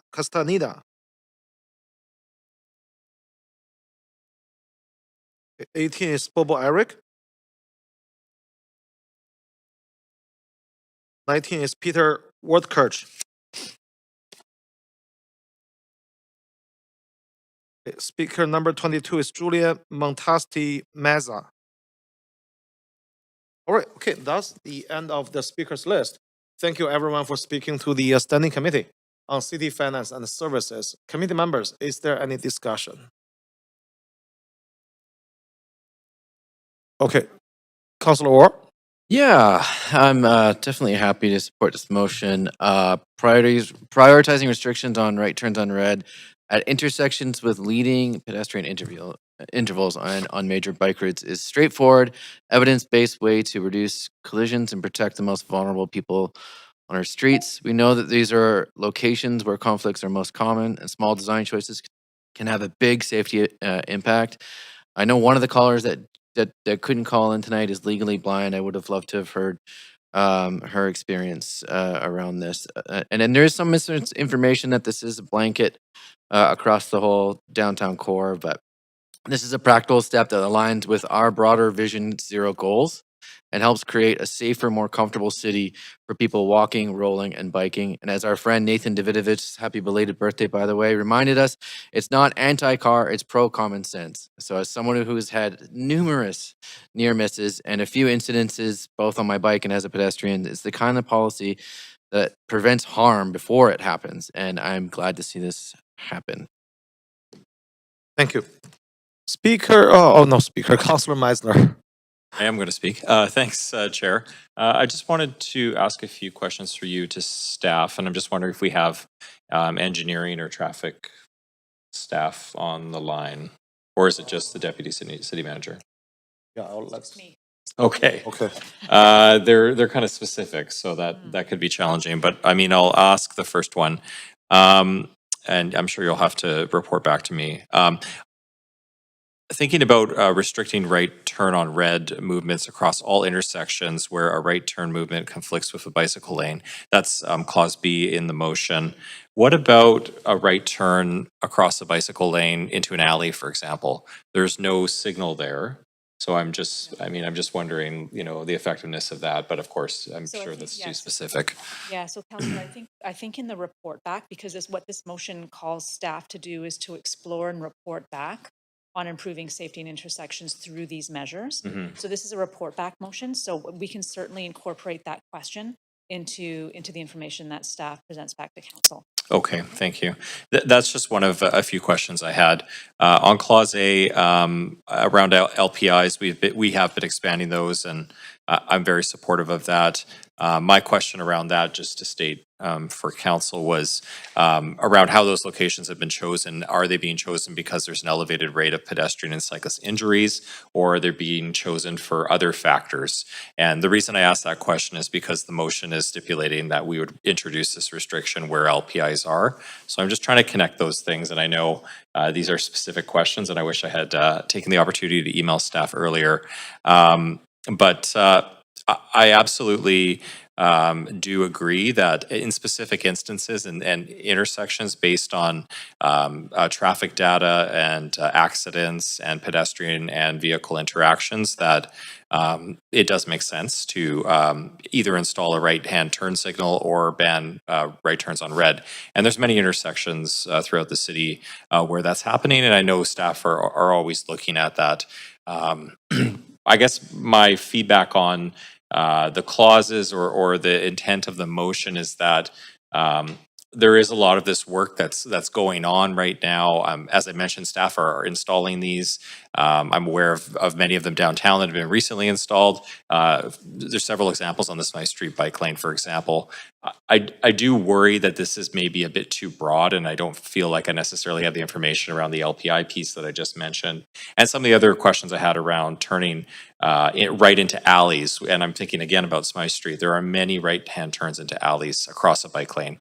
So how do we address those particular situations as well? Because residents need access. So I do have a lot of questions still, and I'm going to listen to other people's comments, but I just wanted to share that. Thanks. Thank you. Okay, Councillor Dominado. Yeah, thank you, Chair. And I'll start with a thank you to all the speakers and those who wrote counsel on this issue. I think that the issue of pedestrian cyclist safety, even those with mobility challenges, is an important one for the City of Vancouver, and something that we've been working on for a number of years. For those of us who've been on council now second term, building on actions from previous councils and trying to add new measures. And I think it's a bit of a nice segue, Councillor Meisner's comments, is I think the timing of this motion is timely in that we just had a briefing on Monday around, it's here in my hands, the Vision Zero Action Plan update from staff. And it was a very comprehensive update. And what we learned through that is that staff of city has been awarded federal funding to bring in a consultant to help us develop this new action plan. And so they're going to be doing consultation and undertaking a review over the next number of months with the goal of bringing a new plan to council in, I think by June, they said, I'm just giving us summer of 2026, which I think is fantastic news. And I think that, as Councillor Meisner noted, there is a lot of merit in looking at the stopping and the restrictions at certain times that maybe, for example, we have examples downtown around with AAA bike network where there are restrictions already, and other intersections where you have a high volume of vehicles as well as pedestrians. With that being said, though, I think this is should be integrated into the work that our consultant we've retained. And so I am going to move a referral motion to have this referred to that work. And so I'm going to send that around to council right now. and I think that it ties in nicely because, as was noted by a number of speakers, this isn't new. We do have this at some of our intersections already. But what we are going to do, and we asked staff about this on Monday, is they're going to be looking at a whole suite of tools in the toolbox to deal with pedestrian and cyclist safety across the city. And it may be measures like restricting rights on red. It may be better lighting. It might be other measures to slow traffic down, because we do know that speed is the top factor when it comes to the number and severity of collisions. But they've hired a consultant. They have expertise, and they're going to take a look at this. And so I'm proposing that we refer this work to that to staff team and the consultant that are undertaking this review. And that review is coming back to us in a few months' time.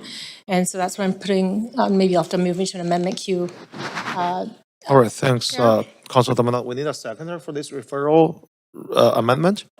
Second by Councilor Meisner. Okay. Amendment Q. Okay, Councilor, right? Yeah, I mean, I'll come on later and speak broadly to this motion and why I support it. I don't support the idea of referring it at this point. I think the motion in and of itself is pretty clear in that it's directing staff to explore and report back on improving these opportunities, and in that exploring it, it's not as prescriptive as to suggest that this limited and tangible set of funding from the federal government can be spread out into this. I think we're presupposing what that funding could or couldn't do, and it's broadly to look at Vision Zero. I think let's not overcomplicate that separate funding opportunity. This is pretty clear that we just want staff to explore and report back on improving the safety of intersections. It may come to pass that, in fact, the federal funding is totally suitable for it, which would not necessarily impact anything out of this motion. But I think I would hate to see this disappear into a referral that it turns out isn't properly funded through this federal money that's being proposed. So I don't support the amendment, but I do support the motion, and I'll come back to speak to it. Thank you. Okay, thanks. Councilor Maloney. Thank you. I think this referral motion is entirely unnecessary, but assuming, because this is exactly what I planned with the wording of the motion, was for staff to incorporate it in their Vision Zero process. But assuming that my council colleagues on the majority are going to be voting in favour of this, I'll make my closing remarks because I won't have another opportunity. So thank you very much to all the speakers, and especially to Vision Zero Vancouver for your help with the researching and drafting of this motion. I've been quite surprised by the amount of emails we've received in support of this motion. Thank you very much for writing in support of this motion. And thank you for sharing your stories. I'm sorry that some of them are very upsetting. I wanted to acknowledge the efforts of my council colleagues in implementing the Leading Pedestrian Intervals program. I learned to drive in Australia, and I've driven in Singapore, Santiago, Chile, and a number of other cities on vacation. Vancouver is the only one of the 5 cities I've lived in that allows right turns on red. Neither New York City nor Washington DC allow right turns on red, with the greatest of respect to the speakers from Yellow Cabs. And I'd just like to note that I do have a Yellow Cabs app on my phone, not Uber or Lyft, and it was nearly killed by an Uber driver this morning before I had got 1 block away from my home on my bike in the rain. Taxis manage in all of these cities without being able to turn right on red. This is a limited motion that has a very small effect on driver convenience, but a very big effect on the physical safety of pedestrians and cyclists. We already have. Sorry, this is so emotional for me because I have a 16-year-old son who rides his bike up and down Arbutus Greenway every day and all over the city for hours at a time. And as the adults in the room, we need to be doing everything that we can to protect teenagers who don't have the same spatial awareness as people who've been driving for a long time.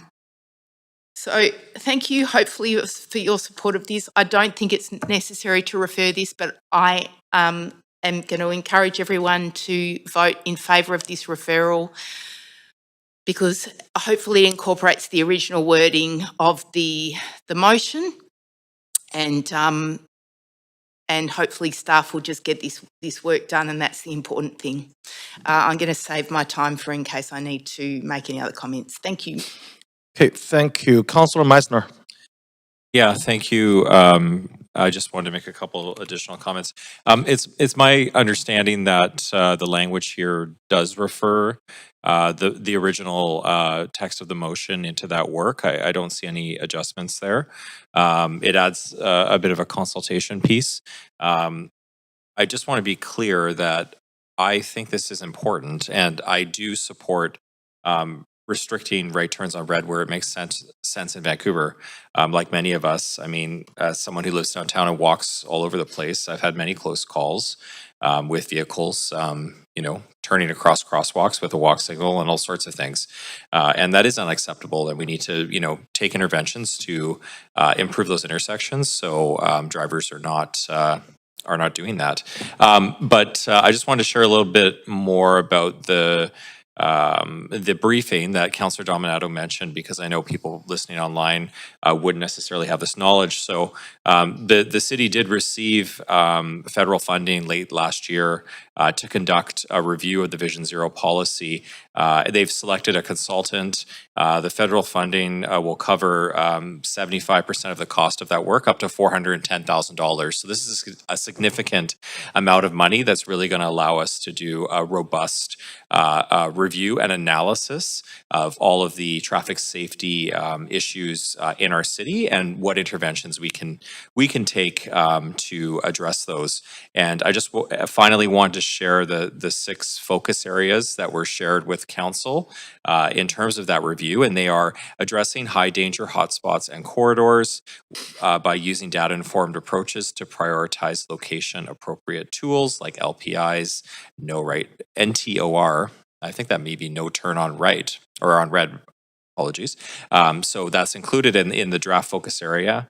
Expanding the safe active travel network, focus programs like school zones, school slow zones, that is, upgrades through redevelopment, intersection safety, road markings, and street maintenance. So to me, this referral motion is not about it's not about saying that this work is not important. We're affirming that this motion and these priorities are important, and that's why I feel that we should roll them into this work with a consultant that's federally funded. I mean, that's a significant amount of money. It's going to allow us to do a robust analysis, and I just think it makes sense.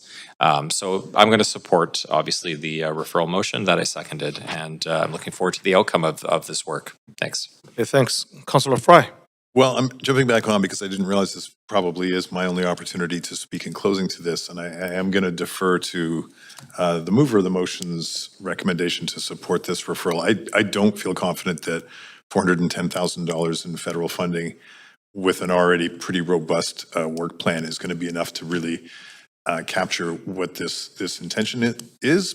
But I just want to make a couple of comments with respect to the taxi driver's comments. Of course, this motion all along did direct further exploration of this. So it was never about a politically motivated direction. It was always going to go back to staff and engineers for appropriate analysis.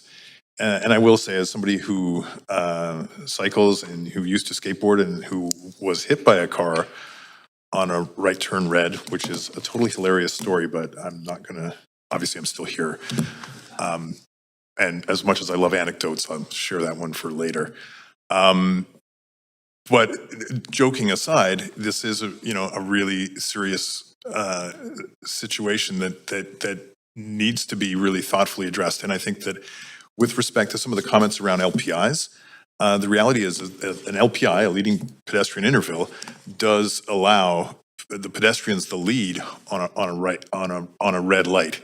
And that's, I think, the fundamental issue here is that if we have a pedestrian lead with a walk signal, but a red light that still allows a right turn, we're kind of defeating the purpose of an LPI. And I think that's in Councillor Maloney's motion, but it maybe not articulated well enough for folks to fully grok what it means for an LPI and what it means on a right turn red.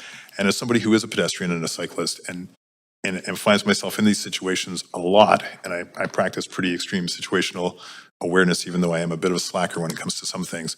It is a danger that I think deserves a far more robust consideration, and that's why I like the original motion, and I worry that this referral, lumping it in with an already packed work plan and a limited funding envelope that does not necessarily include funding from the City of Vancouver, rather it turns to this federal funding, may see this initiative and work kind of buried. So, and that's unfortunate. Okay, thanks, Councillor Fry. Councillor Orr. Yeah, I just wanted to echo Councillor Fry's comments there. This is such a very specific area especially regarding the LPI thing. I thought it was going to be an easy win, but I don't see how referring this is any different. I was there for the information session the other day, and it was good, but I mean, I just think they want this direction, and this is such a specific direction to look at this very specific thing, and I really just wish we could have jumped on this one, but I will support the referral if that's the mover of the original motions and wishes. Thanks. Okay. Councillor Clausen. Thanks, Chair. I'll be very brief. I do support the referral, and I do sort of echoing Councillor Meisner, support the importance of making sure that we have traffic safety. I came away from the briefing that we recently got from our engineering team, incredibly impressed at the depth of the amount of work that's being taking place right now, and I think that $400,000 from the federal government is a significant contribution. It gives you an idea of the sheer cost of actually trying to be able to do this kind of work. But bringing in transportation professionals, including the City of Vancouver team, to kind of lean in and really do what they do so well. I mean, truthfully, Vancouver is recognized for its excellence in terms of street engineering and also traffic safety.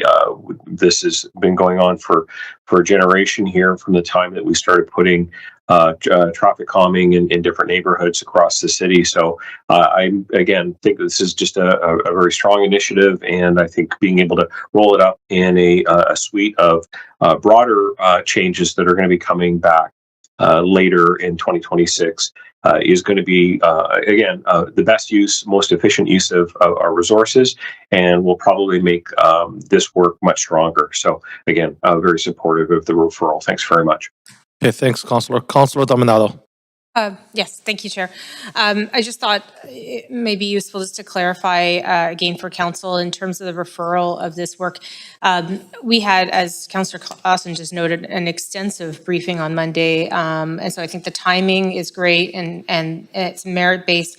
But what was very clear is that the staff are undertaking, it's not just the consultant, I know there's been some reference to just the consultant, our entire team is undertaking a significant review and update to our program, and they are going to be looking at best practices and design strategies, best practices and design tools.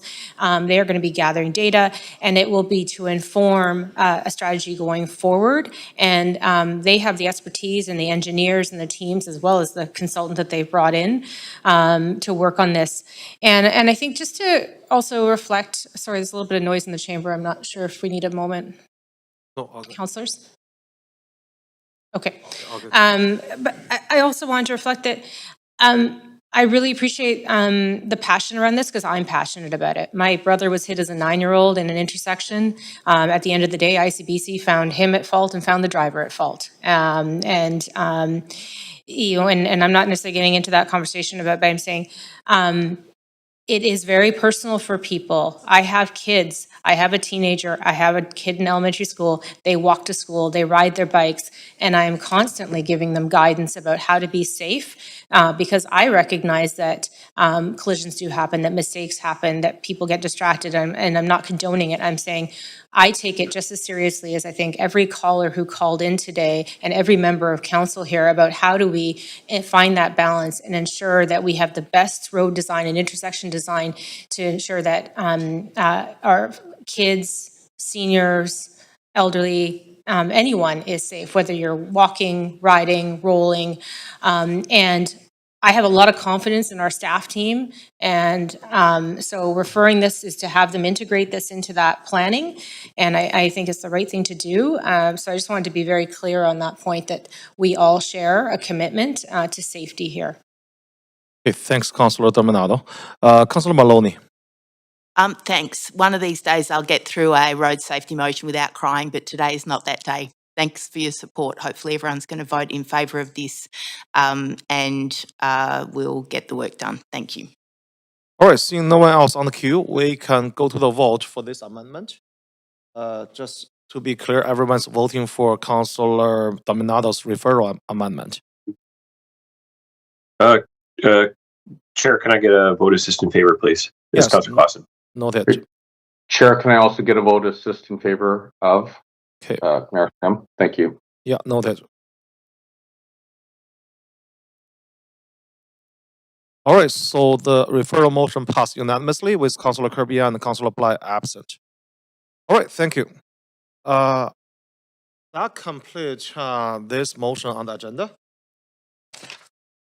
Okay, so we're gonna go to motion number 5 today. So the next motion is number 5. Don't let Chinatown's postal service be stamped out, and it is moved and introduced by Councillor Fry.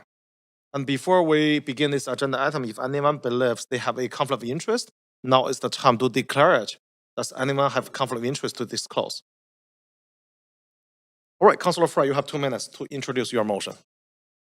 And I won't take too long. I know we've had a long day, and I know most of you are aware of the advocacy that's already happened on the Chinatown Post Office.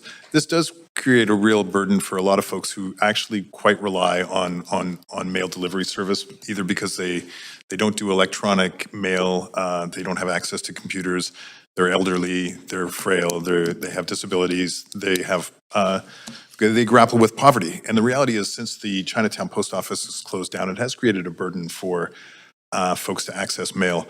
I myself previously used the Chinatown Post Office for parcel pickup and the like when it was unable to be delivered to me. And while I am able-bodied and perfectly able to travel up to Commercial Drive Post Office, which is the nearest drop-off for me, my elderly Cantonese neighbor who doesn't really speak English takes her little cart and goes down to Chinatown every day to do her groceries, doesn't have a car, doesn't have any means to get up to Commercial Drive.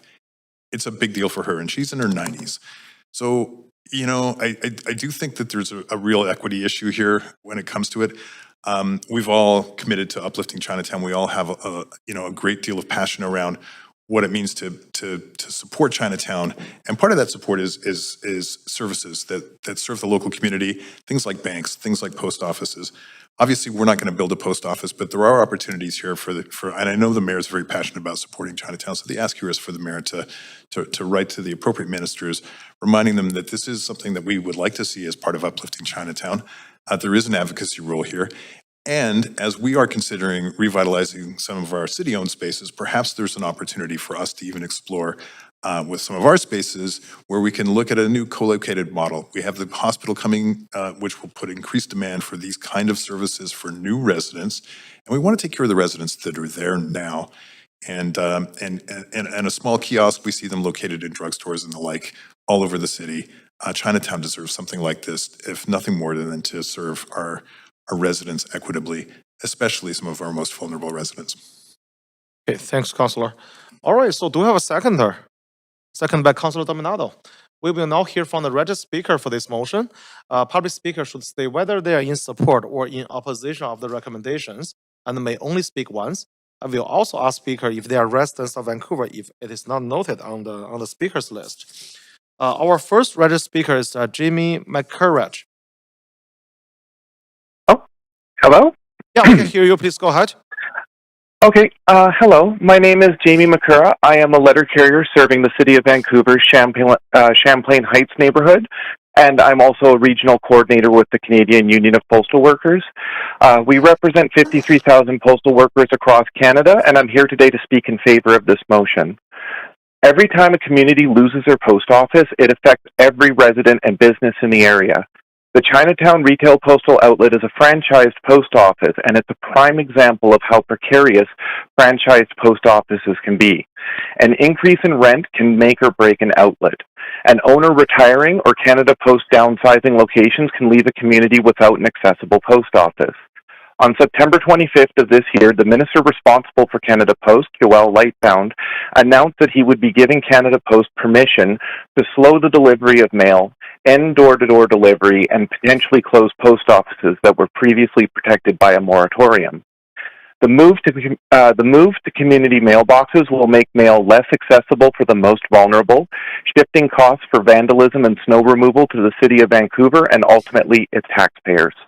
When community mailboxes are placed, it's often where space is available in the current infrastructure without regard to wheelchair-accessible curbs or existing street lighting. In addition to this, Canada Post is attempting to remove protections against post office closures from the current CUPW collective agreement during this round of negotiations. These protections currently prevent 3 other Vancouver post offices from closing. These are the post offices at Bentall Centre, 495 West Georgia, and the former Station D at 2405 Pine Street, which is a heritage building designed by Arthur Erickson. And this moratorium and these collective agreement protections protect hundreds of other post offices across Canada, and they're under attack. Postal workers have a better plan. We want to expand services at post offices, which will in turn drive new revenue streams and allow post offices to deliver more services to the communities that depend on us. However, none of this is possible if Canada Post goes ahead with their plans for cuts and post office closures. So I am in favor of this motion, but I would urge City Council to go a step further if this motion is passed. If the city does decide to contact Minister Lightbound, I would urge that you demand he stop all of the proposed cuts at Canada Post, protect public post offices, maintain door-to-door delivery, and hold a proper, transparent, fully public mandate review before making changes. What's happening to the Chinatown RPO could happen to any other post offices in Vancouver, and we're just learning now that there's a post office on Kingsway in the Joyce Collingwood neighborhood that's announced a closure for February of 2026. So I would urge Council to please tell your federal counterparts, stop the cuts before it's too late. Thank you. All right, thank you. Speaker number 2 is Jessica Chin. In person? No? Okay, we're going to come back. Speaker number 3 is Devin O'Leary.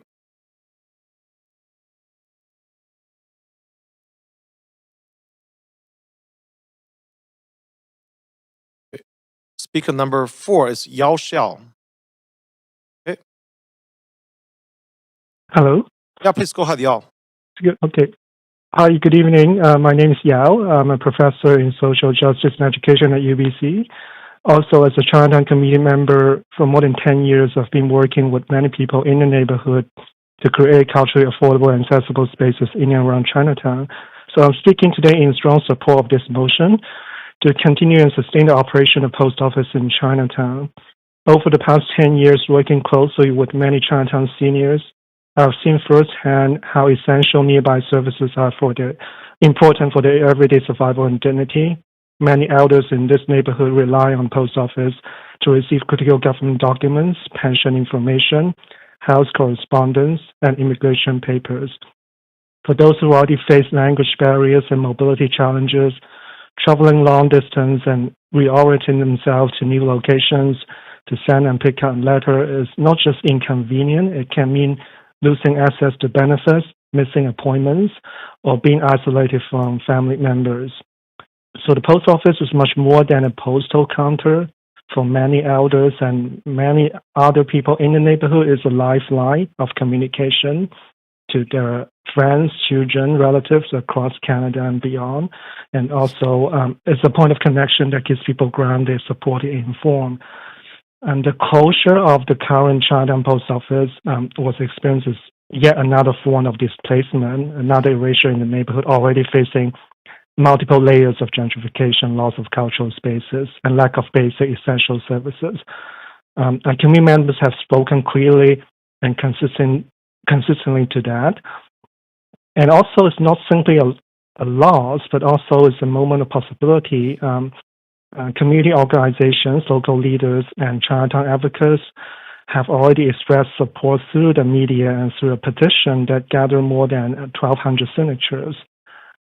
So we know it's possible to reopen the post office through collaboration among different levels of government and through partnerships with community stakeholders who deeply understand the needs of Chinatown residents. I urge the city to support and sustaining an accessible post office in Chinatown through collaborative work with Canada Post, with different provincial, federal levels of government, with Chinatown residents and stakeholders, with community advocates to bring this essential service back again. Let's ensure that Chinatown elders and the broader community continue to have access to basic services that allow them to live with their lives with dignity, connection, and belonging. Thank you. Thank you. Okay, speaker number 5 is Natasha Motzi.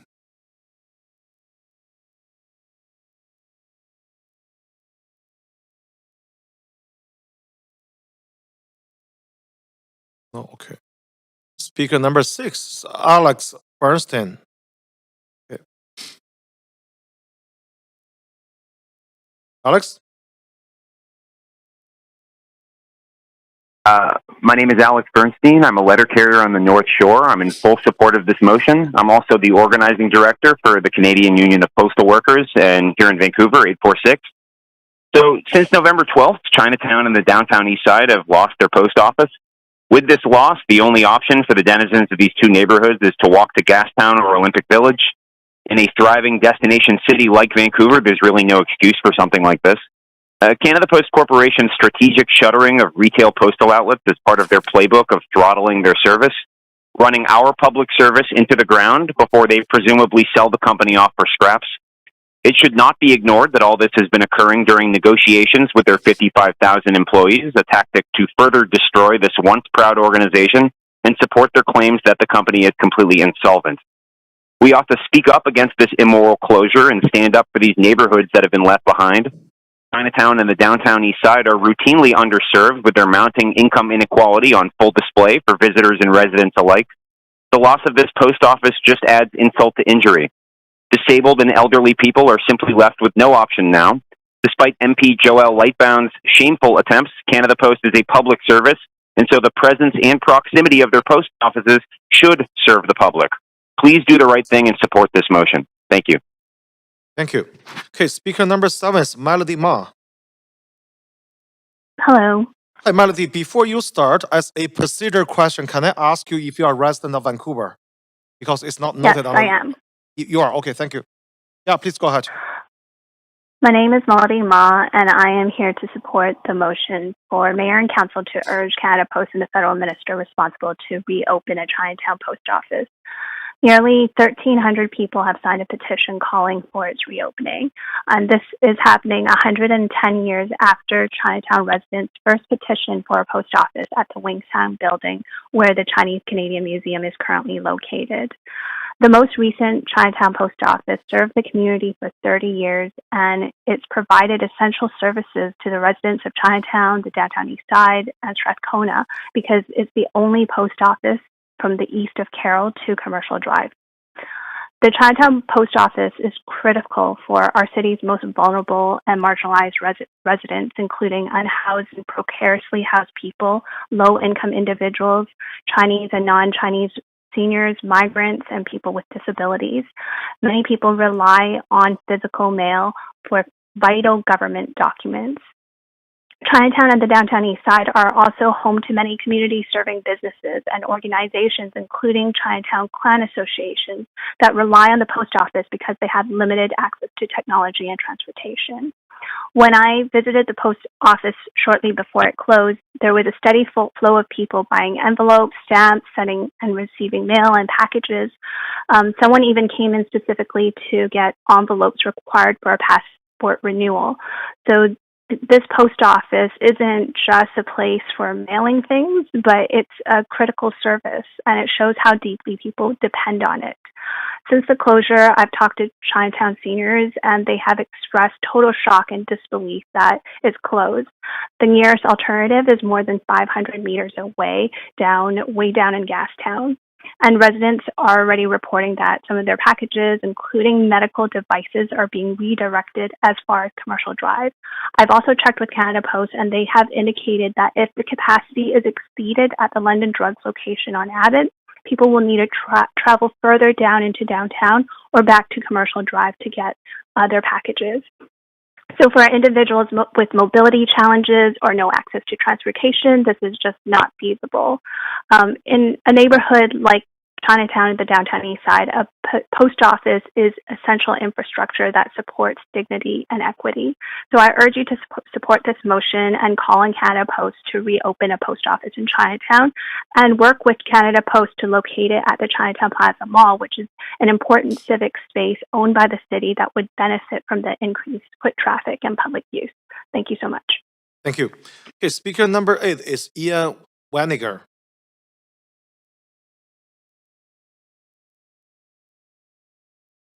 Okay. Speaker number 9 is Becca S.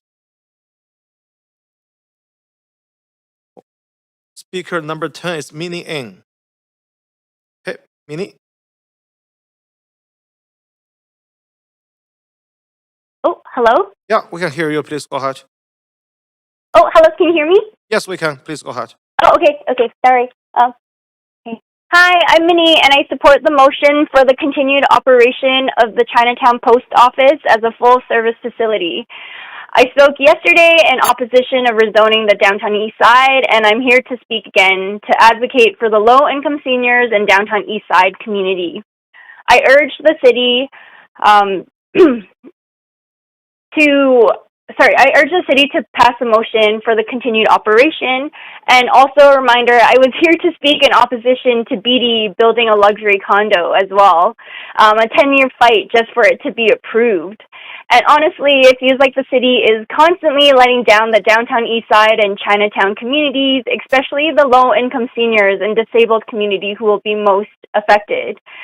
I worked, volunteer, and have been a community member in the downtown east side Chinatown for the past 6 years, where I shared community directly with low-income seniors and continue to participate in the community to this day. My Chinese friends and I host intergenerational events with youth and seniors and also advocate for their dignity and agency, such as more culturally appropriate vaccine clinics during the height of the pandemic when the downtown east side was forgotten, to grocery programs with limited access to culturally appropriate, affordable options for seniors. This is an example of how gentrification works. First, it's businesses, then the restaurants, then the essential services like vaccine clinics and postal services. During my time working with low-income seniors, I also witnessed that many people in the downtown east side and Chinatown lacked reliable access to technology, language accessibility, transportation, and face mobility challenges, making the in-person services at this community post office located in the heart of downtown east side and Chinatown essential. The nearest alternative post office is over 500 meters away, and community members have already reported that some mail pickups are already being redirected to a Commercial Drive location nearly 3.5 kilometers from Chinatown.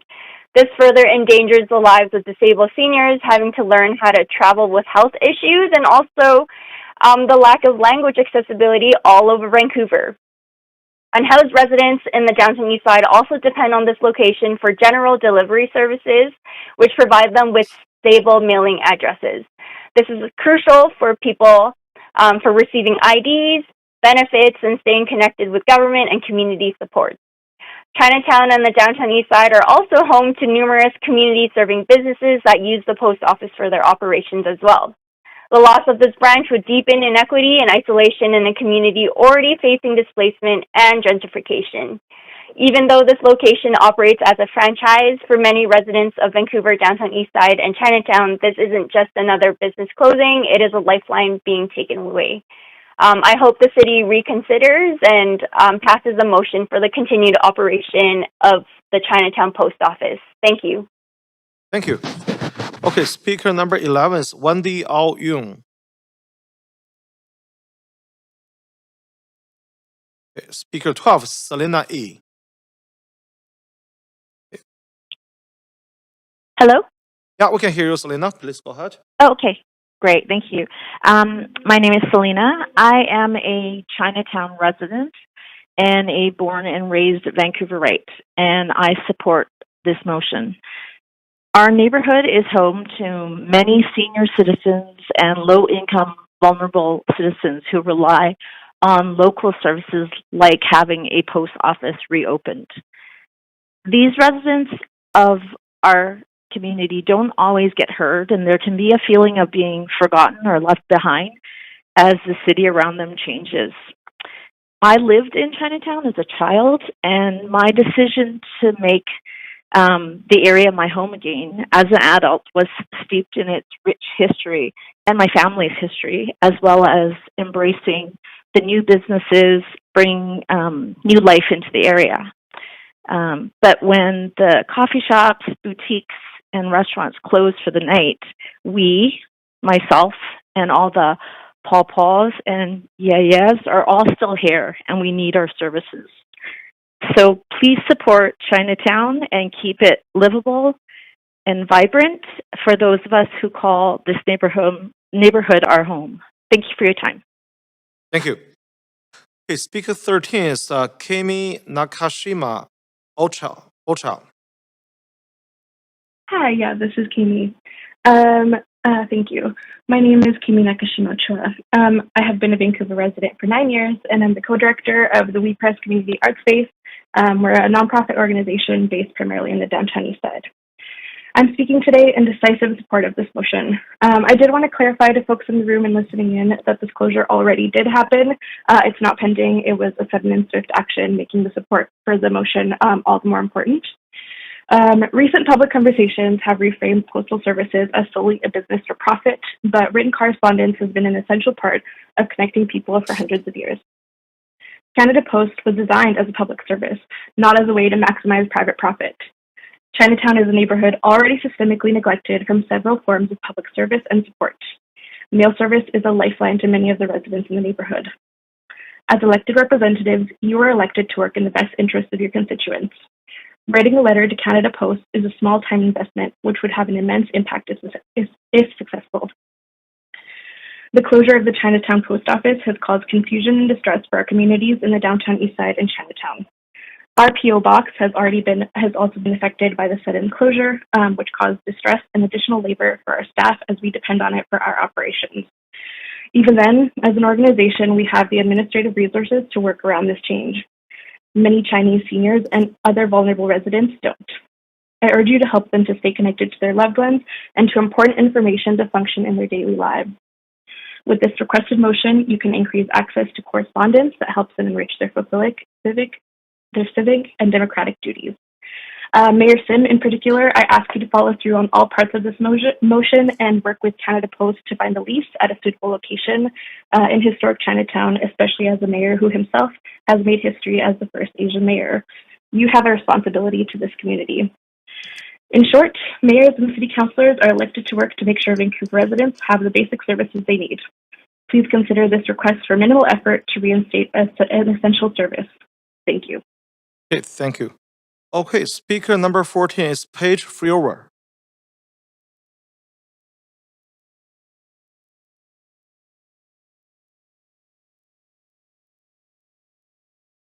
Paige? No, okay. Speaker number 15 is Kathy Xu.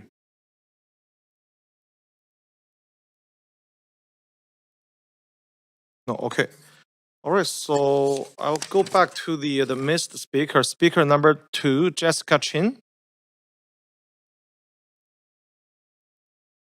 Speaker number 3 is Devin O'Leary. Okay, Devin. Hi, y'all. I'm Devin O'Leary. I live in the neighborhood or the city anymore, but I work across the street from this closed post office at the Carnegie Center, and I am in huge support of this motion. I want to thank Pete Fry for bringing it forward and bringing it up from the community to maintain this essential service. And I want to show my solidarity with the Chinatown organizers who have been doing so much really amazing work to make sure that Chinatown works for all the residents who live there and depend on it and have depended on it for decades. I think there's a lot of people who use this service that, I mean, it's a lot of seniors, it's a lot of people with mobility disabilities that really can't handle the distance, and especially the shock of how quickly this closed. And so I'm really feel for them right now in this interim, so I hope a decision can be made really quickly to fix this. But I think this aligns with other city directions, especially the empty storefronts pilot with from Councillor Klassen, really making sure that the spaces in the neighborhood are essential and these really fundamental services for the community that lives there. And I think this is a really great opportunity for Mayor Ken Sims to demonstrate his commitment to the Chinatown community and really show up and speak up for people that I'm sure he really loves and cares for. So I hope that y'all vote in support of this motion, and thank you for your time. Thank you. Okay, speaker number 5 is Natasha Motzi. Oh, okay. Speaker number 8 is Ian Winiger. Speaker number 9, Becca S.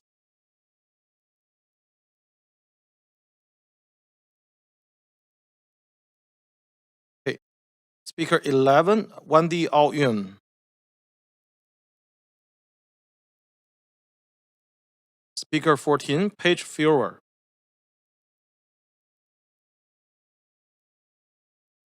Speaker 15, Kathy Shui.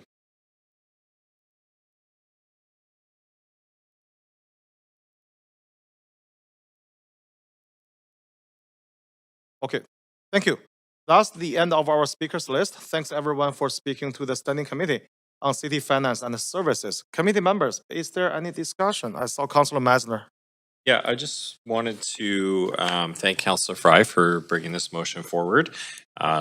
I absolutely recognize the importance of post offices, and it is a shame that Canada Post made this decision to close this office, given the unique community in Chinatown and the high number of Chinese seniors who I know rely on the post office. And I was really dismayed to hear about important packages and including things as such as medical equipment being redirected to other post offices not in the neighborhood. That's really unfortunate.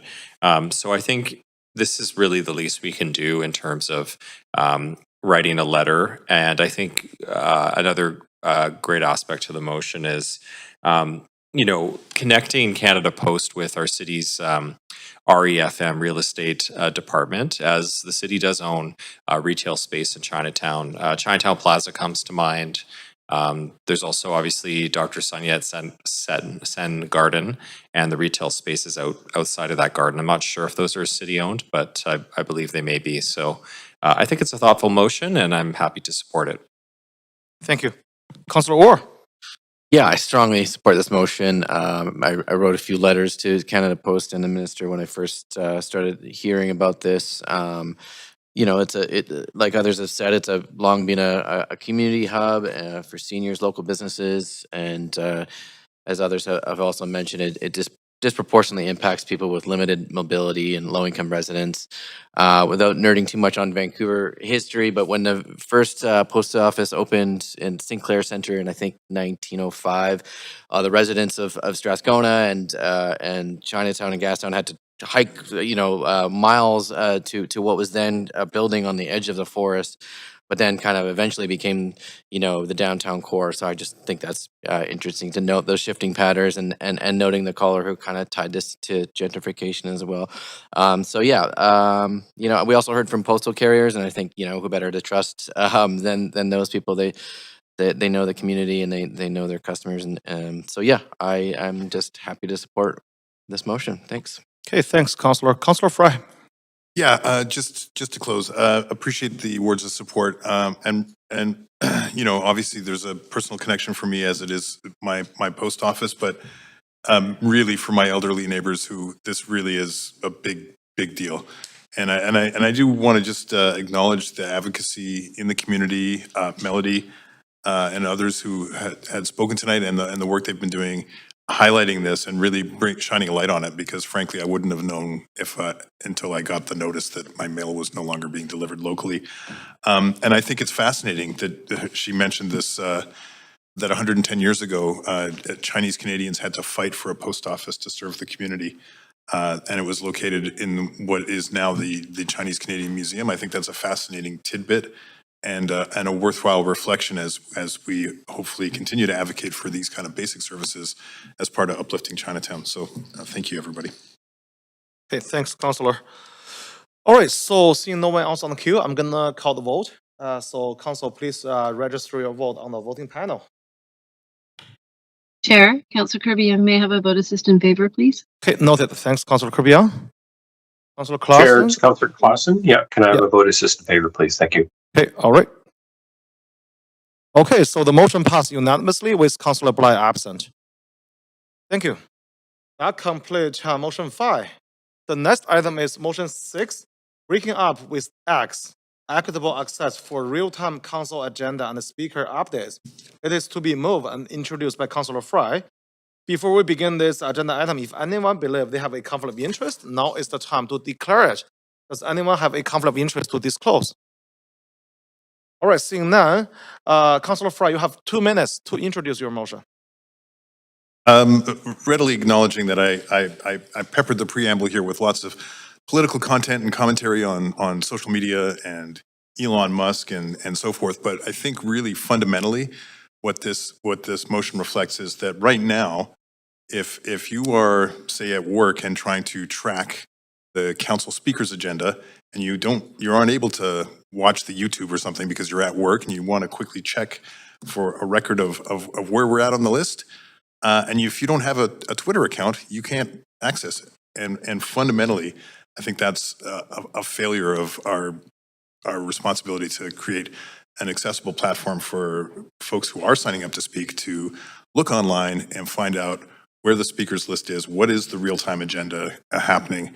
It's a fairly simple, I mean, for those of you who will know that I spent a number of years in web development and graphic design and embedding widgets and RSS and XML feeds into a website is pretty straight ahead. And in fact, it's something that we have a very qualified team that could easily set up our staff to quite readily update in what we call in the field microblogging. And it's not a complicated undertaking. And I think the fact that right now, in order to access that information, you would basically need to consent to share your information with X, and regardless of any political position, I don't think that's appropriate.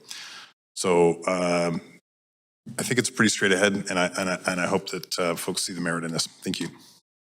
Okay, thank you. Do we have a seconder? Second by Councillor Orr. We will now hear from the registered speakers for this motion. Public speakers should state whether they are in support or in opposition of the recommendations and may only speak once. I will also ask speakers if they are residents of Vancouver if it is not noted on the speakers list. Our first registered speaker is Nathan Davidovich. Nathan. Thank you, mayors and councillors. My name is Nathan Davidovich.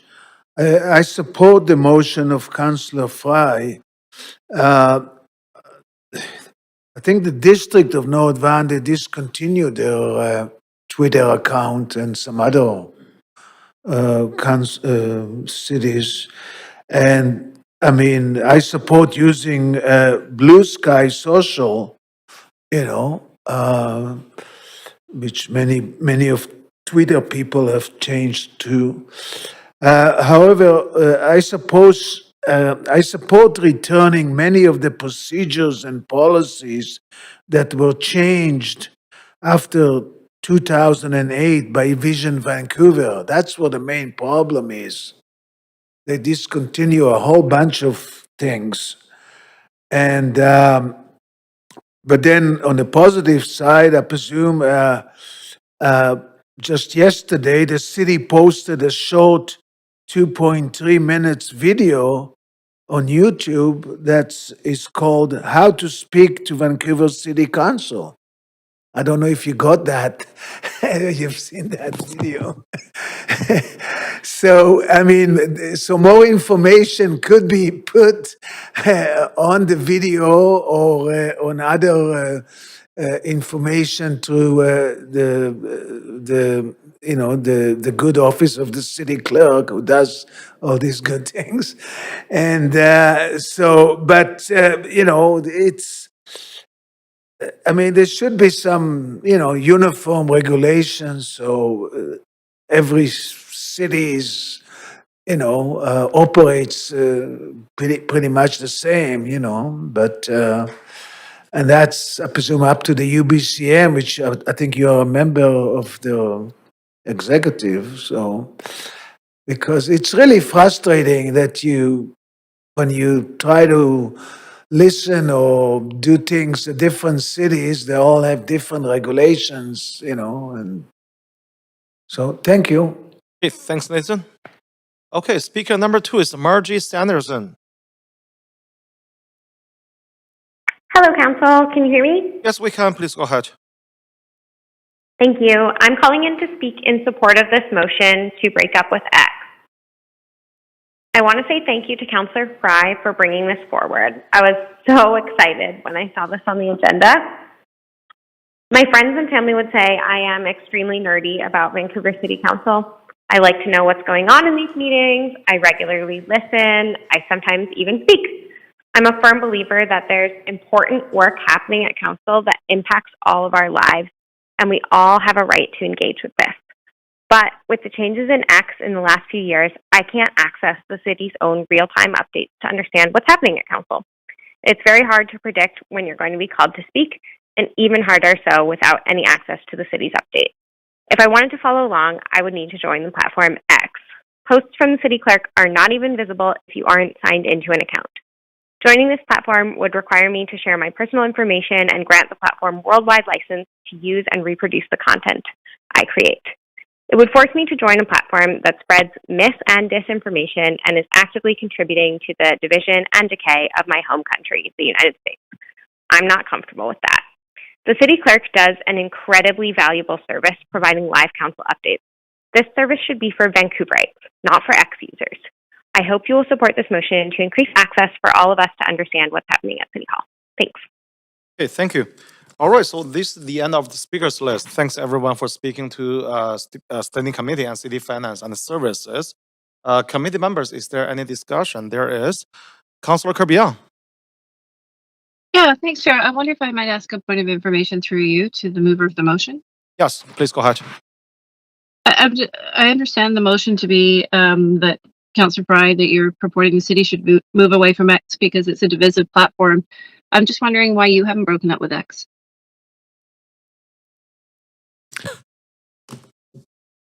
Well, I mean, I think you're conflating an entirely different issue. What the crux of this motion, with all due respect, and I have multiple social media platforms that I use or don't use, and I would say I don't use X as much, but it's true I haven't broken up with X per se. But I think what the issue here is that this is at present the exclusive avenue for dissemination of real-time speaker updates, and that's the issue, is that we've not provided options. My social media profiles exist on a variety of platforms, and I provide options for folks who don't want to be on X. Thank you, Councillor Fry, but you are suggesting that the city move away from X entirely, but you're going to use a variety of... Oh, no, Councillor, you may want to reread the motion. It's really specific to the real-time updates for speaker agenda. Okay, the language wasn't very clear to me because it said explore alternatives to X, and the title is breaking up, and so exploring alternatives to me suggested that means that you were looking for an alternative to use instead of something else, not in addition to.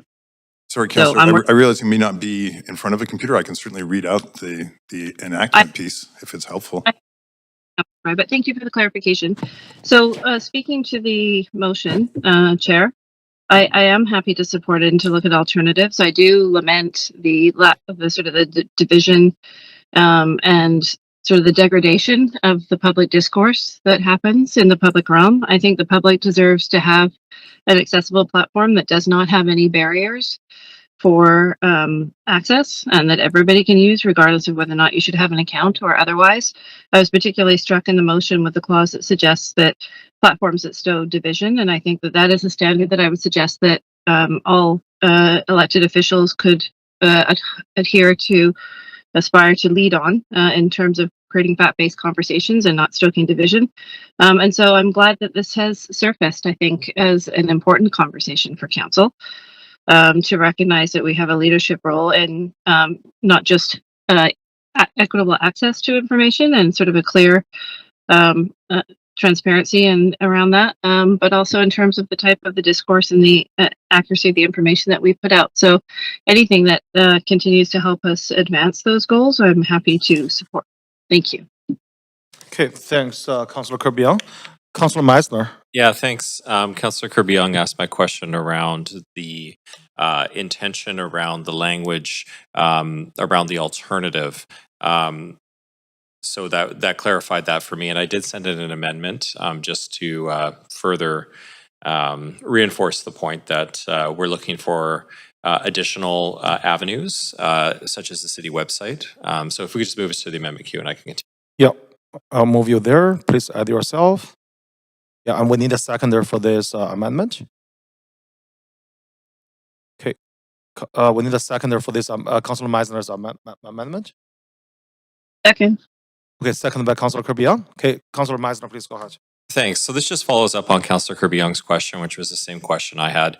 I think, some of you around the chamber know that I manage social media at UBC and Global TV for 15 years. I have my own views on X and what it's become, and would agree that unfortunately it's become a platform of misinformation, of racism, of anti-immigrant sentiment. There's many posts on there that I find very disturbing, and it dismays me that I do feel that I still need to use the platform as an elected official to disseminate information, because regardless of what's happening on X, it is a platform that people look to for real-time updates, and many government agencies are still using it. So I do think it has a role, and I do think we need to continue to post updates from the city clerks, et cetera, on there. But to Councillor Fry's point and motion, which I agree with, I think we can also, post those same updates on the city website.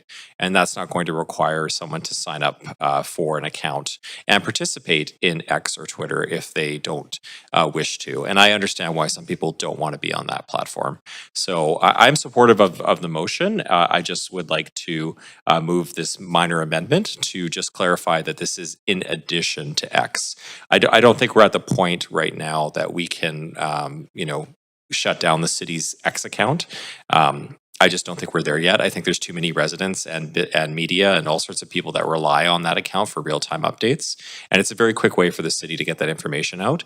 But to my point and to Councillor Fry's intention of the motion, as I understand it, they should also be able to get those updates on the city website. And that's really relatively easy to execute. And I speak from experience, having incorporated that into a website that I've built. So that's my amendment. Okay, thank you, Councillor. Councillor Fry. Yeah, I mean, at first glance, this amendment seems somewhat redundant because the direction really was alternatives to X as the sole source. So that would imply that not necessarily getting rid of X, but adding, exploring alternatives. But if this gives Councillor Meisner enough comfort to ensure that we will continue providing options on X, I suppose it's not the worst thing. I mean, I think Mr. Davidovich had made a comment earlier suggesting Blue Sky and stuff, and I actually really did feel fundamentally that the real importance here is to be platform agnostic, and really I would prefer to not see this on X at all, or Blue Sky, or anything, but rather just baked into the city website. In some of the feedback I got from staff, it was they expressed challenges with different platforms like Mastodon or Blue Sky or Twitter or what have you, and they all have different shortcomings. So I really was looking ideally to get platform agnostic and not rely on something like X, but if this brings comfort to my colleague, I guess I'm okay to support it as an in addition, although I don't love it. Okay, thank you. Okay, Councillor Meissner? Yeah, just to quickly respond to that, thanks, Councillor Fry. I actually had not noted the sole source terminology, and I apologize, it's been a busy and long day. But as the amendment has already been submitted, I would, it'd be great if you supported it. I'm also okay with the original language, having noted the sole source portion of it. So I think I made my point clear that I don't believe we're at a point right now where we can discontinue the use of X.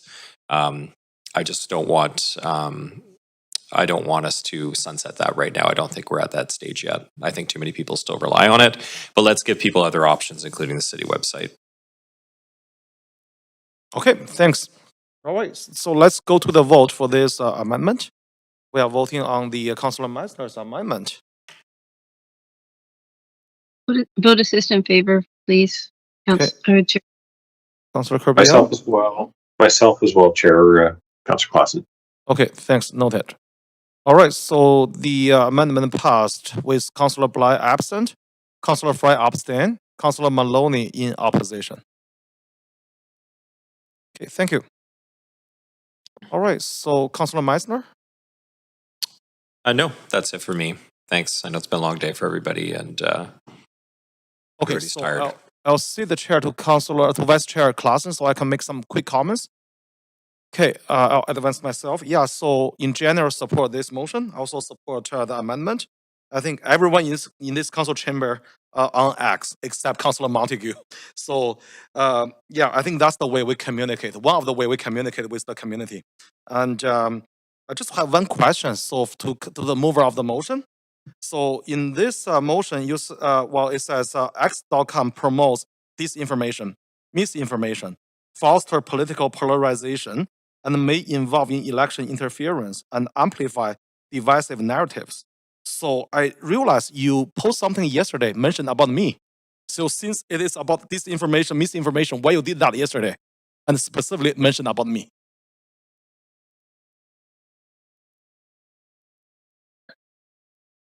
You don't have to answer if you don't have the answer. I mean, I feel it's a little off topic, but it wasn't. Was it misinformation or was it a interpretation of your voting record? Okay, that's it. I don't believe it was misinformation, but yes, that is. I think what you're alluding to is that X can be a polarizing and divisive form of rhetoric and all sorts of stuff, which is, I think, why a lot of folks choose to not participate in X. Okay, so do you think your post is not divisive? Or it's not misinformation? What these? I don't think it was misinformation. Okay, I think we're getting off topic on Thank you. Just one quick answer. Yeah, thanks. Okay, Councillor Clausen. Yeah, thanks very much, Chair. And I'll just close off really quickly here. I actually, when I read the whereas 5, where it talks X.com promotes disinformation and misinformation, while indeed some of the algorithms are probably doing their best to try and do that rage baiting that has become the word of the year, according to Oxford Dictionary, or phrase of the year. The rage itself, if you like, and the actual presentation information comes from individuals. We know that most recently, and I know that Councillor Fry doesn't think that this has anything to do with the resolution, but the fact is the platform has become what it is because of the participants, and I would argue that some of the ways of expressing the anger and hostility comes from users. And I can tell you, as somebody who generally uses X these days to retweet Whitecaps and local sports heroes and music and not much else, and a few other posts on there relating to some of our working council, I generally don't engage, but I would sort of say, coming from Councillor Fry, who uses this as a platform to regularly get into it and express his opinions about his colleagues on council. I do find it a little bit rich, but at the end of the day, I understand that this is an intent to try and maybe diversify the platforms. And as somebody who also has some experience with web platforms, I do believe that inserting a JavaScript of some kind or some kind of embedded update onto the website would probably be better than for having, and also be an alternative to using X these days as well. So for that reason, I'll be supporting the motion as amended. Thanks, Councillor Orr. Yeah, boy, am I glad that I did not bring forward this motion. We would be all here all night litigating some of my use of Twitter. Let me tell you, and continued use. Yeah.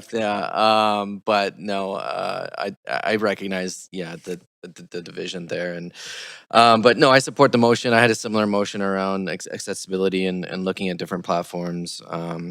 But this is I really like this, and I think I was using Blue Sky the other day to live ski, or sorry, Justin McElroy called it Live Sky, but the extensive budget consultations, and it seemed to be very valuable. People were interested and could find them where they were in their place and appreciated it. So I will be supporting this. Thanks.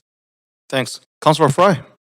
I mean, I really should have given the last word to Sean Orr there, because that was a pretty on the nose comment. But I do want to just reflect. As you will know, I do have take some liberties with titling my motions and trying to get a little dramatic flair in there, and I may have added a little bit more political context to the preamble here. And I do readily admit that I can be a little cheeky and inflammatory on the social media, as many of us are. And I think there's one piece that Councillor Klassen was referencing in the preamble number 5, which actually is substantiated with a link to the counterterrorism group that actually does talk about legitimate election interference. And Councillor Mike will remember that old adage from back when we were early adopters that they used to say, on the internet, nobody knows if you're a dog. And the reality is that these aren't all just individuals stoking rage. These are bots. These are foreign operators. There is a whole universe of malevolent players out there who are creating AI videos and weird AI generated content, targeting colleagues here in this room often. And it does create a very ugly discourse. And for anyone who I may have offended in these council chambers through my cheek entendres or what have you on X, I apologize in this context. But I do think that fundamentally, coming back to the very big issue, and we could debate about the merits and evils of social media till the cows come home, but I think as far as the City of Vancouver and our official communications platform for disseminating information about real-time updates for council agendas, I think it is appropriate that we explore something that is perhaps a little safer and agnostic. Thank you. Okay, thanks. All right, seeing no one else, let's go to the vote for this motion as amended. So council, please register your vote. Chair, can I have a voter assist in favor, please? Yeah, noted. Councillor Kirby-Yang. Sorry, I'm still processing cheeky to describe some content. Yes, a vote assistant. Okay, thanks. All right, so the motion as amended passed unanimously with Councillor Bly absent. Thank you.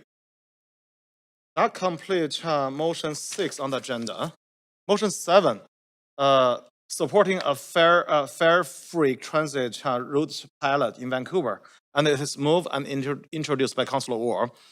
Before we begin this agenda item, if anyone believes they have a conflict of interest, now is the time. Does anyone have a conflict of interest to disclose? Okay, Councillor Orr, you have 2 minutes to introduce your motion. Thank you so much. The climate crisis is here, it's urgent, and we've known for decades that we need to transition away from car dependency and emissions of oil and gas. But too often, the policies that we pursue for climate is at odds with climate actions. Many residents are starting to see climate policy as being synonymous with added costs to their lives, but some climate policies benefit affordability and the planet at the same time. One of those policies is fare-free transit. That's where we need to head. I'm not naive that this is a substantial cost for governments, but roads and cars has a substantial cost too. We should question these priorities that always place cars first and make public transit an afterthought. We need to make public transit more appealing than driving, making it cheaper, more accessible, more reliable, more frequent, and safer. Targeted, fare-free route pilot for Vancouver is an investment in the well-being of community members and an expression of our commitment to climate, public transportation, and affordability. By removing fares on a specific route or a handful of routes, we can encourage people to try out transit, and we can cut costs for people who rely on those routes. It's good for the planet, it's good for people, and most importantly, it shows that big things are possible. This pilot is a proposal is a limited, comparatively affordable step towards a long-term vision, fully funded, expansive, fast, and free public transit that can break dependence on polluting cars. These types of pilots are being done around the world with great results, and we should join them, not just to benefit people, but to show how things are possible. This motion is a report back from staff to get costing, recommendations on how to approach a pilot like this in Vancouver. It doesn't lock us in, but it sets us on a path, so let's give this a shot. Thank you. Okay, so do we have a seconder? Seconded by Councillor Fry. We will now hear from the registered speaker for this item. Again, public speakers should state whether they are in support or in opposition of the recommendations and may only speak once.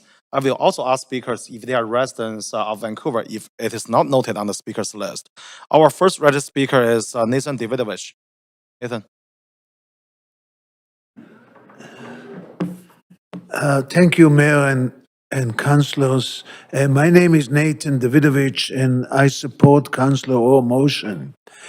I mean, there's many problems in our transit system, and I'm not sure that asking Vancouver staff to report back, I didn't know about that federal grant for 400,000 or whatever maybe that could be used as well. But, I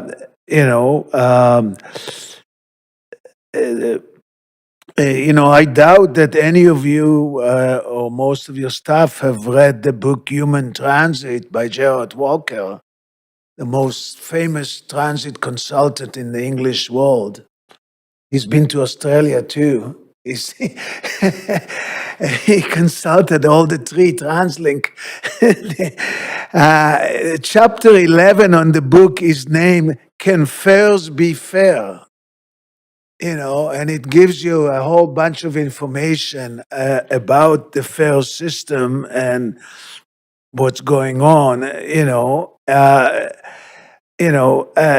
problem in BC or in TransLink is that the present TransLink governance since 2008, the city of Vancouver is the loser. TransLink board of directors prior to 2008 had 3 city councillors from Vancouver. We have nothing now. And nothing since 2008. I mean, imagine a city that has 50% of the ridership in the region and has no representation on many important issues that a TransLink board of directors votes on. And that's part of the problem with 21 municipalities in Greater Vancouver, but the city of Vancouver always was the center city and should do that. And we basically have a metro population of 3 million, which is the same population of one city, the city of Toronto, with 3 million. So it's much easier to deal with things, while here we are stranded with 21 municipalities, and many of them are not friendly and so forth. So we need a new TransLink Act as promised by former MLA George Heyman, but he's not around. So that's the main thing to ask, is to get a new act in 2026. Thank you very much. Thank you. Thank you, Nathan. All right, so the next speaker is Christian Castaneda. Sorry, Castaneda.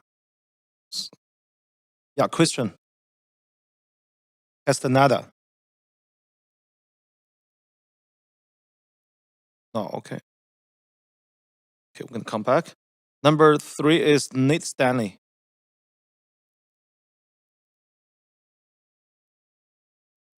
Okay. Number 4 is Mark Roberts.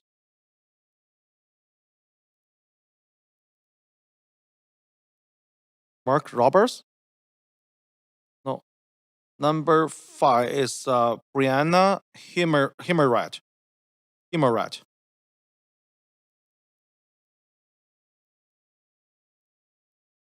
Number 5 is Andrea Armstrong. Hi. Hi.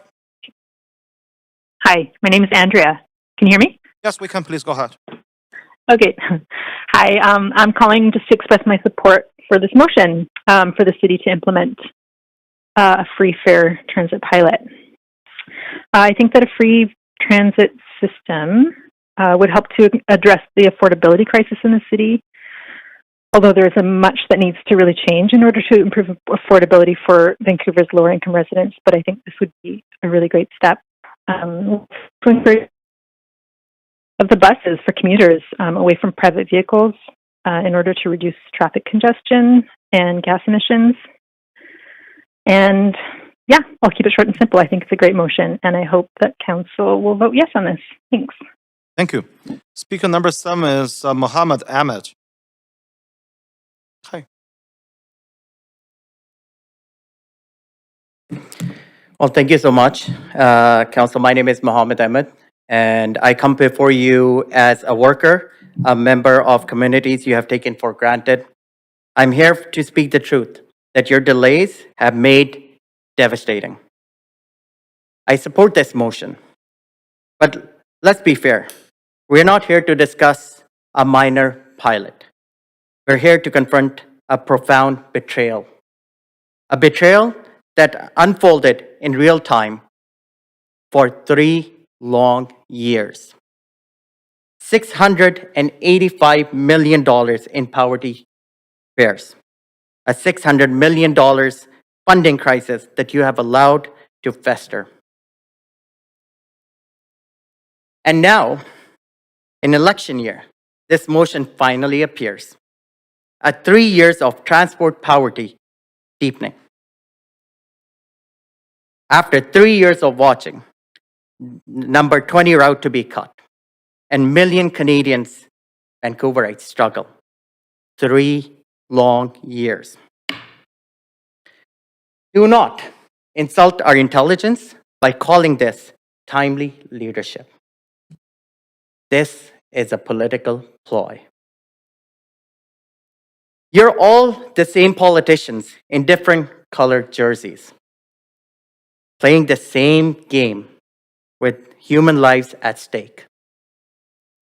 You waited until the calculus of votes outweighed the cost of inaction. Your hesitation has a price. It is measured in missed medical appointments and foregone job interviews. And in silent anxiety of choosing between a fare and a meal. So today, you're not just voting on a proposal or a motion. You're being judged on a timeline of neglect. The evidence of repair has existed for years. The 46% ridership increase for low-income worker wasn't discovered yesterday. The academic proof that the free transit reduced poverty grip is not new. You lacked not information, but the will. Therefore, I say this, your vote will be recorded. Its meaning has already been felt in the long 3 years of silence it took to get here. The city is watching. It sees the game. It sees the tired. It is Sorry, tired of the Mohammed, jersey. that's your time. You're actually 10 seconds over. Well, thank you so much. Just would end this.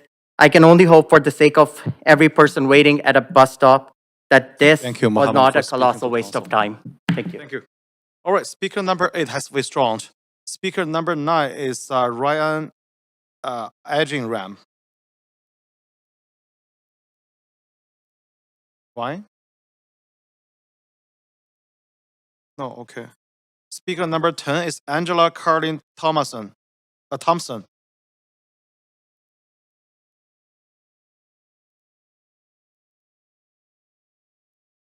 Okay, speaker number 11 is Miranda Gregory.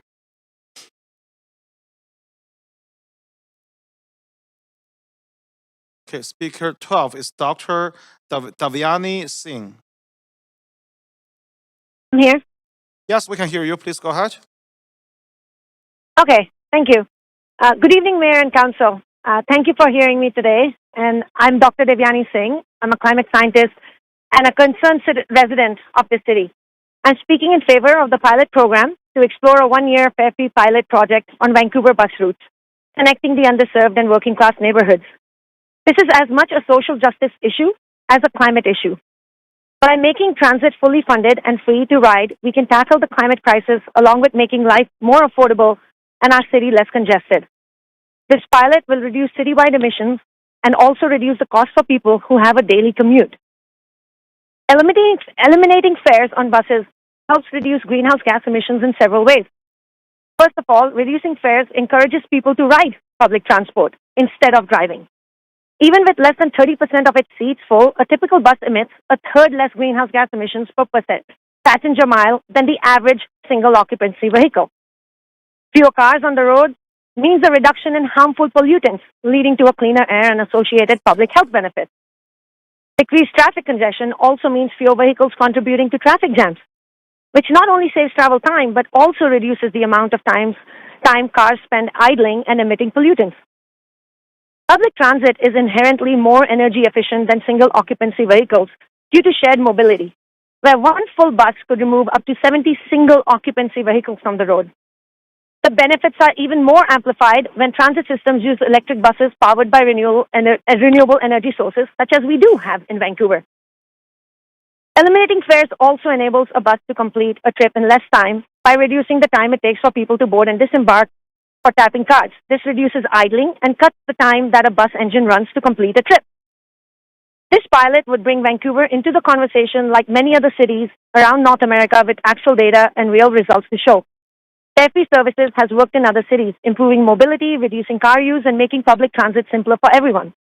For example, in New York City, there was a significant increase in ridership, mainly from low-income families, and it also reduced assaults on bus drivers.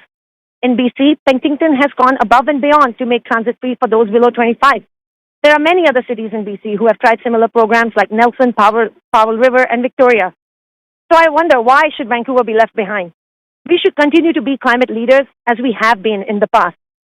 Thus, I urge the Mayor and Council to pass this motion as expanding fare-free transit is a win-win policy to tackle the climate crisis and make Vancouver a more sustainable, equitable, and affordable city. Thank you. Thank you. Okay, speaker 13 is Solomon Xintian Yi Kiran.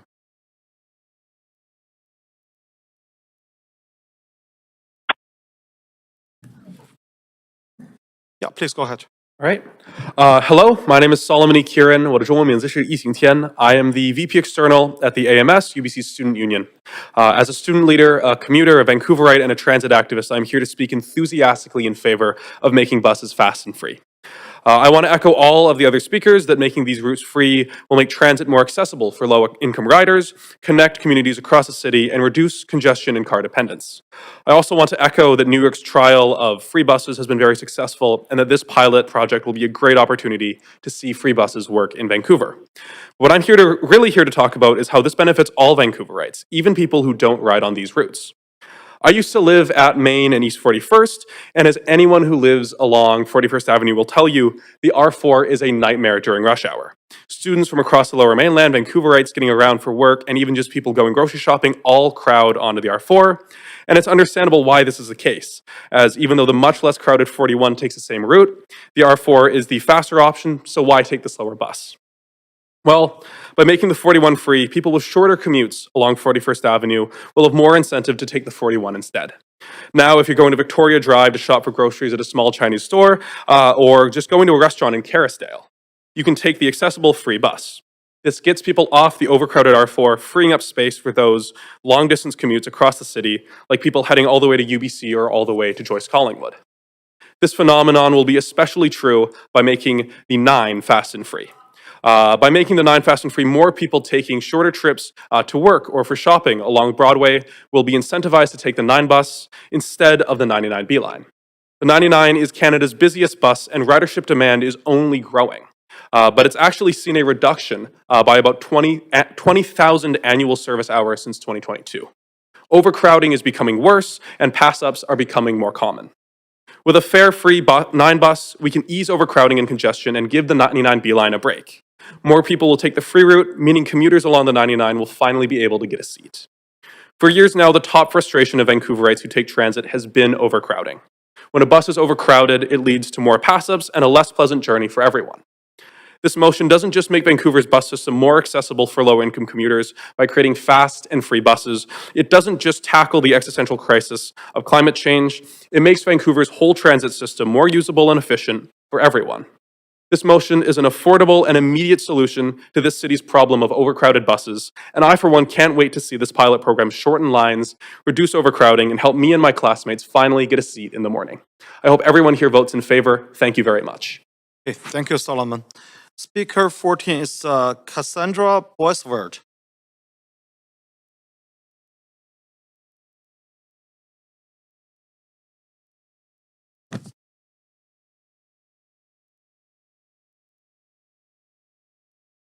Oh, okay.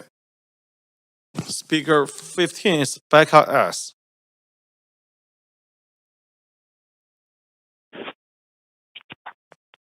Hello? Yeah, we can hear you. Okay. Hi, council members. I'm a Vancouver resident of 30 years, and I support Councillor Orr's motion. Councillor Orr and a couple of other speakers already spoke eloquently about the dire need to tackle climate crisis through a fare-free rider program like this. Vancouver needs to be a leading city in the world when it comes to climate action, and right now, shamefully, it isn't. This program would be a perfect way to begin the journey to become one. I'm going to repeat a lot of what has already been said. Previous speakers have already spoken so well, but I think the repetition is important so that you understand how much the public needs and wants this program. I think it's common sense to pass this motion. New York City had a pilot program for fare-free transit, and the results came back remarkably positive. Assaults on bus drivers decreased significantly by a whopping 38%. We need bus drivers to feel safe and valued coming to work because they're essential workers. So to me, this seems like a strong solution. And as mentioned earlier, this motion would also support residents during an affordability crisis, which is another common sense solution in my opinion. Everyone in Vancouver deserves accessible, easy, and safe transportation around the city, and this motion is an excellent way to address that. In New York's pilot program, the largest increase in new ridership was from low-income earners. Increases in ridership in this program were 30% on weekdays and 38% on weekends, which is really significant. I said it again, and I said it before, and I'll say it again. I think this motion is just common sense. It's what the public needs and what the public wants. So when you vote in a motion like this, you vote for services the public needs and wants. We know that this program is going to be a huge success if it gets passed. So I really hope you pass it, and I strongly urge you to vote to pass it as well. Thank you for your time. Thank you. Okay, Speaker 16 is Chloe Leslie. Hi. Good evening, Mayor and Council. My name is Chloe Leslie, and I'm a Vancouver resident. I'm here tonight to speak in favor of this motion. A fare-free policy empowers people who rely on transit every single day. The cost of a bus ride should never be a barrier that prevents someone from getting to a job interview, a new employment opportunity, a doctor's appointment, school, or any of our city services. If people have the right to work and learn, then they should also have the right to get to work or school without financial obstacles. Transit access should be considered a fundamental right in a modern city like Vancouver. Right now, a daily commuter living and working in one zone spends about $1,300 per year on fares. For a typical Vancouver worker, that equates to about a 2 to 3% pay raise. For low-income workers, it's even more. Removing that financial burden has a real, measurable impact on household budgets. Whenever new ideas that improve the quality of life are introduced, cost becomes the main question. And although this is extremely important to consider, we have to remember that this is a proposal for a public good, just like libraries, community centers, and parks. Fare-free transit would also provide social, economic, and climate benefits. And even if someone never steps foot onto a bus, they still benefit from a strong transit system. When I buy groceries in the morning, I'm relying on the fact that the workers were able to get there. When nurses arrive at the hospital, students arrive at class, staff arrive at our childcare facilities, and baristas arrive at your local coffee shop, we all benefit. Individualism has made us forget that we live in a society, one where public services support all of us, directly or indirectly. We also know that this works. Cities around the world have shown that fare-free transit increases mobility and strengthens local economies. The evidence is there, we just have to be willing to act on it. This pilot is practical and necessary.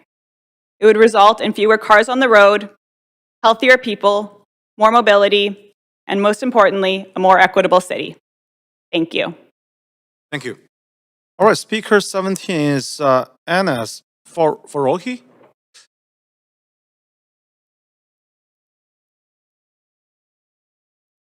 Okay. Speaker 18 is Ben Humphreys. Oh. Okay. Speaker 19 is Kamel Edmonds. Oh. Okay. Speaker 20 is Dan Rivening. Okay. Speaker 21 is Tanya Webkin. Speaker 21 is Derek O'Keefe. Yes, I'm here. Yeah, please go ahead. Yeah, I'm calling to speak in favor of Councillor Orr's motion for another fare-free pilot program for free buses in 2026 in Vancouver. I wanted to thank Council and the City for already agreeing to a fare-free transit pilot program with FIFA. It's actually part of the contract that was signed with the World Cup host organization. So during June and July, during the time of the competition here in our city, anyone accredited to World Cup events, including athlete and media, will get a free transit pass. Also, anyone with a ticket, now I know they're really hard to come to get your hands on, and the prices are going to be exorbitant for any working class person in Vancouver. But if you do have a ticket, if you're a city councillor, or someone who got one of those tickets, you get free transit on match days. So I guess what I'm arguing is that this motion is really sort of a modest expansion of what we're already doing for the World Cup. And I think if it's good enough for FIFA, it's good enough for the people of Vancouver. Look, this pilot program will concretely benefit working class, poor people, people who depend on the bus to get to school or to get to work. In different parts of the city, the idea is to have 2 or 3 routes. I believe the motion mentions the 41, the number 20. So those both serve people commuting downtown to work or out to UBC on the 41 across town. Also, the number 5 was mentioned, and that route happens to take people from the West End to roughly to BC Place. So that is already going to be a route being used by people maybe in town renting an Airbnb, and with a ticket to the game, there are already going to be people getting free transit on the number 5 next year. So let's do this pilot program. Let's extend the benefits of what we're doing for FIFA to all the people in Vancouver. I think it's going to make the case for lifelong transit riders, for some of the people who take advantage of this program. As all the speakers have said very eloquently, this motion supports equity, supports climate action, and it just supports a less congested, more livable city. So this is really common sense, and I ask you to make this second pilot program part of the agenda next year in Vancouver. Thank you very much. Okay, thank you. All right, so I'm gonna go through the missed speakers. Speaker number 2 is Christian Castaneda. Okay, speaker number 3, Nate Stanley. Speaker number 4, Mark Roberts. Speaker number 5, Brianna Himmelreich. Speaker number 9 is Ryan Ajenram. Speaker number 10, Angela Carlene Thompson. 11, Marinda Gregory. Speaker number 14, Cassandra Boisward. Speaker 17 is Anas Farahi. Speaker 18, Ben Humphreys. Speaker 19 is Carmel Edmonds. Speaker 20 is Dan Riverning. Speaker 21 is Tanya Webking. All right, thanks. Okay, so this is the end of our speakers list. Thanks everyone for speaking to Standing Committee on City Finance and Services. Council committee members, is there any discussion? Councillor Fry? Yeah, happy to support this motion, happy to second it. I think at first glance, it probably seems a bit controversial, expensive, and scary, but what I like about this motion is that it really, from the very top, is seeking to work with TransLink on this and see if it's plausible. And you know, TransLink can always say no. We know that TransLink is cash strapped for financing its existing routes. We know they have a lot of services to manage and juggle, but this doesn't hurt to ask them. And I know that they have been interested in exploring alternatives and ways to get more transit ridership and ways to reduce car traffic. And I've been to cities where they've had free transit. I remember, in fact, Seattle, like 30, 40 years ago, had free transit downtown, and it was a success. And I think the only thing that I see that's missing in here really is the exploration of looking to, I mean, the specifics around the routes, I can't comment on. I think that's something really from more traffic transit expertise to comment on. But one thing that I do know is an opportunity as well that isn't articulated here that I think might be worth exploring is working with corporate sponsorship. We know that BIAs in other jurisdictions have sponsored free transit as an effort to get people into urban centers and to revitalize parts of their cities in other jurisdictions. And I think that's an opportunity as well that might come out of an exploration like this. So I think there's no harm in exploring this, and I think that the opportunities it could bring about are worthwhile indeed. And in particular, you know, we talk a lot about getting transit riders for life and getting people engaged in transit and finding it as an opportunity. I think this perhaps can help do that. Okay, thanks. Okay, Councillor Maloney. Yeah, thank you to Councillor Orr for bringing this motion. I am a very big fan of the idea of free transit for kids and teenagers, and fares are a barrier to people with very low incomes. So we need more affordable transit, but we also need much better transit. It's a big issue how much longer and less reliable travel times are on transit. And among people who are reliant on transit, travel time and reliability is the key thing that holds them back from better jobs, better housing, and spending time with friends and family. And that's what forces them to take $40 Uber rides or taxi rides. Greetings to my friends from the cab companies who spoke tonight, if the bus doesn't show up. TransLink doesn't have $15 to $30 million to do this, and if they did, I'd be pretty torn about prioritising how to prioritising free bus travel over replacing some of the routes that got cut. And increasing reliability and speed. But there is actually a lot of more affordable stuff we can do to make transit quicker, like bus lanes, which will hopefully be implemented sooner rather than later. And I have very good memories from living in Melbourne and jumping on and off the free City Circle tram.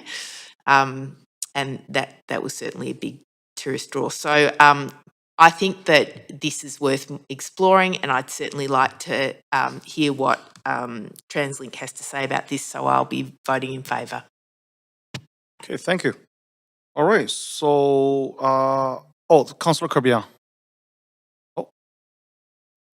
Yeah, I will speak briefly because I've had the opportunity to be at Mayor's Council for Mayor Sim when his schedule doesn't permit. And I think that, so I have probably some good perspective on what TransLink will say about this. What their primary focus right now is on closing the operating deficit that was $600 million a year, is now 300 with some, after incredible ongoing advocacy and effort from the Mayor's Council, is now been halved, but they are still struggling significantly, and they have been very clear when requests have come forward like this that they would require provincial funding to do so. There's also operational considerations that TransLink has raised as issues with selecting specific routes and not charging on those versus others, crossing over zones and other factors.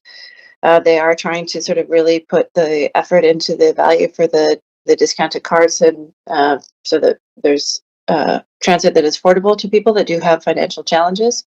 But they are right now trying, we have unprecedented, very strong ridership, and they're trying to keep the system running. So I think that this is something that has been duly considered, and they are the agency that has a responsibility for funding transit. And in fact, what they actually need the most is advocacy to continue running their operations and have the funding that we deserve, and to get our fair share of funding from the federal government, which Vancouver and the region, the greater region that TransLink serves, are not. So I think this sort of falls squarely in their camp, but they have commented on this a number of times, and I feel very confident in knowing what that feedback is already. Thank you. Okay, thanks, Councillor Kirby. Okay, seeing no one else on the queue, we can go to the vote for this motion. Council member, please register your vote on the voting screen.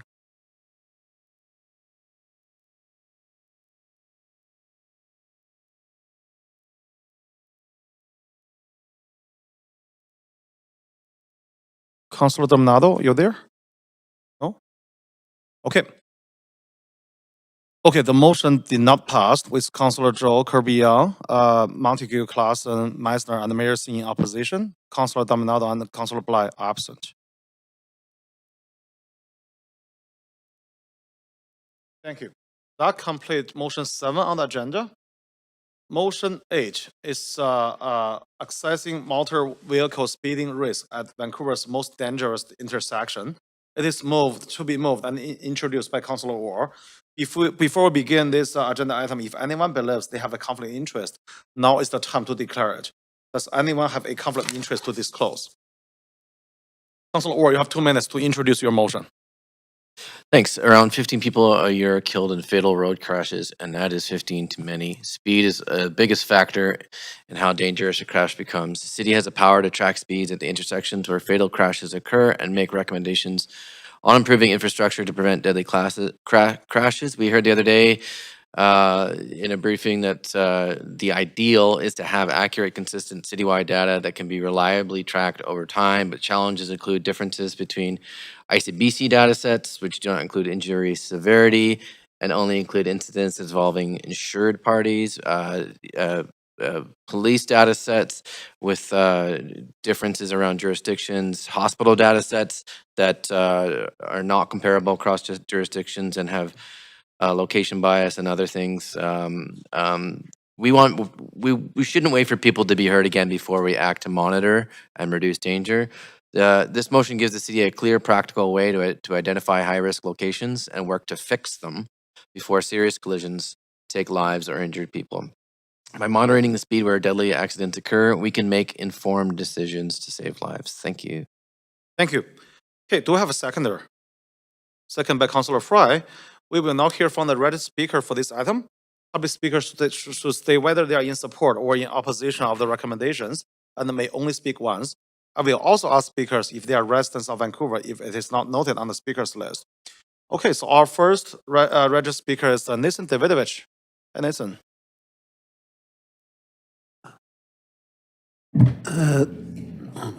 Thank you, Mayor and councillors. My name is Nathan Davidovich, and I support Councillor Orr's motion. There is another agency that might partially fund the initial $20,000 that is requested in this motion. The name of the agency is the BC Injury Research and Prevention Unit. They have an office in Vancouver at the Children's Hospital on Oak Street, and they provide small grants for various projects to improve safety, of course. On the many main streets from Vancouver, speeding is done as the traffic signals are programmed to provide a green wave. We need to change the timing of traffic signals, as pointed out in the Bloomberg article on December the 5th, 2025, by famous writer David Zipper. How to time traffic lights to boost pedestrian safety. We need to change the traffic signals because they don't prioritize pedestrians and buses; they prioritize cars. And unless we do that, not much is going to happen. New Westminster has done some changes to the timing of the traffic signals because the Walker Caucus pedestrian safety has made presentation to council, and they managed to get more green light for pedestrians. And it's the same in Toronto. The city council there is prioritizing streetcars, buses, and trains, and that's what we have to do. So thank you very much for listening to me, and hopefully we can get moving on this small project. It's only 20,000. Thank you. Thank you, Nathan. Okay, speaker number 2 is Sami Jiang. Thank you, Chair. Yeah, please go ahead, Hello, Sam. City Council. Yeah. I'm speaking in support of this motion. I'm a Vancouver resident. Thanks, Councillor Orr, for bringing this motion up. I just wanted to say that, I am really supportive of this. ICBC tells us that speed is the largest contributing factor of crashes, and the faster cars go, that it's a higher chance for pedestrians and cyclists to be injured fatally or even die. Like Councillor Orr has mentioned, there isn't enough concrete data to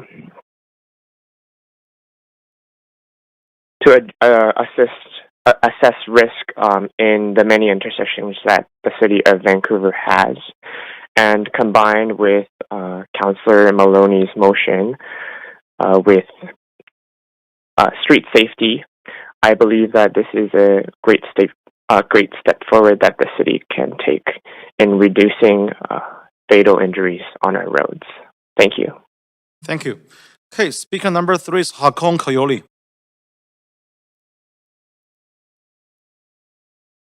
Hello, can you hear me? Yes, we can. Please go ahead.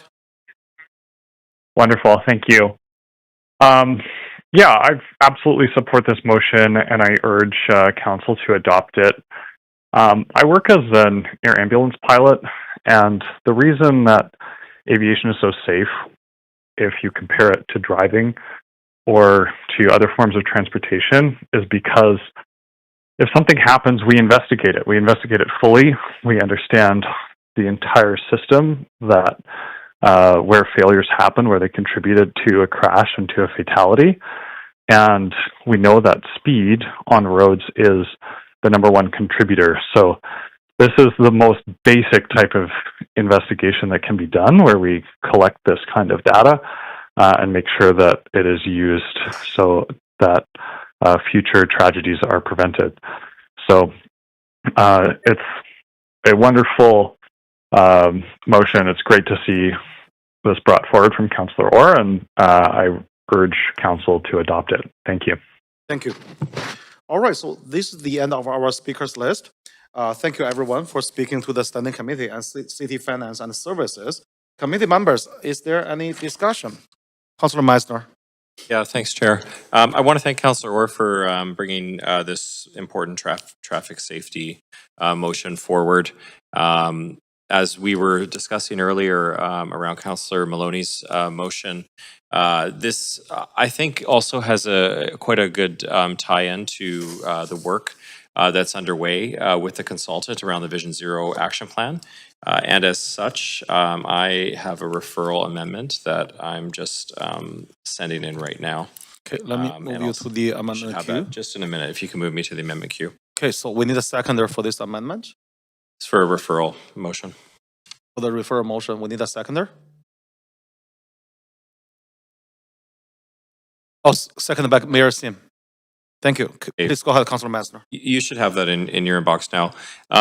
After speaking with Lon Leclerc in the briefing, it's pretty clear to me that right now the consultants and staff are working together to collect a lot of the data that's mentioned in this motion and conducting that comprehensive review on our Vision Zero strategy.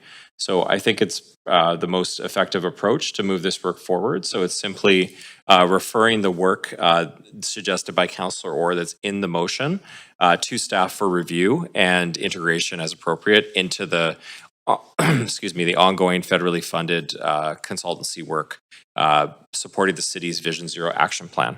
So it's similar to the previous referral motion to also refer other traffic safety related work into that action plan.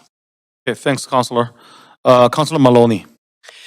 Thanks. And again, this is a referral, so I won't have another opportunity to speak. So I'm just going to talk about the main body of the motion by Councillor Orr.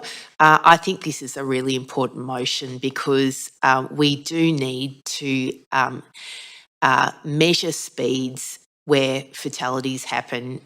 We need to take a preventative approach, but it's a really good idea to take the similar approach to the airline industry in analysing crashes that happen with an eye to looking at the systemic problems that cause them.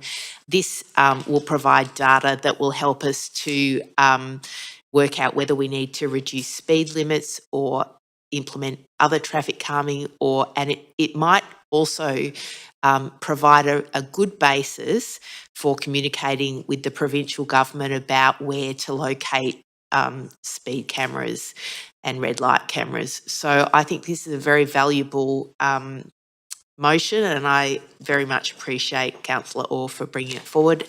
And because I'm assuming that this referral will pass, I'll be voting in favour of it so that it incorporates the work in the original motion. Thank you. Okay, Councillor Orr.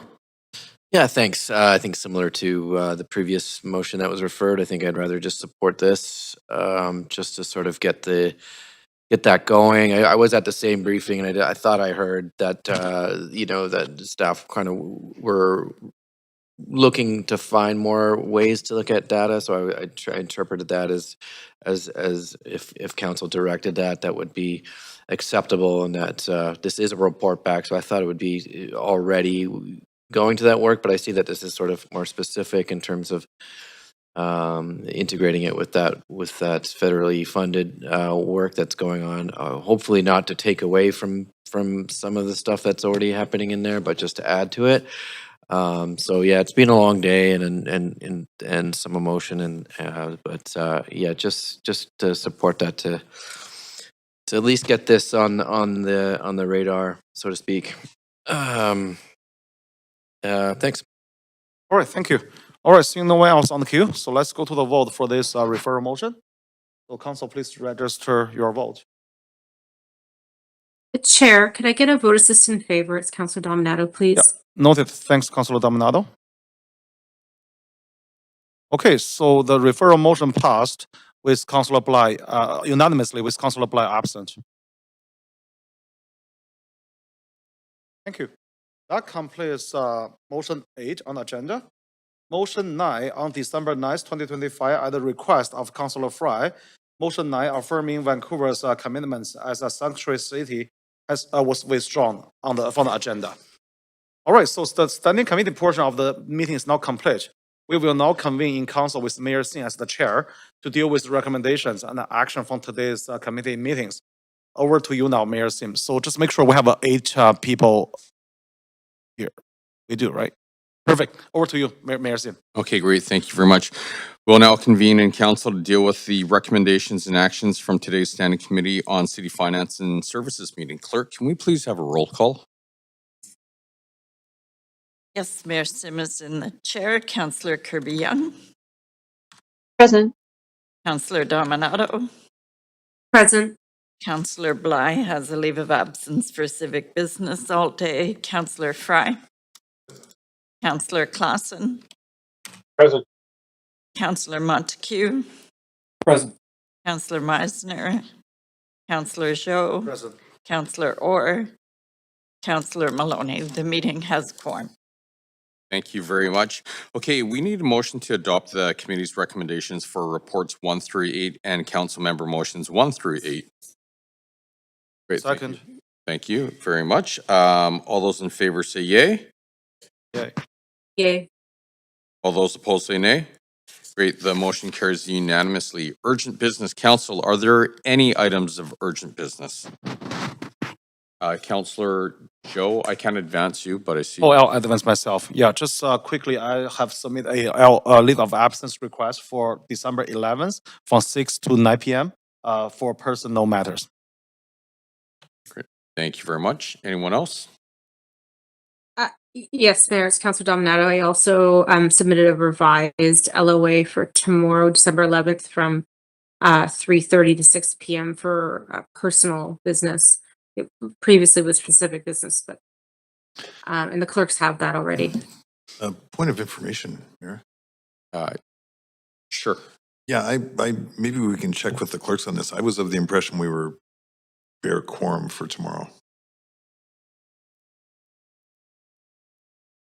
Clerk, are we? We were already at bare quorum for tomorrow. I was of the impression, I think Leslie had sent an email earlier that had us at. Yes, there will be an issue past 5 o'clock tomorrow.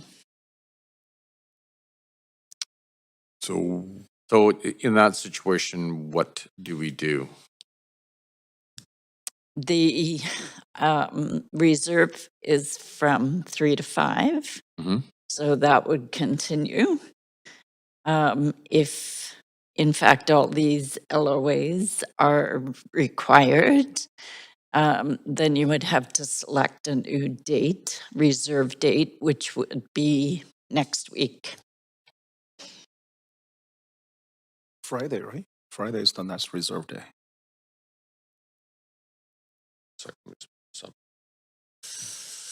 That would have to, I should add, legally, that has to be done in the public hearing itself, and you have to state the date, the time, how it's going to be conducted, etc. So tomorrow it certainly can convene at 3 p.m. So, sorry, Councillor Dominato, what was the exact time of your leave of absence? I currently have 2 leaves of absence already approved. One starting at 4:30 for civic business to 7:30, and then 7:30 onwards for civic business. And I'm needing to amend the first one, which is actually for personal business. Okay, so, sorry, clerk. So I think maybe, Mayor, because I'm not on the queue, but I think maybe it would be helpful if I actually don't think we're gonna need to cancel, because I think there's staggered leaves, and I know that I will be available tomorrow evening. I just have have to be away between 3:30 and 5:30. Absolutely. And so I think that we should look at the leaves because I don't think everyone is gone for the entire evening. I think there's chunks where people have to be away for different reasons. Sure. And clerk, are you looking at the staggered times? And to add an added thing in there, if part of that leave was already requested, Sure. it should be So part of. I do have a list here. I'm not sure it's completely up to date. I think what I would recommend you do is You need a couple of minutes. Sure. It's Councillor Kirby Young. Mm-hmm.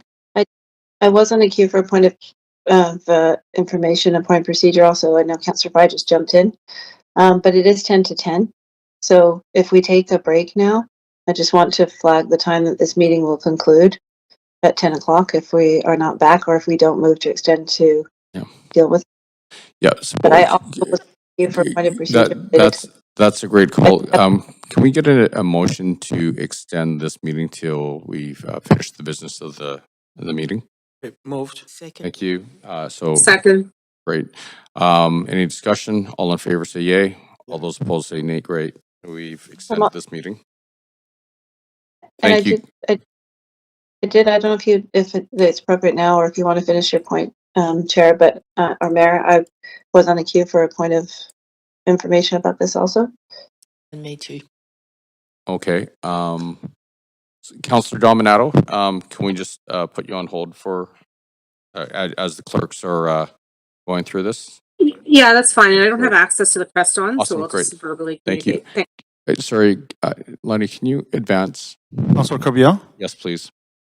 Okay. Councillor, go ahead.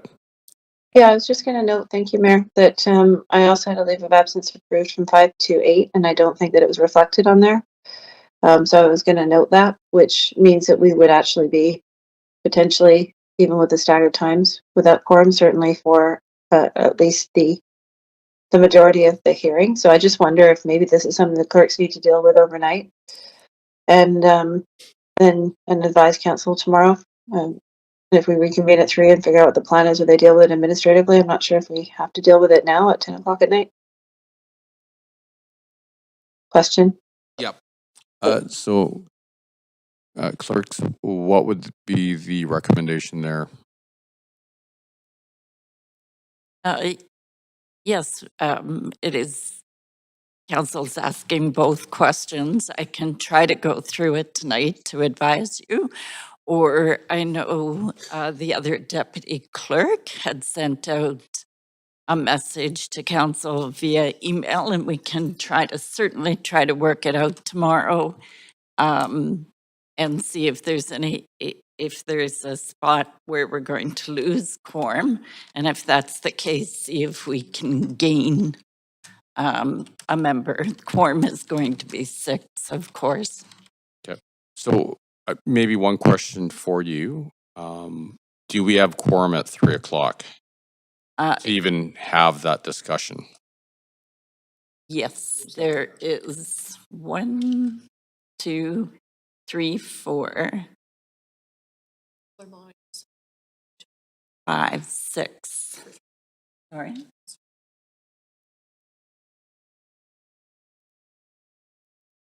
We still have. Looks like we Okay, they seem to be coming in as we're speaking, so it's a moving target right at the moment. Mayor, I have the list. I'll forward it to the clerk. I have the list that the clerk's office sent out previously, if that's helpful. Yes, I have that list here as well.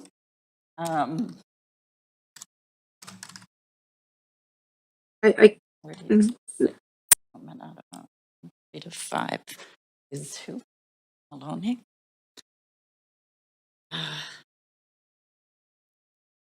Yeah.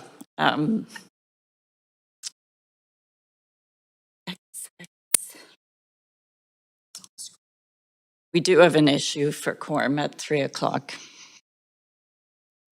If these are all approved.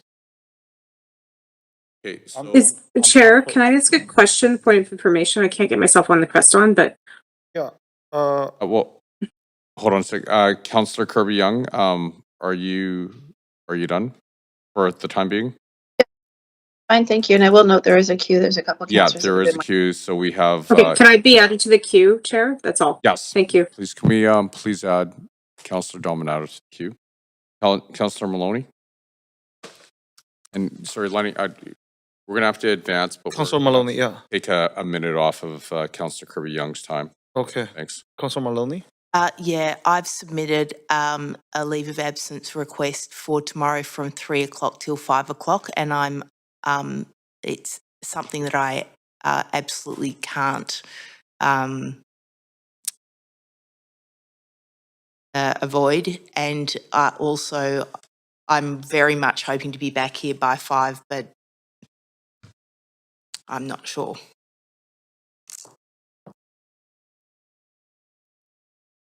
Okay. Okay. Why don't we put that in the on the list as well? And I'm gonna advance. Can you? Councillor Meissner? Yes, please. Okay. Thanks. Just a quick question, hopefully the clerks. The leave of absence requests that are currently on the screen, those are new as of tonight. Is that correct? They don't include the ones that were previously approved. That's correct. These were just received this. Chair or Mayor, can I just interject?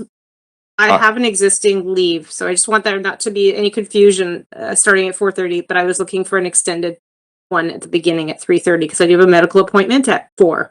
So I just want to be really clear. It's, yeah. Yeah. Okay. I just wanted to, okay, so those are the previously approved ones I see in the table there. I just want to ensure that my previously approved LOA is there and I see it there. Thank you. 3 p.m. we should. Great. Have from at 3. Can we pause Councillor Meissner's timer? Yeah, please? okay. Thanks. Yeah. We should have from 3 p.m. Okay, just to make sure everything's accurate, we just go down the list really quickly right now. I am in attendance tomorrow, so you can. There's one right there. Yeah. Yeah, we have quorum at 3 p.m. We have. Well, Councillor Maloney won't be there. It's a little difficult, challenging to do this on the fly, but You're doing great. We'll take our time. It's all good. Mayor Sim, I have you as an LOA from 1 p.m. onward. Is that correct? And it's not up on the screen. So I don't know that you've got the accurate thing there. Okay.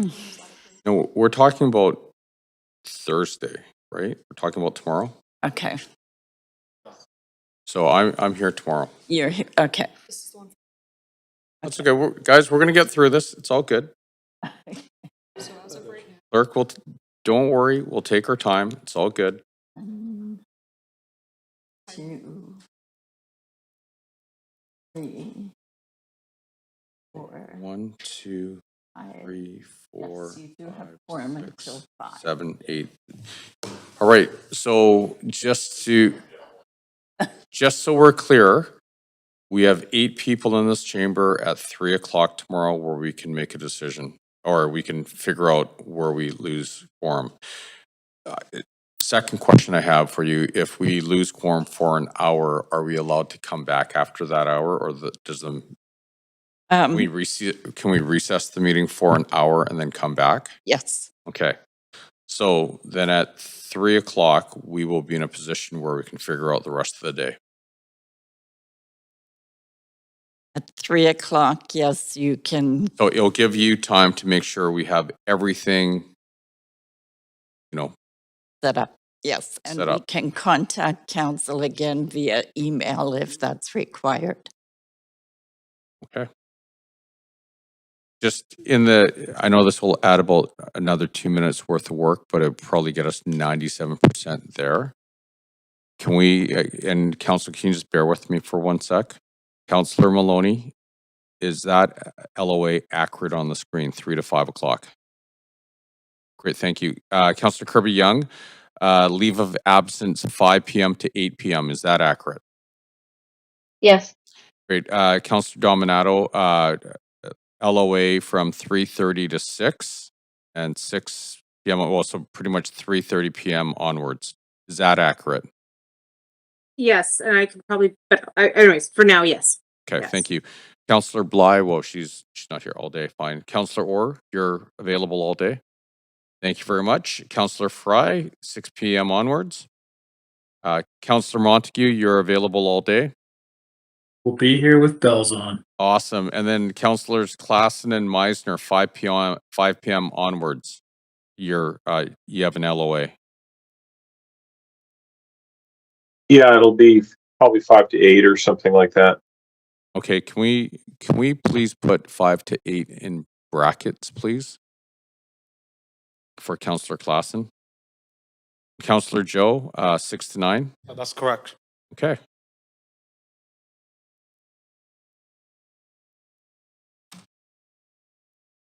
Okay, so 3.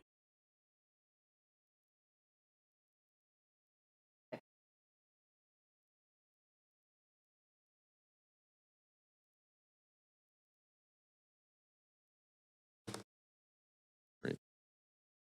Are you guys okay sitting here for like 1 more minute? Because you probably have the answer in 1 minute, right?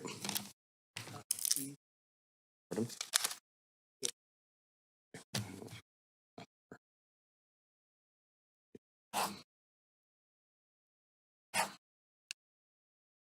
Okay.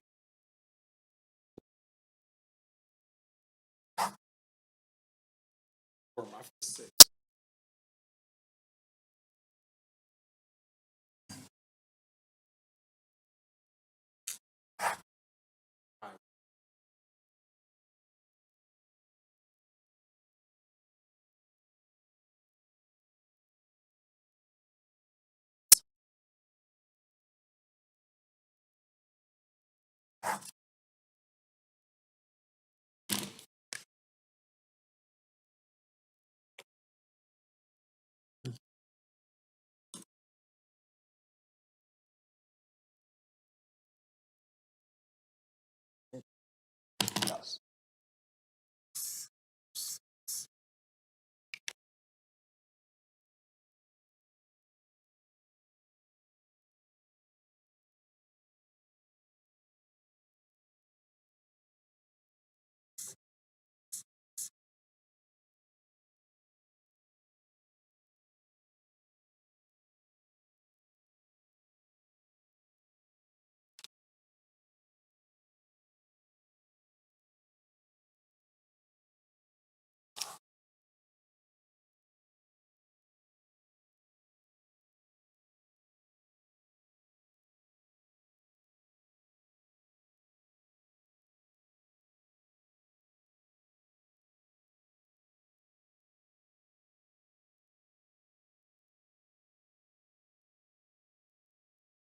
We have quorum till at least 6, right? 1, 2, 3, 4. 2 more hours, we don't have quorum. Just take 1 hour. Yeah. You know, So starts 8.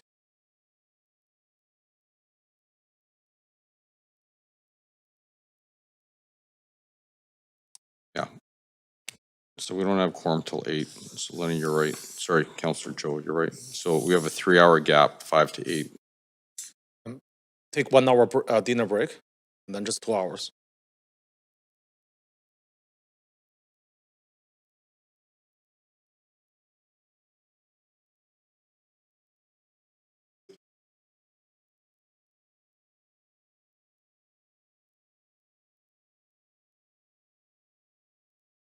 So why don't we do this? Why don't we just, we'll let the clerks figure it out to triple confirm. We'll just get on with the business of the meeting. Thank you for that. Yes, we will go through it. It appears 3 p.m. is working, probably until 6. And we can send out an email as well to work it through tomorrow. But the important legal piece is if you can't continue into the evening, that you state when the meeting will reconvene. If you're not finished.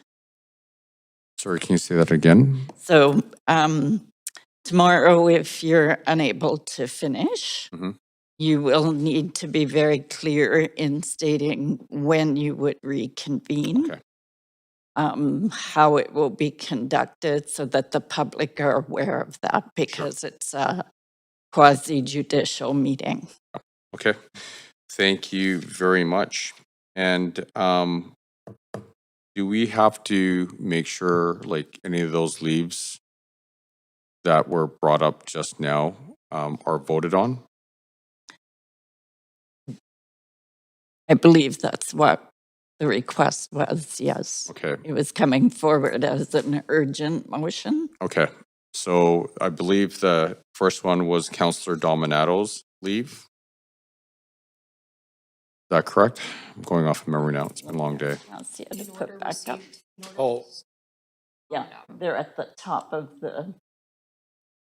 Oh, there you go. Here.